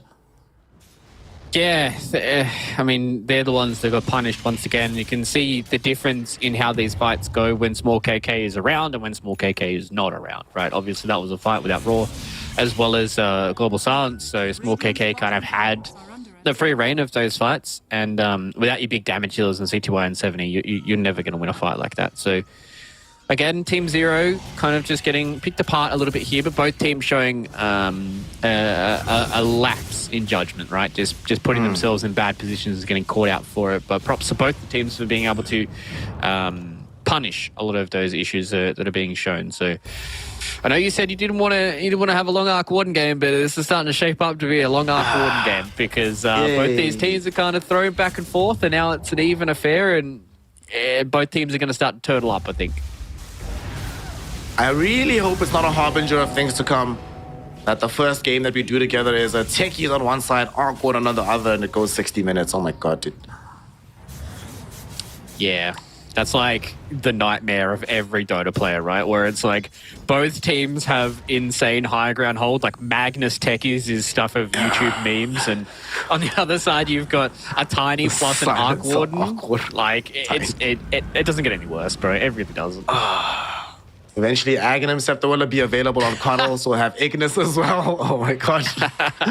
And then we'll get Tiny Axe, so you'll have the launch of the volley. And speaking of Tiny, jumps in to find Aaron. They popped the global, but Aaron managed to blink back in time. What a player, what a god. And now that opens up Small KK to jump in the fight with his BKB. They find Isolate and kill off Ice Ice. Beyond try to save him with the Primal Roar, but it's not enough. And now Lanfur, he's found CTY. Ironhead happy to commit the full ultimate just to kill him off. The rest of the supports are trying to TP out. ZZQ caught in by Small KK with the chains. As he dies, Team Zero get hit in the nose extremely hard. And the worst part about this fluke, guess who's waiting? An open invitation for the big man. Roshan beckons. A long time until nighttime. And a lot of time to finish off the big man and get the Aegis. Yeah, big fight from Team Disillusion, and this is kind of what I talked about when I saw this Arc Warden pick coming in from Team Zero. Like, these heroes just don't really care about the bubble, right? Like, Bloodseeker's going to pop his Aghanim Scepter, he's just going to run into the middle of this fight. Small KK does a beautiful job at understanding that he's not really the damage dealer, right? It's all about his Magnus and it's all about his Bloodseeker. So what he needs to do is he just needs to force Ice Ice and ZZQ to use their spells in bad spots. That's exactly what he did. He just gets in their faces, pops his BKB, they can't really do anything about him. And then it just means that Lonfur as well as Aeonid are just able to kind of pick and choose where they want to be in these team fights and where their damage output's going to go. And then it just means that CTY, he's in a bad spot and he just gets caught out. And then as soon as there's a Bloodseeker on your head, especially with a Magnus around, there's nothing you can really do. And unfortunately there for Team Zero, in this game, when they have these full 5v5s, it's very hard for them to win these fights. So they need to slow this game down if they want to win. And try and do what they did in the previous couple of fights, right? Where they catch out Small KK, then they're able to chip away and catch a lot of these other heroes without their Ember Spirit in your face. Also, massive shout out towards Aaron. What a god. His blink back away from the Tiny after he got tossed. What a player. Pretty much enables them to get the repositioning. Before the global comes out, he's already got the purge out. And then Tiny's hating life from the off. I might have cursed him though. Oh no. But yet again, okay, my bad. I'm sorry I didn't have faith, bro. He knows what's up. He blinks back yet again like a boss. It's like he's practiced this. Maybe he came into this game today and he's like, I'm gonna play Shadow Demon. I'm gonna do some sick stuff. Watch me do this. And he just perma blinks. Feels good to be able to have a support who's able to be self-sufficient like that, right? Like as you said, like in essence, there might not be crazy plays, but the fact that he's been able to keep himself alive a couple of times now, it really, makes it a lot harder for Team Zero, who want to try and get whatever kill they can in whatever fight they can. Oh no. ZZQ will get caught. Beyond was the bigger target, but they just couldn't get a beat on him. Kill onto the silencer. Their waves aren't that pushed in because down bottom, they still have to deal with this annoyingness of the Tempest double. And 7E is here. Yo, that's... Oh my goodness. Small KK. The reaction there to recognize that I actually might be in danger. Ends up leaving. Range Rax almost falls though. So the next time that happens, they will have a Range Rax for free. Despite not being able to fight head on, they can still play the map right now. Very true. It's going to be hard for them to try and keep their own waves pushed out and try and put a little bit of base pressure back onto Team Zero while CTY is doing what he's doing. You can see that Small KK is kind of on the duties in this bottom side to try and scout out some of these shenanigans. Where the rest of these teams try and take these tier 2 towers. If they're able to cut, these creep waves here and try and get themselves in this tier 2 tower, they will at least alleviate the pressure for a few minutes. Oh, that's an Ignis on the high ground. Ice did opt to finish off the Aghanim Scepter instead of getting the blink, but they're not TPing out just yet. Okay, he's waiting for the Bloodseeker to leave first, but he could still easily get caught out. For now, though, Bloodseeker happily steals away a Wisdom Rune, making sure that these supports get even worse off in terms of experience. Both of them are only level 15, Fluke. 2 levels behind their counterparts on Radiant side. It's always the sad part about playing a support in this current patch. Obviously, they have changed it with the way that Wisdom Runes do work. You do at least get some experience when somebody yoinks it, if they're on your team at least. But these supports are just always going to be behind, right? Like, if you're one of the teams that is constantly trying to catch up, like, it is very hard for you to get a lot of this experience back on your supports unless you have a big team fight where one of them stays alive. Alrighty, RP committed onto Ice. He gets dragged back to the rest of the team. They actually commit the Global to try and save him, and they succeed for now. He does have an Ignis up top, but he doesn't get it off in time. As he gets brought down, no buyback available. He spent all the gold on the Ags, and now they also have no ultimate.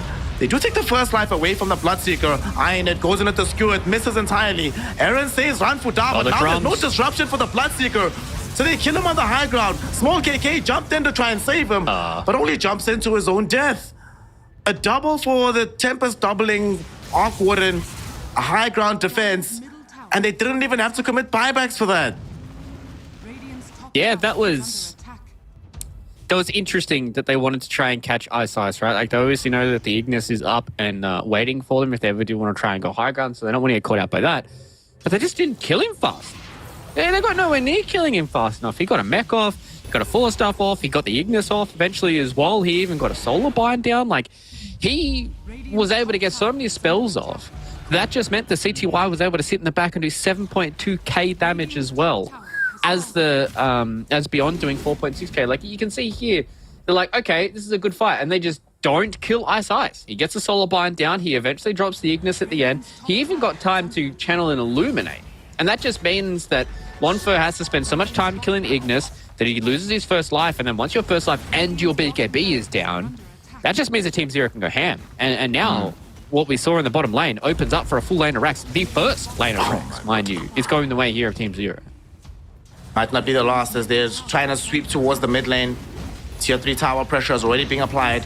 And here comes CTY and Beyond. But the fortification might dissuade them to stop for now.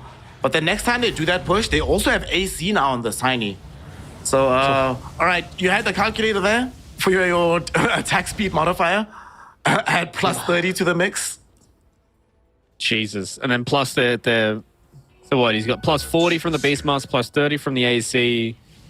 He's got what? Does he still have a Thunderhide? No, he doesn't. He went for the Black Dragon. So we're missing out on that, which is a little unfortunate. But I mean, we've seen how fast these buildings melt, and now that these fights are starting to get a little weird and wacky, that's when it really starts to become scary here for Team Disillusion, right? They were the ones that were in control for, the early to mid game. They haven't been able to close it out. They got themselves 2 Roches, haven't really been able to do that much base damage. And now it's starting to slow down and get to the point where Tiny's starting to catch up on 7E. He's really starting to get some of these items. He's staying alive in these fights. Same with Ice as well as ZQ. They're getting their key spells off, and then it just means that CTY can go ham. But they do need to be careful in these fights so they don't overblow it. because Team Disillusion, if they start losing too many of these fights and lose too much of their base, this game could be over before they know it. Yep. Here comes Team Zero. They're smoking up. 70 having the full confidence of his squad. Being buffed out the wazoo. Has a shield rune. They put a Pavis on him. He is good to go. Let's see if they can find anybody. Seems like the rest of the lineup on Team Dissolution is like, yeah, no. This we do not want to happen. And they're doing a smart thing. Small KK, not getting as much gold, but doing what he can to just keep pushing out bottom. They recognize how much a calamity it would be if these lanes get pushed in even further than they are now. Yeah, especially with the Arc Warden walking around in the Silver Edge, right? Like, CTY is doing a really good job at just being annoying and just meaning that anybody on Team Disillusion has to be careful about where they walk on these lanes, because if they walk in the wrong spot, they get caught out by an Arc Warden, most of these heroes are probably going to die or at least have to pop a cooldown to live.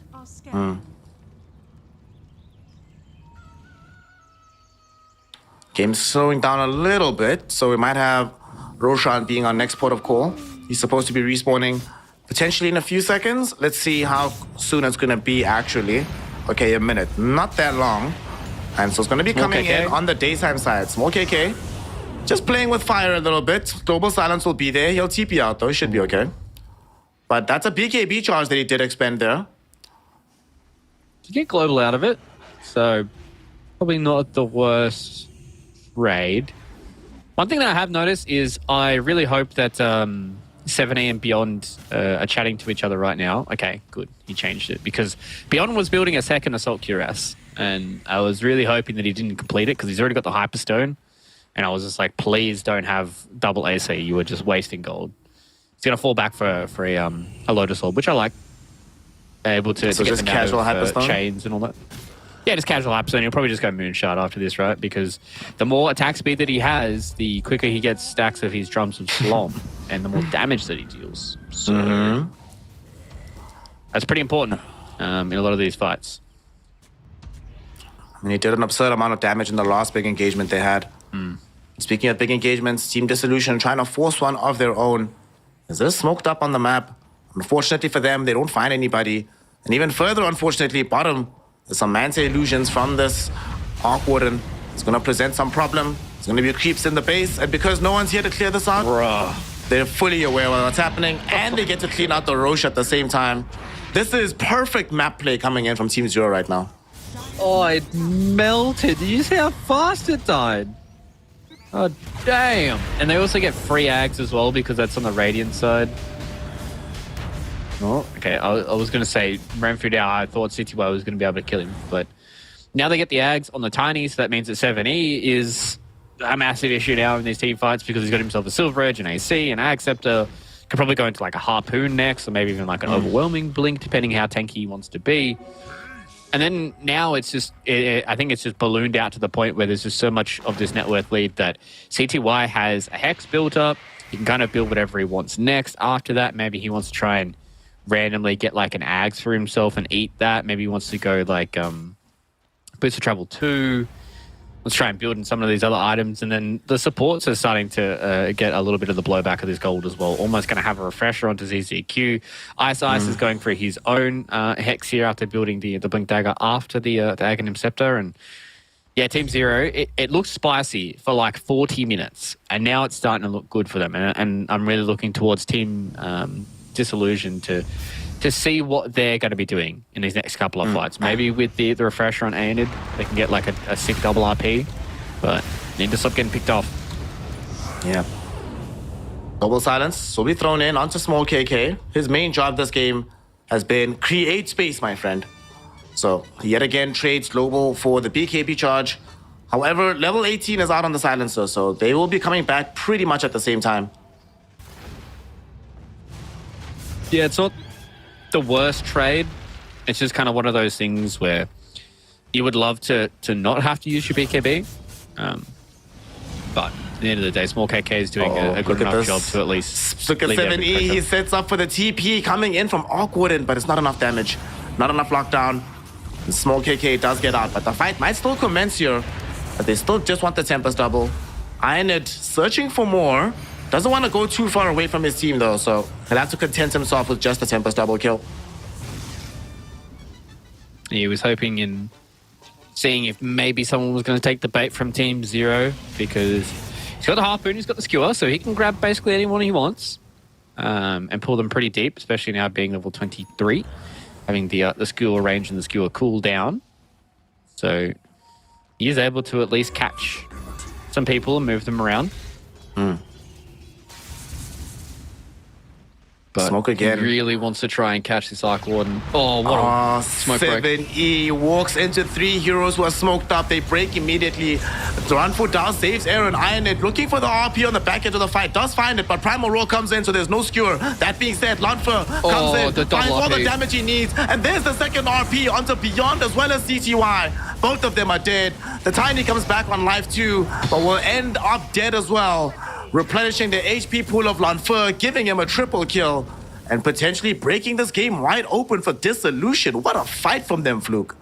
Holy, I thought that was going bad for them. Like, look at the damage that Lonfer did. Holy shit. Look at his damage, 13.8k. Everybody else is so tiny in comparison to him because he just ran in and pressed Blood Mist, and he put the Mjolnir on himself, he popped his BKB, and he got in there and just fought. And that's what you need to do as a Bloodseeker, especially in these late game scenarios. Like, you have Blood Mist and you have the Agshad Blood Rage on yourself, that you're very, very hard to deal with in a team fight. And that's kind of what happened. They hit 1 RP on the Tiny, they dealt with him, they dealt with the first life, and then reinforcements came in. And while the Tiny was respawning, they killed the Arc Warden and the Beastmaster before 70 was able to respawn and try and help his buddies out. And that was a team fight and a half there. And I mean, I don't know what to tell you. I think Aeonid is definitely the source here for Dissolution. Magnus. So many good Magnus players this patch. Putting himself in the category of one of the best ones. Really good clutch moves here in this game. And they should be able to find at least a lane of Rax here. We'll see if they feel confident enough to reach for more. Ironhead will have RP again in 28 seconds. But it looks like they just want to get the tier 3 and probably get out. Yeah, they're not even going to get the full tier 3. They leave. No risks being taken. Ignis gets forced off the way by Ranfu down, not going to get caught. So their full retreat is on for Team Dissolution, and they're rewarded very well. One thing that does suck is they did drop the double observe awards. That's not great. Yeah. That's just the late game jitters sometimes. You're not completely communicating. Things happen like that. CTY is going to try his best to force something out of small KK. He just doesn't do that much damage, huh? I really thought CTY would be like obliterating. Oh, an RP. Oh no, there's going to be an RP now. They actually get the skewer back, bringing down ZZQ. He does have buyback, however, but they do steal a gem away from him. Funnily enough, they kill him as he was going to de-ward the double wards. So maybe that was the play. It was a next level strats coming in from them. Big brain. Put down the double wards, that means that they have to spend extra time killing your observers. There we go. They do use RP and BKB for that, so probably not the greatest of trades, but they at least buy themselves time, right? I think that's the biggest thing. As soon as you kill somebody like ZZQ, you either one, force out his buyback, or two, you give yourself like 40 seconds where you can kind of do what you want until they can have a fight here. And that's where they're able to deal with their lanes and hopefully try and catch out some of these heroes moving outside of the base. But this is a big play from Team Zero. They want to catch small KK. They have a Or in hex, 7 dude. They have a seconds, hex. They caught him. He's actually going to die here. Will he be able to do anything? Nope. That's him dead, 100 seconds. Does have buyback. Ironhead finds an RP yet again. Beyond and CTY caught out. He skewers back CTY, but they need damage. Lanfer, he's on the other side of the fight, going in onto Beyond, but Beyond is still alive, buying time with the Primal Roll. And now they get out the global. Small KK also brought back for this, but now 7E jumps onto Lanfer, and they kill him off during the roll. Oh my god, this is the worst possible scenario for Team Dissolution. They do have buyback though. Small KK needs to be careful. Tiny has blink in 2 seconds. He might want to go in onto the Ember Spirit, but just needs a little bit of vision to do it. CTY will grant it to him with the Tempest double, and they get the Hex out onto Aaron. Tree Volley thrown in. They really want to kill the Shadow Demon, but he disrupts himself and stays alive. Ultimately though, Beastmaster throwing in the Black Dragon damage onto the building, but I think Team Zero just really want to force this Bloodseeker buyback. But he's holding on to it, Fluke. He doesn't want to trigger that button just yet. Yeah, he knows that it's very important for him to have buyback. They want to see if they can try and catch somebody with like a harpoon skewer play from Aeonid. And you can just see both teams understand that how important these next couple of fights are going to be. But losing another lane of racks here for Team Disillusion could be a bit rough for them. Oh no, Aeonid, he misses the skewer back. And instead, he finds 7E on the other side there. He's still alive for now, though. Aaron saves him using the disruption. And now Lanfur, port back, going in onto the Tiny. At the same time, Small KK roared up on the far side of the fight. He's just trying to zone back Team Zero. He will find ZZQ, kill him off. That's a dieback on the silencer. Death on the Tiny, who buys back immediately. Somehow this fight is extended into the Radiant Triangle. They're reaching forward. They got a rupture out onto CTY. Lanfur really wants his life. Going for Ice first, who force drops away. He's staying alive for now. He needs to get out of here, but he's dead. No buyback for the Bloodseeker. Aeonid, though, gets a skewer onto multiple heroes. Sadly for him, that sets up 7E for a wonderful avalanche with the toss. They've killed him off. Aeonid forced to buy back. Small KK TP's out on barely a sliver of HP. He knew if he died, it's a dieback for him as well. But everybody else falls in his lineup. Magnus buys back. And Team Zero, although they won the fight fluke, they also had to buy back on Tiny and CTY. So maybe they're not in the position to close out this game just yet. Yeah, I mean, if they falter here to Small KK, then they potentially could be falling out of it. But, I mean, they got the dieback onto Lanfur, who, I don't know who threw out that Lotus Orb, but must have been Beyond. There was a massive rupture that was coming through to be able to stop out Lanfur. But this is a fight. Goes out onto two heroes, but there's not enough damage. Global Silence will be there. 7E and the crew pop a second global to make sure. And they secure themselves the game. GG, well played, is called. And Dissolution, they fought hard. They fought well. They fought really long. But ultimately, Arc Warden and Team Zero will claim game one here in this best of 3 matchup. Yeah, that was, I mean, what a back and forth game between these two squads. It's kind of crazy for us to watch the fact that it looked like Team Zero were really kind of on struggle street when it came to the opening, 10 minutes of that game. It looked like it was very hard for them to be able to play together. And then eventually it really started to come together as we started to get to the latter stages. And Team Disillusion, I do feel bad for them, but there was some key mistakes that they made, right? Like there was a couple of these fights where they really kind of got caught out and they weren't able to abuse the fact that they were in a really, really good spot. But yeah, as soon as this game starts getting uber late game, it was a sick little play from Team Zero in that top lane to be able to catch out Small KK that first time. And then it kind of just causes this chaos in this 50, 60-minute game where you're like, oh crap, one of our mid laners is dead. We need to try and make something happen here. And then that's when you make these small compound mistakes. And props to Team Zero to be able to stay together and really be able to pull this one back, because in that first 10 minutes, I wasn't too sure about it, man. I wasn't too sure. Yep. And even throughout the course of the game, there were moments, fights like this. There's another fight where we had this Bloodseeker just going uber, ultra, mega ham. Here's where a lot of it starts to turn around. The failure to kill Coddle here, you mentioned it at the time, but wow, what a disaster. Everything starts to turn from this point onwards. And it's not the first time we've seen teams have a large portion of their lead eroded away from a failed high ground push. Going up the hill is super hard in Dota right now. Hell, even Team Zero didn't have the easiest time going up the hill. They had to win the game outside of the base first. Yeah, especially when you have a call like a Bloodseeker as well, right? This was the big turning point for me, right? Where I thought this is really where Team Disillusion could try and win this game. It was a 6 solo RP there onto 7E, and you can just see how scary Lanfur is when he's able to just stand and fight against people that are CC'd. And he was just able to walk in, delete 2 heroes. 7E comes back after that first life and just gets deleted once again from Lanfur. And this is where I was like, maybe this is a good fight, but the fact that they just didn't have all 5 of their members, they went in for a fight, they weren't able to really connect onto stuff. Small KK wasn't able to connect on everybody. Lanfur had to run in, and this last fight, the fact that Lanfur gets ruptured, he pops the Blood Mist and he pops the Blood Rage on himself. So he's taking a lot of damage, right? And he's like, oh crap, I need to move somewhere. And then he just walks slightly too far and Rupture kills him. And he really isn't able to do much. You can see how much HP he's losing here in this fight. Tries to catch up there to Ice, understands that he's losing a lot of his HP, gets extremely low, walks away, dies. And that's just one of those fights where maybe if he doesn't get ruptured, this fight's completely different. We're still in the game talking about it. Or it is just one of those things where you talk about those small players coming in from beyond that was able to win the game for his team. So Team Zero just had enough sauce left in the tank this time around.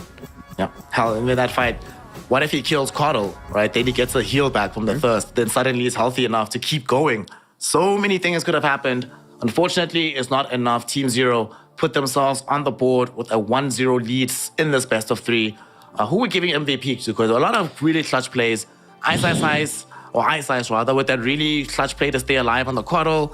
Beyond and CTY with their pushes down bottom. Even 70, his recovery in this game was pretty pog as well. Who you want to give it to? Who gets the flowers for game 1? I think for me, I think I'm going to have to give it to Beyond. I think he played really well at just being one of those split pushing Beastmasters, and he was just a really good kind of addition to a lot of these team fights. He wasn't the flashiest. There was that sick fight in their base where he did 10k damage by himself, going up against a lot of these heroes with the drums of Slom. And just the way he built, it wasn't too flashy, it wasn't too crazy, but it was just the way that he played the map, right? Involved in 92% of the kills, did a lot of hero damage, did a lot of last hits. He didn't die all too much in his lane either, when I feel like that's a pretty scary kill lane for a lot of these heroes. Ice was copping the heat for that one, but yeah, I think for me, Beyond played his part this game, and I think it was just kind of the Lotus play at the end that really kind of clutched it up for them. The Lotus play at the end, him getting his team onto the right foot by getting that play with the blink onto small KK when he was completely off guard.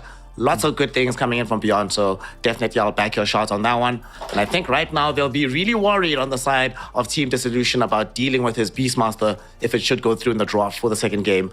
We'll find out what they have cooking if they want to get to a third game. There was definitely some promise from this lineup, and we want to witness more from them and see just how far they can go. We'll find out after a small break, so don't go anywhere. Div 2 Dota continues in just a moment, so we'll see you soon.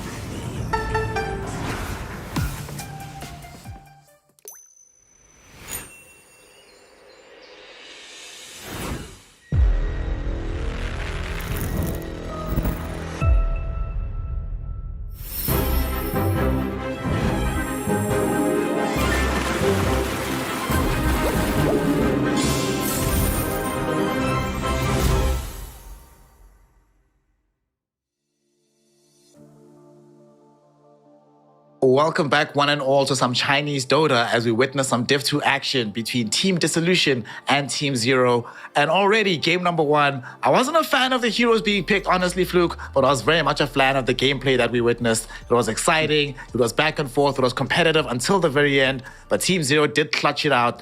What are we going to be seeing different from game number 2? Will Team Dissolution switch up the draft? And if they do, in what direction do you want them to take it? I think the one thing that they might change this time around is maybe they just try and give themselves a little bit more of a win condition. Try and have a little bit more of this tower damage. Try and have some of these heroes that can scale a little bit later in the late game.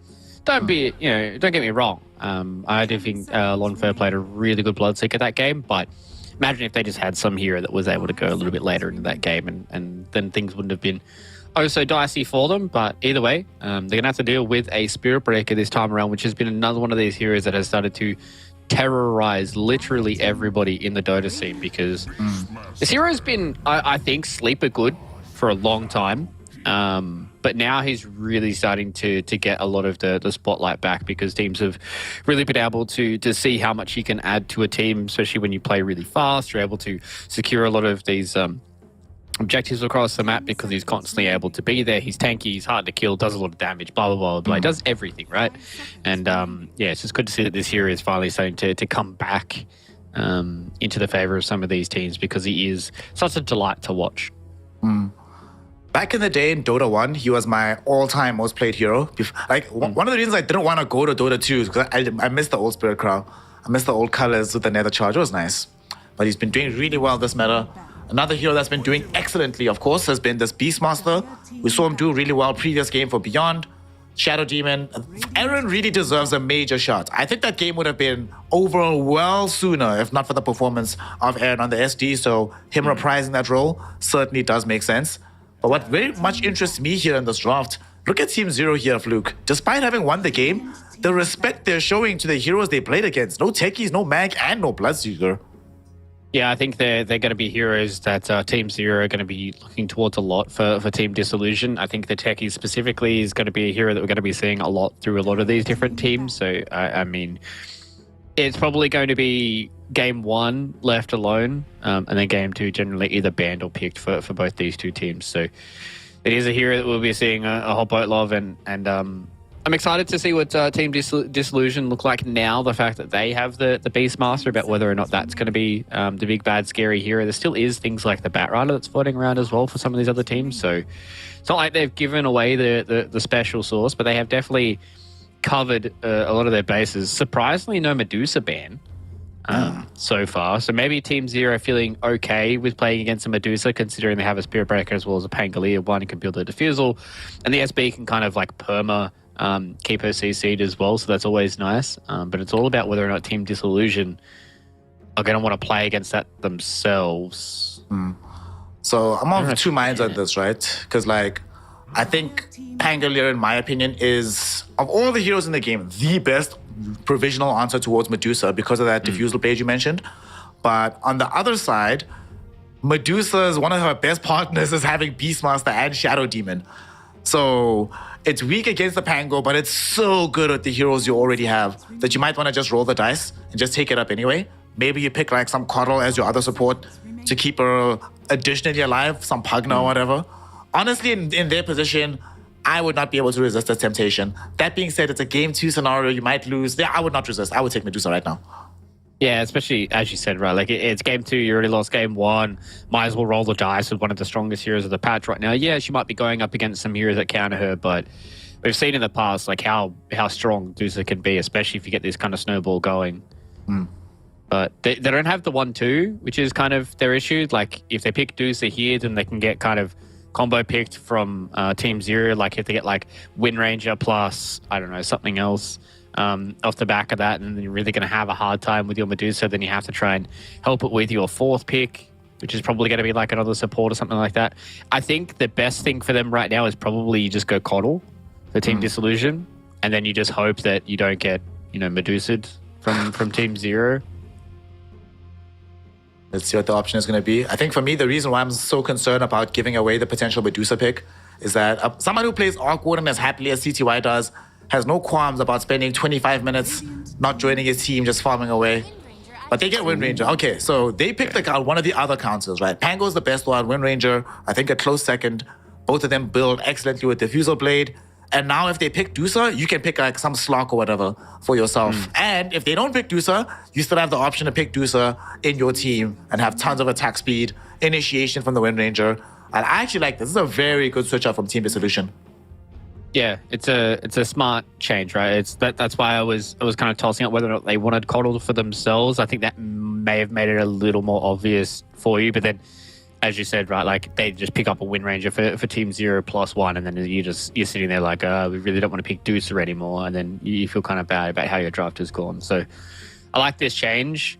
It's now the question for Team 0 is how do they actually allow it to go? Okay, so I was going to say, did they actually allow the Medusa to go through and try and pick one of the carriers that can go okay into it? You know, maybe you pick like an anti-mage or you know, maybe a Morphling and try and fight that way against the Deucer and just kind of hope and pray that you're a strong enough team to be able to deal with it. It looks like Team 0, they're going to roll the dice as well and try and play around a Medusa, potential Medusa. I mean, at the end of the day, it might not even be picked here snare, so all this theory crafting could be for naught. Ooh. There's something nice and fancy. Some Warlock. We don't see this every day. They have a lot of AoE damage, right? So that plus Fatal Bonds is very strong. Is indeed quite strong. I haven't actually seen... I don't actually think I saw a Warlock throughout the DPC. Maybe I saw like some game being played, but overall I didn't really see what was happening with this hero. What do you make of it in this new patch? Like the changes, not uber substantial to the hero. Do you think he's actually viable overall in the game? I've seen a lot of Warlock spammers do a lot of damage. The fact that with like your shard and stuff, like you get little golems that just kind of run in and blow up, and especially if you get like a good Fatal Bonds off. So he can do a lot of damage. I think he's definitely his idea as a hero has kind of changed a little bit. Can do a lot of work with like upheaval plus Fatal Bonds. So I don't hate to see it. I always enjoy watching Warlocks because I think he's a really cool hero design-wise, especially now with his shards. So I don't know if he's like up there because he can really be abused by some of these high mobility cores and these heroes that really don't care about a lot of the stuff that he's throwing their way. So he can be abused, and I think in this game, I'm not quite sure if he has the right spot because he kind of gets owned by summons in the lane because you don't really have a good way of dealing with it. You can upheaval them and stuff like that. But yeah, I don't think it is kind of the greatest hero into like Beastmaster plus a Wind Ranger and stuff like that, especially once they get BKBs. But Team Dissolution with the Earthshaker. So either ES or Wind Ranger is core. I don't hate either of them. Given the banning pattern in the previous game from Team 0, when they banned Earthshaker, they were assuming it was going to be deployed as a core. In this game, I think Wind Ranger would still be fine as a core, but I guess maybe they're thinking that it's not as important to have her as a core dealing with Morphling. It is still pretty good though, having the Diffusal build against him. So I think there's probably higher priority of having like some ATOS Diffusal coming out of her into the Morph. But I just want to see this Earthshaker. I'm hoping it's a core because then it'll be some new tech, but I just want to see what he's going to accomplish in this game. But now we are down to our offlaner for Team 0. We need a carry for Lanfur. So for Beyond, I doubt he's playing Pangolier in this game. What do you want to see out of him? He built quite excellently in the last game, playing this Siege-style Beastmaster with the mass amounts of units. Do you want to see him go for the Zoo again or more utility this game? I'm not 100% sure for Beyond. I don't know what he's going to play. Maybe he might play the Spirit Breaker this time around. But even on the time of Team Dissolution, they don't really have the greatest of wave clear. It is going to be pretty good for the Pangolier to deal with a lot of the summons. So I think this time around, I definitely feel like it is going to be another good Ags game because these fights aren't going to be super quick. They're going to be relatively slow. So it looks like it is going to be a core Spirit Breaker for Team 0. So it looks like Beyond is going to be picking that up. They are all in on this Morphling basket. I think if some of these heroes start to feed and really don't look that great, then Team Dissolution can kind of start to win these fights early on. But again, same with them. Like it really does feel like this is what? Yes. What are these? Okay. It says it's a mid Earthshaker. Yeah, boy. I'm actually really happy. Into a Pango. I'm super happy. I am super happy. I want to see how this goes. This feels very, very exciting to watch. I mean, like I was saying, Team Zero, they assumed that this was core Earthshaker last game. So there must be some tech that they've unearthed in their scrims or something, or maybe in some local pubs where they've just seen small KK do work on this hero. So once it happens, I'm just excited to witness it here. It's going to be fun. Obviously, for Rubik as well, I'm very excited to see this. Not only is this an excellent Rubik game, right? Looking at these heroes that he can steal spells from, can take spells from the Earthshaker, from Beastmaster, from Shadow Demon. Even the Wind Ranger Shackle Shot is so good on Rubik. This is also Ice Rubik, man. Taking me back to 2016. I'm happy as a clam right now. I'm hyped. Sad about a Morphling, but what can you do? Not everything is perfect in life. Yeah, this is a really, really good Rubik game. And I mean, I think the draft coming in from Team Zero is a lot more conventional than what Team Disillusion. They have a lot of lockdown to be able to enable this Muerto in these fights. She can do a lot of work against the Morphling when it does start to get towards these latter stages. He still is a strong hero. I just don't know where she sits in the carry tier list, right? I think she's relatively low down for a lot of these carry players in their regards of her. So I haven't seen all too many crazy games coming out of a Muerto recently. So I'm not super sold on this hero, but I mean, Team Disillusion, or as their previous name is as Poke, they would do some weird stuff, especially for Lonfer. So if I got faith in any one of these carry players doing it, would be one of these two carry players in this game right now. So I'm excited to see what Lonfer can do, and equally excited as you are, Mr. Snare, about seeing what Small KK does here on the Earthshaker, because I love core Earthshaker as well. Very, very exciting hero to watch, but want to see what Techie's got going for us. I will admit that as much as I am intrigued by this Muerta pick for this game, I don't think it's good. This feels like such a difficult game to play at Muerta. Like the heroes that play against you. You were talking in the previous game about how C2I has challenges dealing with like Magnuses, Bloodseekers, all these things. At the very least, at some point, it became difficult for them to easily encroach upon him. For Meta, she doesn't have like a magnetic field to dissuade you. And the heroes they have, man, Morphling, Spirit Breaker, Pango, reaching you is not going to be that difficult for them. The calling won't protect you. You need like some crazy early BKB. And even then they can stun you with the ultimate from Warlock. I'm concerned. I'll be honest about this Muerta. But at the same time, I hate Morphling even more. So I don't know what to do. Yet again, conflicted about drafts that I hate, man. Well, that is very true. I think she's like relatively safe inside of Pierce the Veil. This game is kind of the one positive I'll say for the Muerta, is they really don't have like that kind of that damage that really stops her from staying in these fights. So I think BKB feels pretty invulnerable this game. But again, I just don't know where I sit with Muerta as a carrier. So I'm not 100% sold on her as a hero, whether or not it good or bad in the game. But I do have to agree with you. I think she's just kind of going to have a rough time into the Spirit Breaker constantly charging her. And Beyond's got one of the funnest heroes you can play in the offlane right now. So I'm sure he's going to try and have a ball. By the way, do you remember when we saw that first interaction with the Terrorblade Sunder? I'm just thinking back on like, did you see that they changed it? Oh, they changed it? Yeah, doesn't look the same anymore. Feels bad. SMH. It was kind of broken because I remember they changed it. They changed it a while ago, so TB got countered by BKB, and then they basically just reverted it back by making it debuff immune, and they were like, hold on. This is not a good interaction if TB gets full HP and then the other person that got sundered doesn't change their HP either. Yep. He just gets HP out of nowhere. I was playing some TB games, I was winning for a while, and then one day I was very confident, I was so cocky in a fight. I was like, man, this guy has BKB. He thinks he's got me, I've got, oh, wait, what? This is not how it's supposed to go. You just get owned by some random janitor patch that you didn't read, fix bug with Terrorblade interacting with BKB. You're like, uh-oh. So in this game, bottom lane, I'm very intrigued to see how this goes. So for a while, in China especially, this Warlock hero would be paired with Warlock, or with the Morphling. You'd go the Shadow Word, make sure that he has pretty much permanent HP, because the heal when he's in full agi is actually insane in the laning phase. Very true. It's all about whether or not ZZQ feels like he can start to pressure people with the upheaval. I think it's like one of those spells that if you get a lot of levels in it early on, it can do a lot of work, but you also have to be very careful about just being kind of ran out by a Shadow Demon, which He actually might be kind of dead happening right now. Well, he's actually gone. Blood grenade thrown his way. Aaron claiming the first blood. Hit him, Might CT1. die for this. He will die.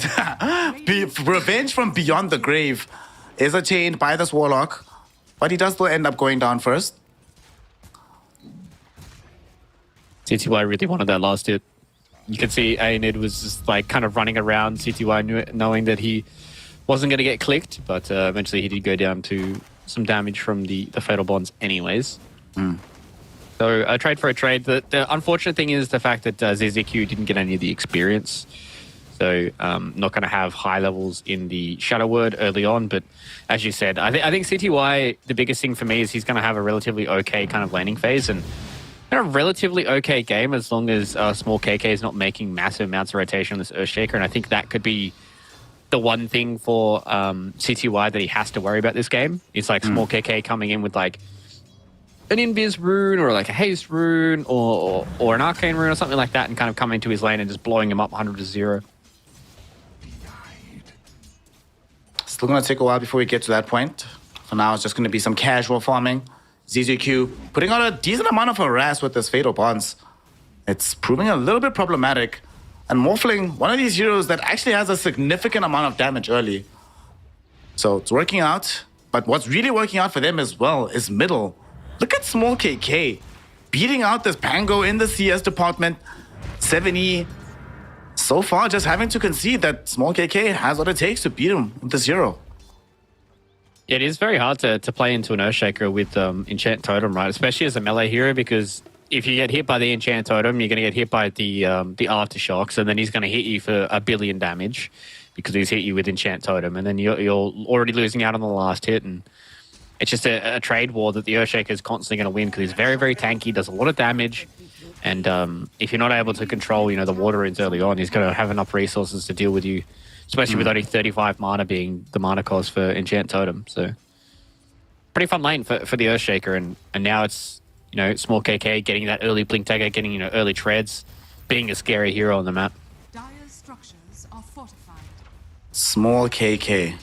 I really want to see what he's going to be building as well after his Blink Dagger here. What's the direction for this Earthshaker hero? Up on top, Beyond also having a pretty okay game. Ranfudao can do what he can, but unfortunately, up until you get a few more items, the damage into Spirit Breaker between these two heroes, not the greatest, but it might be better into the Rubik, as they are trying to bring down Ice Ice. Wind Run from Ranfudao, trying to run down this Rubik, lift back into Beyond. Beyond doesn't get the first hit bash. Power Shot misses, however. Beyond gonna start pursuing this Wind Ranger, still looking for a bash. 17 freaking percent. Are you kidding me? Ranfudao survives. One bash would have killed him, but they don't come, so he survives. Yeah, that was so spicy between both those two heroes, right? Like the fact that Ice knew exactly at the right time to be able to get the lift up, and unlucky for Mr. Beyond didn't get to any of the bashes. Definitely would have been a free kill for him, but that just means that he has a relatively okay lane into the Muerto, right? Like she's not going to be too scary up against the Spirit Cow, especially now that he's getting close to that Vanguard, and it just means they're able to fill up the bottle for 70 in the mid lane, and there's Pangolier. He's going to feel happy with that. Orb of Corrosion is coming out very, very soon as well for the Pangolier. So these swashbuckles, they're hurt already. But wait till these Orb of Corrosion comes out. High key, I think that this is going to turn into a 2v1 lane or maybe 2v2 mid. There's no need to help out Beyond anymore. Time to start putting pressure middle. Try to get this tower. The Siege Dragon that they're using. So put a little bit of damage in. But the most important thing is this rune that's just been picked up by this Pangolier. So you can try to trigger it and try to use the Pangolier ultimate somewhere on the map to get a kill. Yeah, I think they're more setting their attention towards this middle lane, as you said, right? Like they just kind of want to put as much pressure onto this tier 1 tower. Like imagine if they get like a free tower early on and small KK is sitting here and trying to farm in between a tier 2 tower. Like it just means that your side lanes are going to be so happy that they don't have to worry about this mid Earthshaker making rotations on them, especially pre-level 6. So it is all about putting the pressure in the right places, but pressure's going to be heading towards the top lane now with the Invis rune. Lonfer is very, very low. Dude, look at this. Lanfa also just used the calling as well. So he's even less protected. Fortunately for him, he's not gonna 70 find him. went for the gank too soon. He didn't wait until his boots arrived off the courier. So if he had boots, we'd be looking at a dead Lanfur. He does not have boots, so Lanfur gets to live. He might get a courier. Oh, no. No, he's not going to get a courier. Mr. 70, unfortunately, that was a big old waste of time. More KK is happy about it, though. He's just chilling in the mid lane. Farming up, hitting creeps. Maybe. He's gonna go bottom with Bottom this. side. But he goes underneath an observer ward, so they know he's here. They're immediately backing off. The swashbuckle onto Iron It, and they have access to this Warlock with the Fatal Bond, so they have enough damage to kill him. 70, though, doesn't want to take the chance. Just rolls directly onto Iron It to finish him off. Coming back for Aaron. Swashbuckle will enable him to get the double. Takes a little bit longer than expected, but he finds the achieved result. Gets 2 heroes on the map and opens up space for his team. Yeah, getting experience as well is the big thing for 70, making sure that he's keeping up in that experience farm, because the more levels in Swashbuckle, the more levels in Shield Crash that he has, the stronger this Pangolier is going to be. He's almost at Arcane Boots as well, but Small KK, they're in the mid lane. He's gone for the treads. He's probably going to go for the blink next, I'd hope. Maybe he might go along the lines of like a Shadow Blade to try and catch out this Morphling, but probably blink on the way. Let's see what he decides to do. Quite a lot of bulls we've seen coming in from these strength heroes in the mid lane. But Blink should just definitely be on the cards for him as his #1 priority. Down bottom, the priority here for the rest of this lineup is going to be trying to deal with these heroes on top. Ooh, is this he in trouble? Nice, fine. He's cool. He is cool. Silence will be there onto Beyond. But not having a fun time in this lane, Lanfur is. Does get easier once you get the Maelstrom, though. Yeah, usually I remember when Myrtle was being picked, you know, not all too long ago, she was being picked for a lot of her lane prowess, but just it feels like they haven't really been able to abuse that. A lot of her spells early on are very, very strong, but I mean, now he's got the Falcon Blade coming out, so Lanfur should be able to sit back and farm a little bit, but they're doing a good job at putting the pressure onto the Muerta, because early on, in the lane, she's relatively good, but once you start getting like the lightning phase starts to break down, you start going towards the mid game, she's quite a weak hero until she starts getting a lot of these items, and she really starts to grow in strength very, very fast. So if they're able to abuse this awkward timing where they don't have Blink Dagger on Earthshaker, they don't really have anything on the Beastmaster, and Lanfur really can't stand and fight, then it's going to be a good time for them to take a lot of these objectives off the map for Team Zero. Speaking of Team Zero, you know how you know CTY is an old school player? So there's been a couple of things I've been seeing with players who are a bit more seasoned in their years. It's the itemization. All this newfangled stuff that people are doing, the old school guys don't care. Morphling building straight Lincoln Sphere. In the top lane, they're going on to small KK. He showed up here, get a disruption out onto the 70 Pango, but no fight's gonna break out. Both teams have vision. Nothing exciting is gonna happen. I got you, Scriff. It was much more exciting to talk about the Lincolns. Don't worry, bro. Yeah, especially, you know, walking into an Earthshaker, you don't want to be the YouTube clip, right? Ramford, yeah, I think 70 is going to kill him. He's actually dead. Swashbuckle in a second. He got him. And he got him. And the best part about that, this is going to get him almost over the line towards finishing off his Diffusal Blade. That means he can complicate life for the rest of the lineup. It's going to be really annoying for small KK to try and play around, right? Like, if he ever gets clipped by, like, a Swashbuckle or even just in a fight itself, right, dealing with a Diffusal Blade as an Earthshaker is very hard. Like, look how low his mana pool is. Like, if he blinks in, echoes, and throws a Fisher out, that's like, you know, what, 265 mana? That's a decent chunk of his mana pool already gone. So if he gets hit with a Diffusal Blade, then his low mana pool's already going to be sapped pretty fast, and it's going to be rough for small KK, but, you know, once he gets his Blink Dagger, he's going to be all about, you know, getting a lot of this counter initiation, trying to force people into bad situations.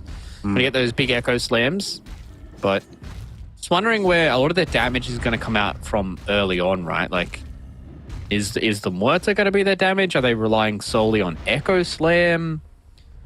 Because, you know, we're looking at this Beastmaster build, he's just gone Vanguard into Martyr Boots, so probably he's going to be looking towards to go to this, like, Guardian Grease Crimson Guard build. And Ramfu Dow's not going to do any damage. Nice Shackle shot, but It's nice, it's cool. Won't save his life, however. Still ends up dead. Okay, hear me out, Brother Fluke. Hear me out. Listening. So how they get their damage output is that after this Blink Dagger, you go Shadow Blade Harpoon on Earthshaker. That way, you come out with the Harpoon, you Silver Edge, and then that first Aftershock hit with the Enchant Totem. Dire's bottom tower That's a lot of damage. Hopefully you get a crit off of it as well. It'll feel good. Okay, but that's like what, 8,000 gold? Right around the corner, bro. Yeah. It'll just come, guys. Trust me, it's just gonna happen. This is a good first fight, though. Oh my God, Small Small KK KK. misses with the Blink Dagger, but should still be able to find the kill. Unfortunately for him, though, there was a drop on the Golem from ZZQ. They still do end up finding a kill. Aaron on hand to ensure there's no escape possible. And that's going to be a kill. Small KK finally involved on the map. And he also gets himself a little bit of additional gold for that kill as well. Yeah, I thought he was gonna scuff it up a little bit, but was able to find it in the end. Not sure if I like the play from ZZQ dropping the Golem. Maybe he thought that CTY wanted to come in and try and blow somebody up, right? Like just try and get this like 1-for-1 trade, but now it's it's 2 minutes without Golem, and Small KK didn't echo. If Small KK echoed, then I'd be like, okay, yeah, that's fine. Like it's a long cooldown for long cooldown. But the way it's working right now, they definitely have a small little window here. Do Team Disillusion to try and get themselves some of these objectives. Maybe they can try and put some pressure on this T1 tower. 70 is doing a great job of pushing out these lanes and being annoying. But they've still got the Echo available and they don't have to worry about Golem for another minute and a half. They will smoke up on the back of having all these spells still online. It's only Ranfu down and Small KK, so they need to catch flush with all their spells to have the necessary damage. Ice in the vicinity. They don't want him though. His courier will reveal where he's at, so they know he's a viable target, but they would much rather have anybody else. They go down to the south, scouting through the trees. Do they catch somebody? But they don't have a ward here. Small KK finally comes across the Morphling. He's on low strength, high agi, so he's easy to kill with this Earthshaker. And they just burst him down. The question is though, do they escape? Because we have a smoke from Team Zero as well. But the answer is yes here, Fluke. Everybody's out. Nobody's gonna get caught. And they got the big pickup of the Morphling as well. bottom tower And he might be the sacrifice here. Let's see. He picks up a Wisdom Rune on the way out. Shackle Shot thrown in onto 7E. He left Swashbuckle again, throws it out, and they do get the kill. Stolen Primal so Roll raw. onto Ranfu Dao. Might set up for a double kill from this Pango. The Banish will deny that, and he tries his best. 7E goes in, Rolling Thunder. He wants Aaron, wants to make this 3 that they found on the dire side of the map. They're getting revenge for the Water Boy. A double kill for the Pango. And saying, all right, fine, y'all want to kill Morphling? We hope you're prepared to pay for it in blood. Oh, okay. Small KK gets himself a freebie on the way out as well. Wasn't sure if he had the damage, but with the double enchant totem, that definitely was enough. But well, they get themselves a 3. They do lose 70 at the end. They lost CTY previously. That's a lot of damage for a solo Echo Slam. I remember, a few patches ago, solo Echo Slam was the business, and it dealt a boatload of damage just to one person. But I remember they nerfed it, and seems like it was enough. Only 800 HP, I believe, was on about 800 HP was on CTY. So doesn't have much HP that he has to try and chunk through. So Small KK, I mean, he's doing a pretty good job on this Earthshaker so far. What's that? 3 kills, 3-0-0. You're pretty happy with that. He's going to get in towards the Aghanim Scepter, so he's going to have a lot of that extra reach. But the way this game is starting to pan out, they haven't put any pressure on the Muerta just yet, but this net worth is starting to balloon out, right? Like, Aeonid just really hasn't been able to solidify his build just yet. Yeah, Small KK is doing a decent amount of work, but the fact that like Ranfu Dao as well as Aaron really aren't anywhere close to a lot of their items, and they're relying on kind of this Earthshaker to walk around the map and try and chain stun and kill people until Lonfer's ready to fight, kind of makes it a little scary here for Team Disillusion, right? Because Team Zero, they can kind of go fight if they want to. They've got a DD on their Morphling, they've got a Lincoln Sphere, they've got Diffuser Blade, they've got Shadow Blade, like they got everything they want. I think they're setting up for Roshan, dude. They have several heroes connecting to the top side of the map. We still have nighttime for another 3 minutes. If the Shadow Blade was here from the Spirit Breaker while he was in the fight, they might have really just committed for it, but they're still going for it. DD popped. Okay. Dire scan. Oh my god, this actually misses. Had they scanned the Roshan pit, they would have known what these heroes are at. But they might still have an idea. Earthshaker coming in. There's Observer Wards on the high ground and Warlock there to break the smoke. They scout Scarin. Ice actually buying space and time through middle. Actually, this is so smart. Beyond an Ice, making it seem like the team isn't in the Roshan pit, and they buy it, hook, line, and sinker. CTY and 7E left to finish off the big man. Oh, Aaron got so debated, dude. If he just walked down, he would have been like, "Hey guys," but They wouldn't have been in the area anyways, but it was very comical to just sit there and watch ZZQ stand on the higher ground and watch Aaron TP away and just be like, yes, leave, little buddy, thank you. While we get ourselves a free Roshan. And I believe they even got a kill out of it too, right? So it's very free for Team Zero. They're really starting to make this game look very clean and concise. I think for game number one, maybe they were just getting the quote-unquote stage game jitters, right? Where, it's the first game of DPC Tour. It's been a long time since some of these players have played. Maybe even a long time since these guys have played together. So they were just kind of working out some of the kinks. Mid lane. The kinks are not going to be available here as they're trying to make an attempt onto the life of this Earthshaker. And they should have the damage if they need it. Upheaval drop down as well to ensure. And he's taking a long time to die. He actually drops the Echo Slam and kills off Beyond in the process. Now maybe they're set up for more. In the meantime, though, they did also kill Aaron while all this was happening. So despite Beyond dying, still a 2-for-1 in favor of the side of Team Zero. Yeah, that is... They would have loved to have gotten out of that scot-free, but fortunately for Beyond, didn't get some extra bashes that he wanted to. And he cops an Echo Slam to the face. So Team Zero, again, doing a really good job at just catching out the heroes that they need to catch out. They're starting to stagnate the Aghanim Scepter. He's about 400 gold away from it for small KK, so it's not like he's super far away, but just look at the net worth that they're starting to accrue, right? Like, Ice has a Phylactery and now a Blink Dagger. Like, this Rubik is big, and he's going to be very hard to deal with in these fights. Like, who do you really want to Echo Slam? Are you, expecting Aeonid to be able to come into this fight for you? He's already started out with an Aghanim Scepter, so he's gone for this much more damage-orientated build. Like, who does small KK go on? Where does Lonfer, fall into all this? Oh, Lonfer's going to reveal himself down bottom as they get a Shackle Shot onto Beyond. Doesn't have BKB, so he's just dead immediately. At the same time, though, CTY reaches into the fight to bring down Ranfu Dao. Ionid, not sure he'll be able to escape from this one as a Rolling Thunder comes in from 7E. He's bought enough space for the TP attempt for this Muerta to succeed, but it does come at the cost of his life. CTY with the double. They do lose the tier 1 tower though, so more map opened up, but CTY is getting kind of scary here. 12k net worth at the 20-minute mark of this game. Yeah, this Morphling's hard to deal with. He's got Sergeant Yasha, he's got Lincoln's Fury, he's going to go in towards the Aghanim Scepter, so a little bit more of their stat steal. It's going to be really, really good to be able to do that up against the Muerta. He's going to do a lot of damage with the waveform, so he's going to be a scary hero, even if he steals some of the stats coming in from small KK as well. Him being a strength hero is always going to be nice, so we'll see. See what it's like. Actually, speaking of attributes, fam, don't you think Muerta should be a universal hero? Oh, yes, 100%. I think her being... But then it kind of pulls away from the fact that she's like supposed to be an int carry, which was like really exciting. I think she should probably be universal, yeah.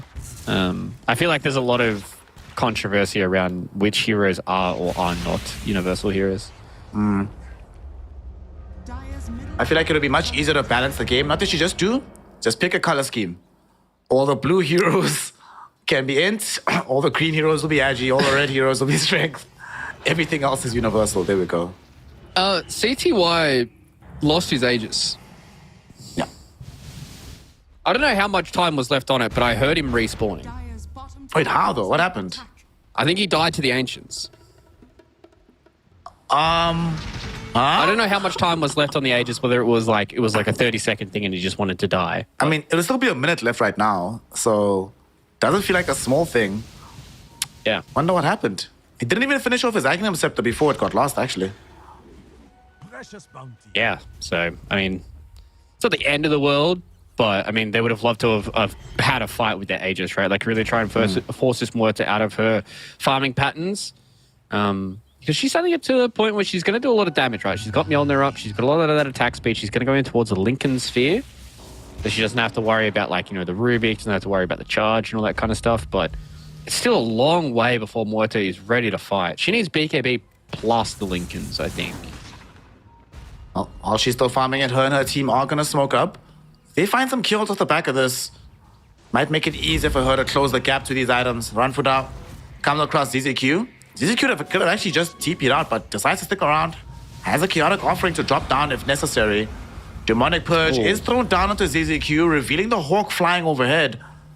But they don't really have an inroad. They know there's high ground, and they have a stolen fissure. Ice Ice throws it out onto Aaron.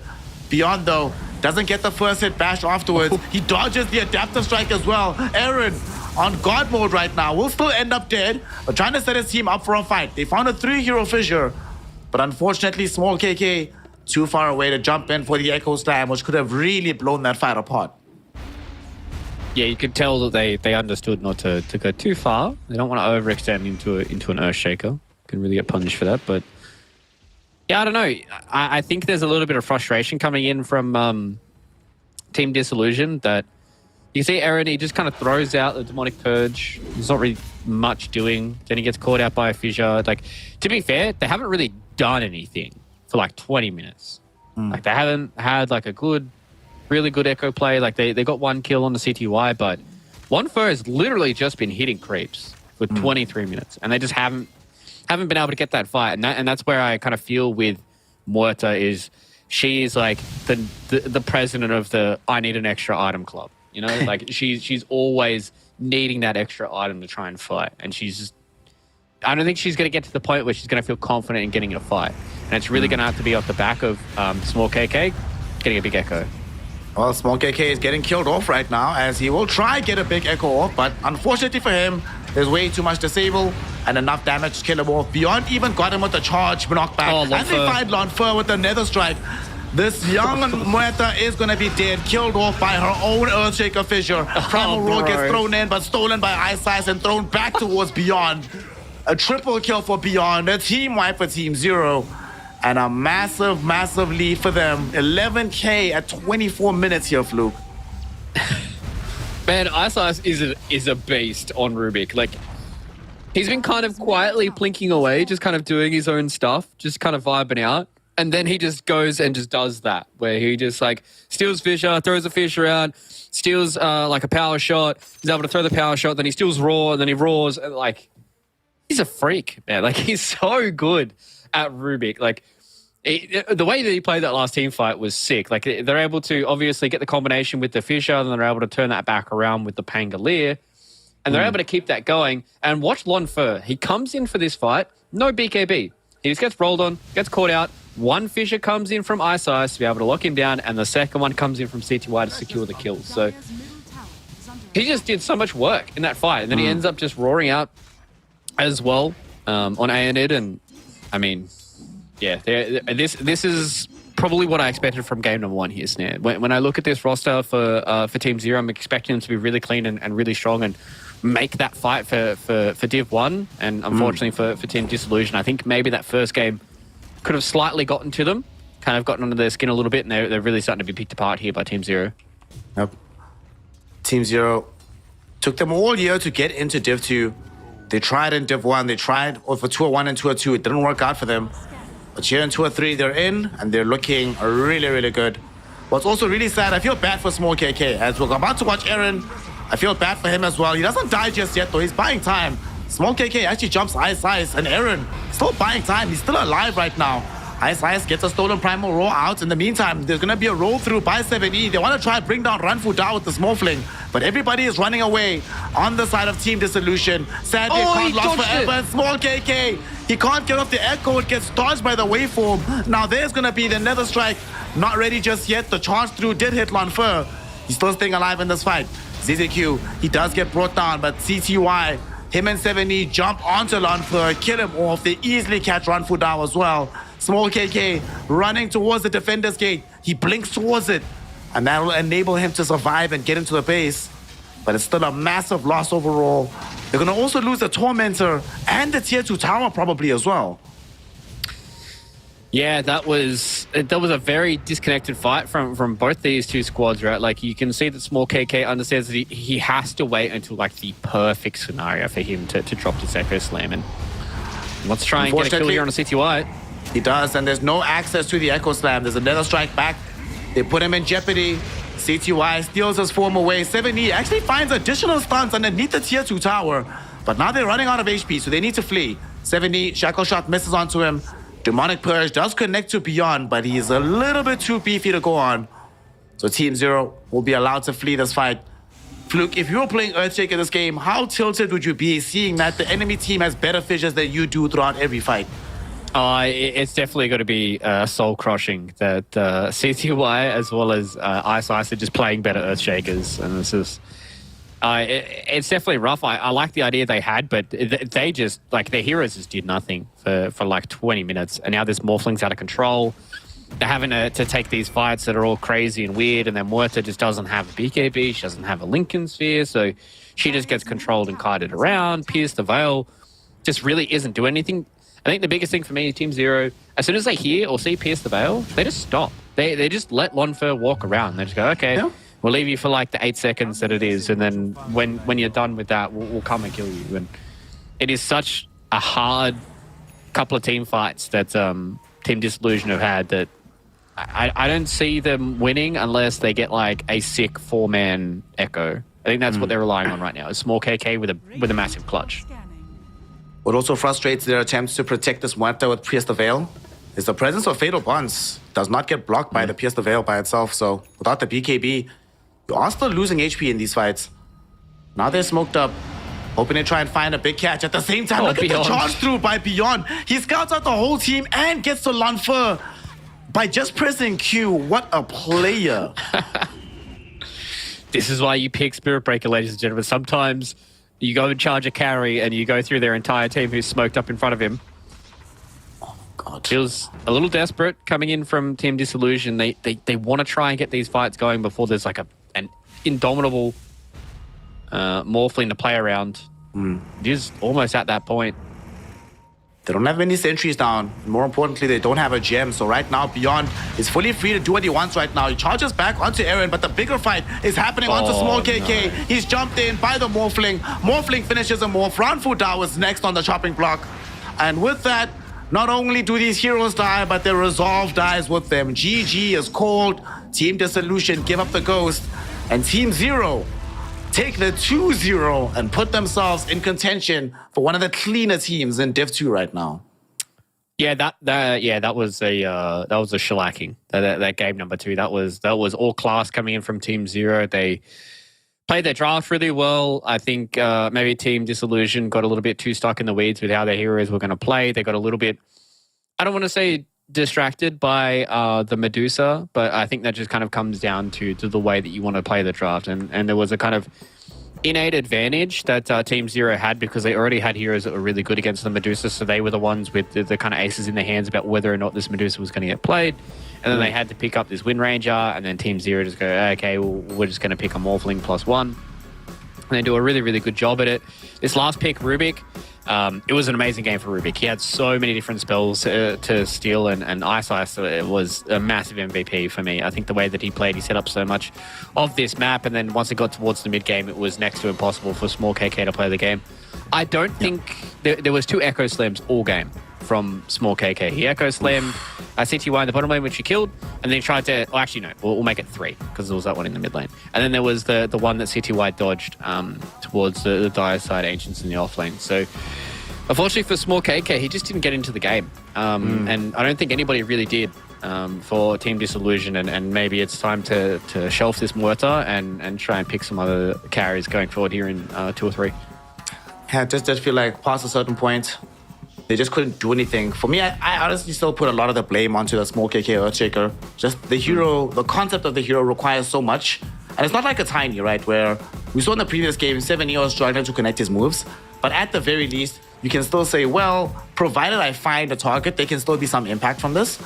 With Earthshakers, kind of an all of or nothing thing, right? You jump in, if this Echo combo doesn't work out for you, like we're going to see here, then that's it. Team fight's over. You have to run away. You can't like maintain your presence in the fight anymore. But I also think that the lanes went way too badly for Team Dissolution. It wasn't supposed to be that rough. Beyond got too much out of the laning phase on his Spirit Breaker. This Morphling was under zero pressure, just farming and farming and farming away.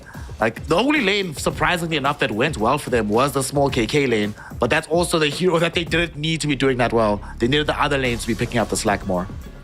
Yeah, it was kind of a little bit of a flip script on small KK and 7E, right? Whereas game 1, 7E was the one that really needed to make a lot of the plays, whereas this time around he can kind of sit back and play his role.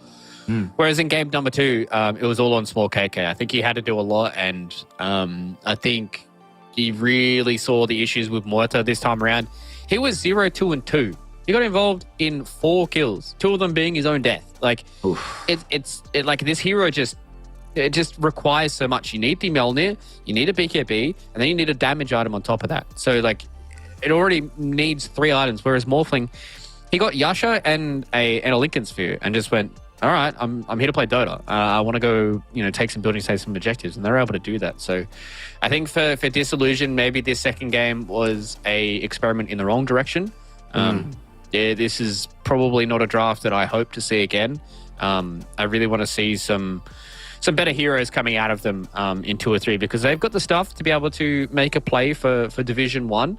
But they really just need to get some of these outlier games out of their game, because we've seen it in previous tours, right, where they look really good in one game and then game number 2 happens, or series number 2 happens, and then they kind of fumble the bag. So Disillusion, I don't think they should be too disheartened with this series, but Team Zero, I'm much happier that the game number 2 looked a lot cleaner than what game number 1 did. Very clean game from them. Let's just go on ahead and give the TI winner his flowers. Ice on the Rubik performed excellently throughout this game. Stolen Primal Roars, stolen Fissures, stolen Shackle Shots, stolen Disruptions, everything you could possibly want out of this guy. Might not have had the most kill participation in the team, but that's not what's required to be the most valuable player. Great stuff from him, a nice blast from the past. Must feel good, right? You've been retired for so many years. You haven't played a competitive official game since, like, what, 2017, maybe 2018, something like that for Ice. You come back, game 1 is shaky, but game 2, they give you your Rubik, and you're like, oh, this is how it feels. It's still good. This hero still feels nice. So Team Zero, I think it also helps them right now that VG Gaming, not really an organization anymore. The players are sort of scattered to the winds. YBB Gaming, they have like the rejects of them in their team. The rest of them are in Div 1. So looking at the squads right now and just the names on the team sheets, Fluke, honestly, I think what Team Zero did here today, they are very well on track to replicate this again and again across the rest of the tour. Yeah, I think the biggest thing for me is they probably only got like 1 or 2 hurdles in this tour that they need to try and overcome. I think this was a good start for them, because I wasn't 100% sure about where Team Disillusion was going to sit. For me, there are some teams that I think Team Zero are really going to be able to put to the sword. But there are also some teams that I think are really going to put pressure on them as well. I'm interested to see what the Last Ark look like as well. As another team, and also Holy Grail. That's another team that I'm interested to see what those 2 teams do look like. As we can see with the schedule, those guys are going to be the next series that we see. I believe it is tomorrow. So it's going to be exciting to see what those 2 teams look like, especially now that we've seen that Team Zero look really, really good, and see whether or not these other teams can replicate that for the rest of the tour. Yeah. So far, Team Zero looking quite decent. Them alongside Big Brain have claimed some victories today. So Big Brain also has a return of a pro that was nominally retired in the form of the God King. So it does seem that this particular tour, not just in Div 2 but in Div 1 as well, has just been a resurgence of quote-unquote retired or formerly washed players coming through and making a big splash here in the Chinese scene. That does end the day for us, though, as we are finished with the 2 series to bring you today. Of course, as Fluke mentioned, we're going to be having some more series in a couple of days' time on Thursday. So join us at the same time, at the same place, to witness those games happening and to try and find out who is actually the best team in China in Div 2 right now and who are the rising stars within the region. Until then, bye-bye, peace out. Remember to hydrate, remember to love yourself, and remember to share that love of yourself and of Dota the next time you're out here. Until then, Snare and Fluke, we're out. Peace till Thursday.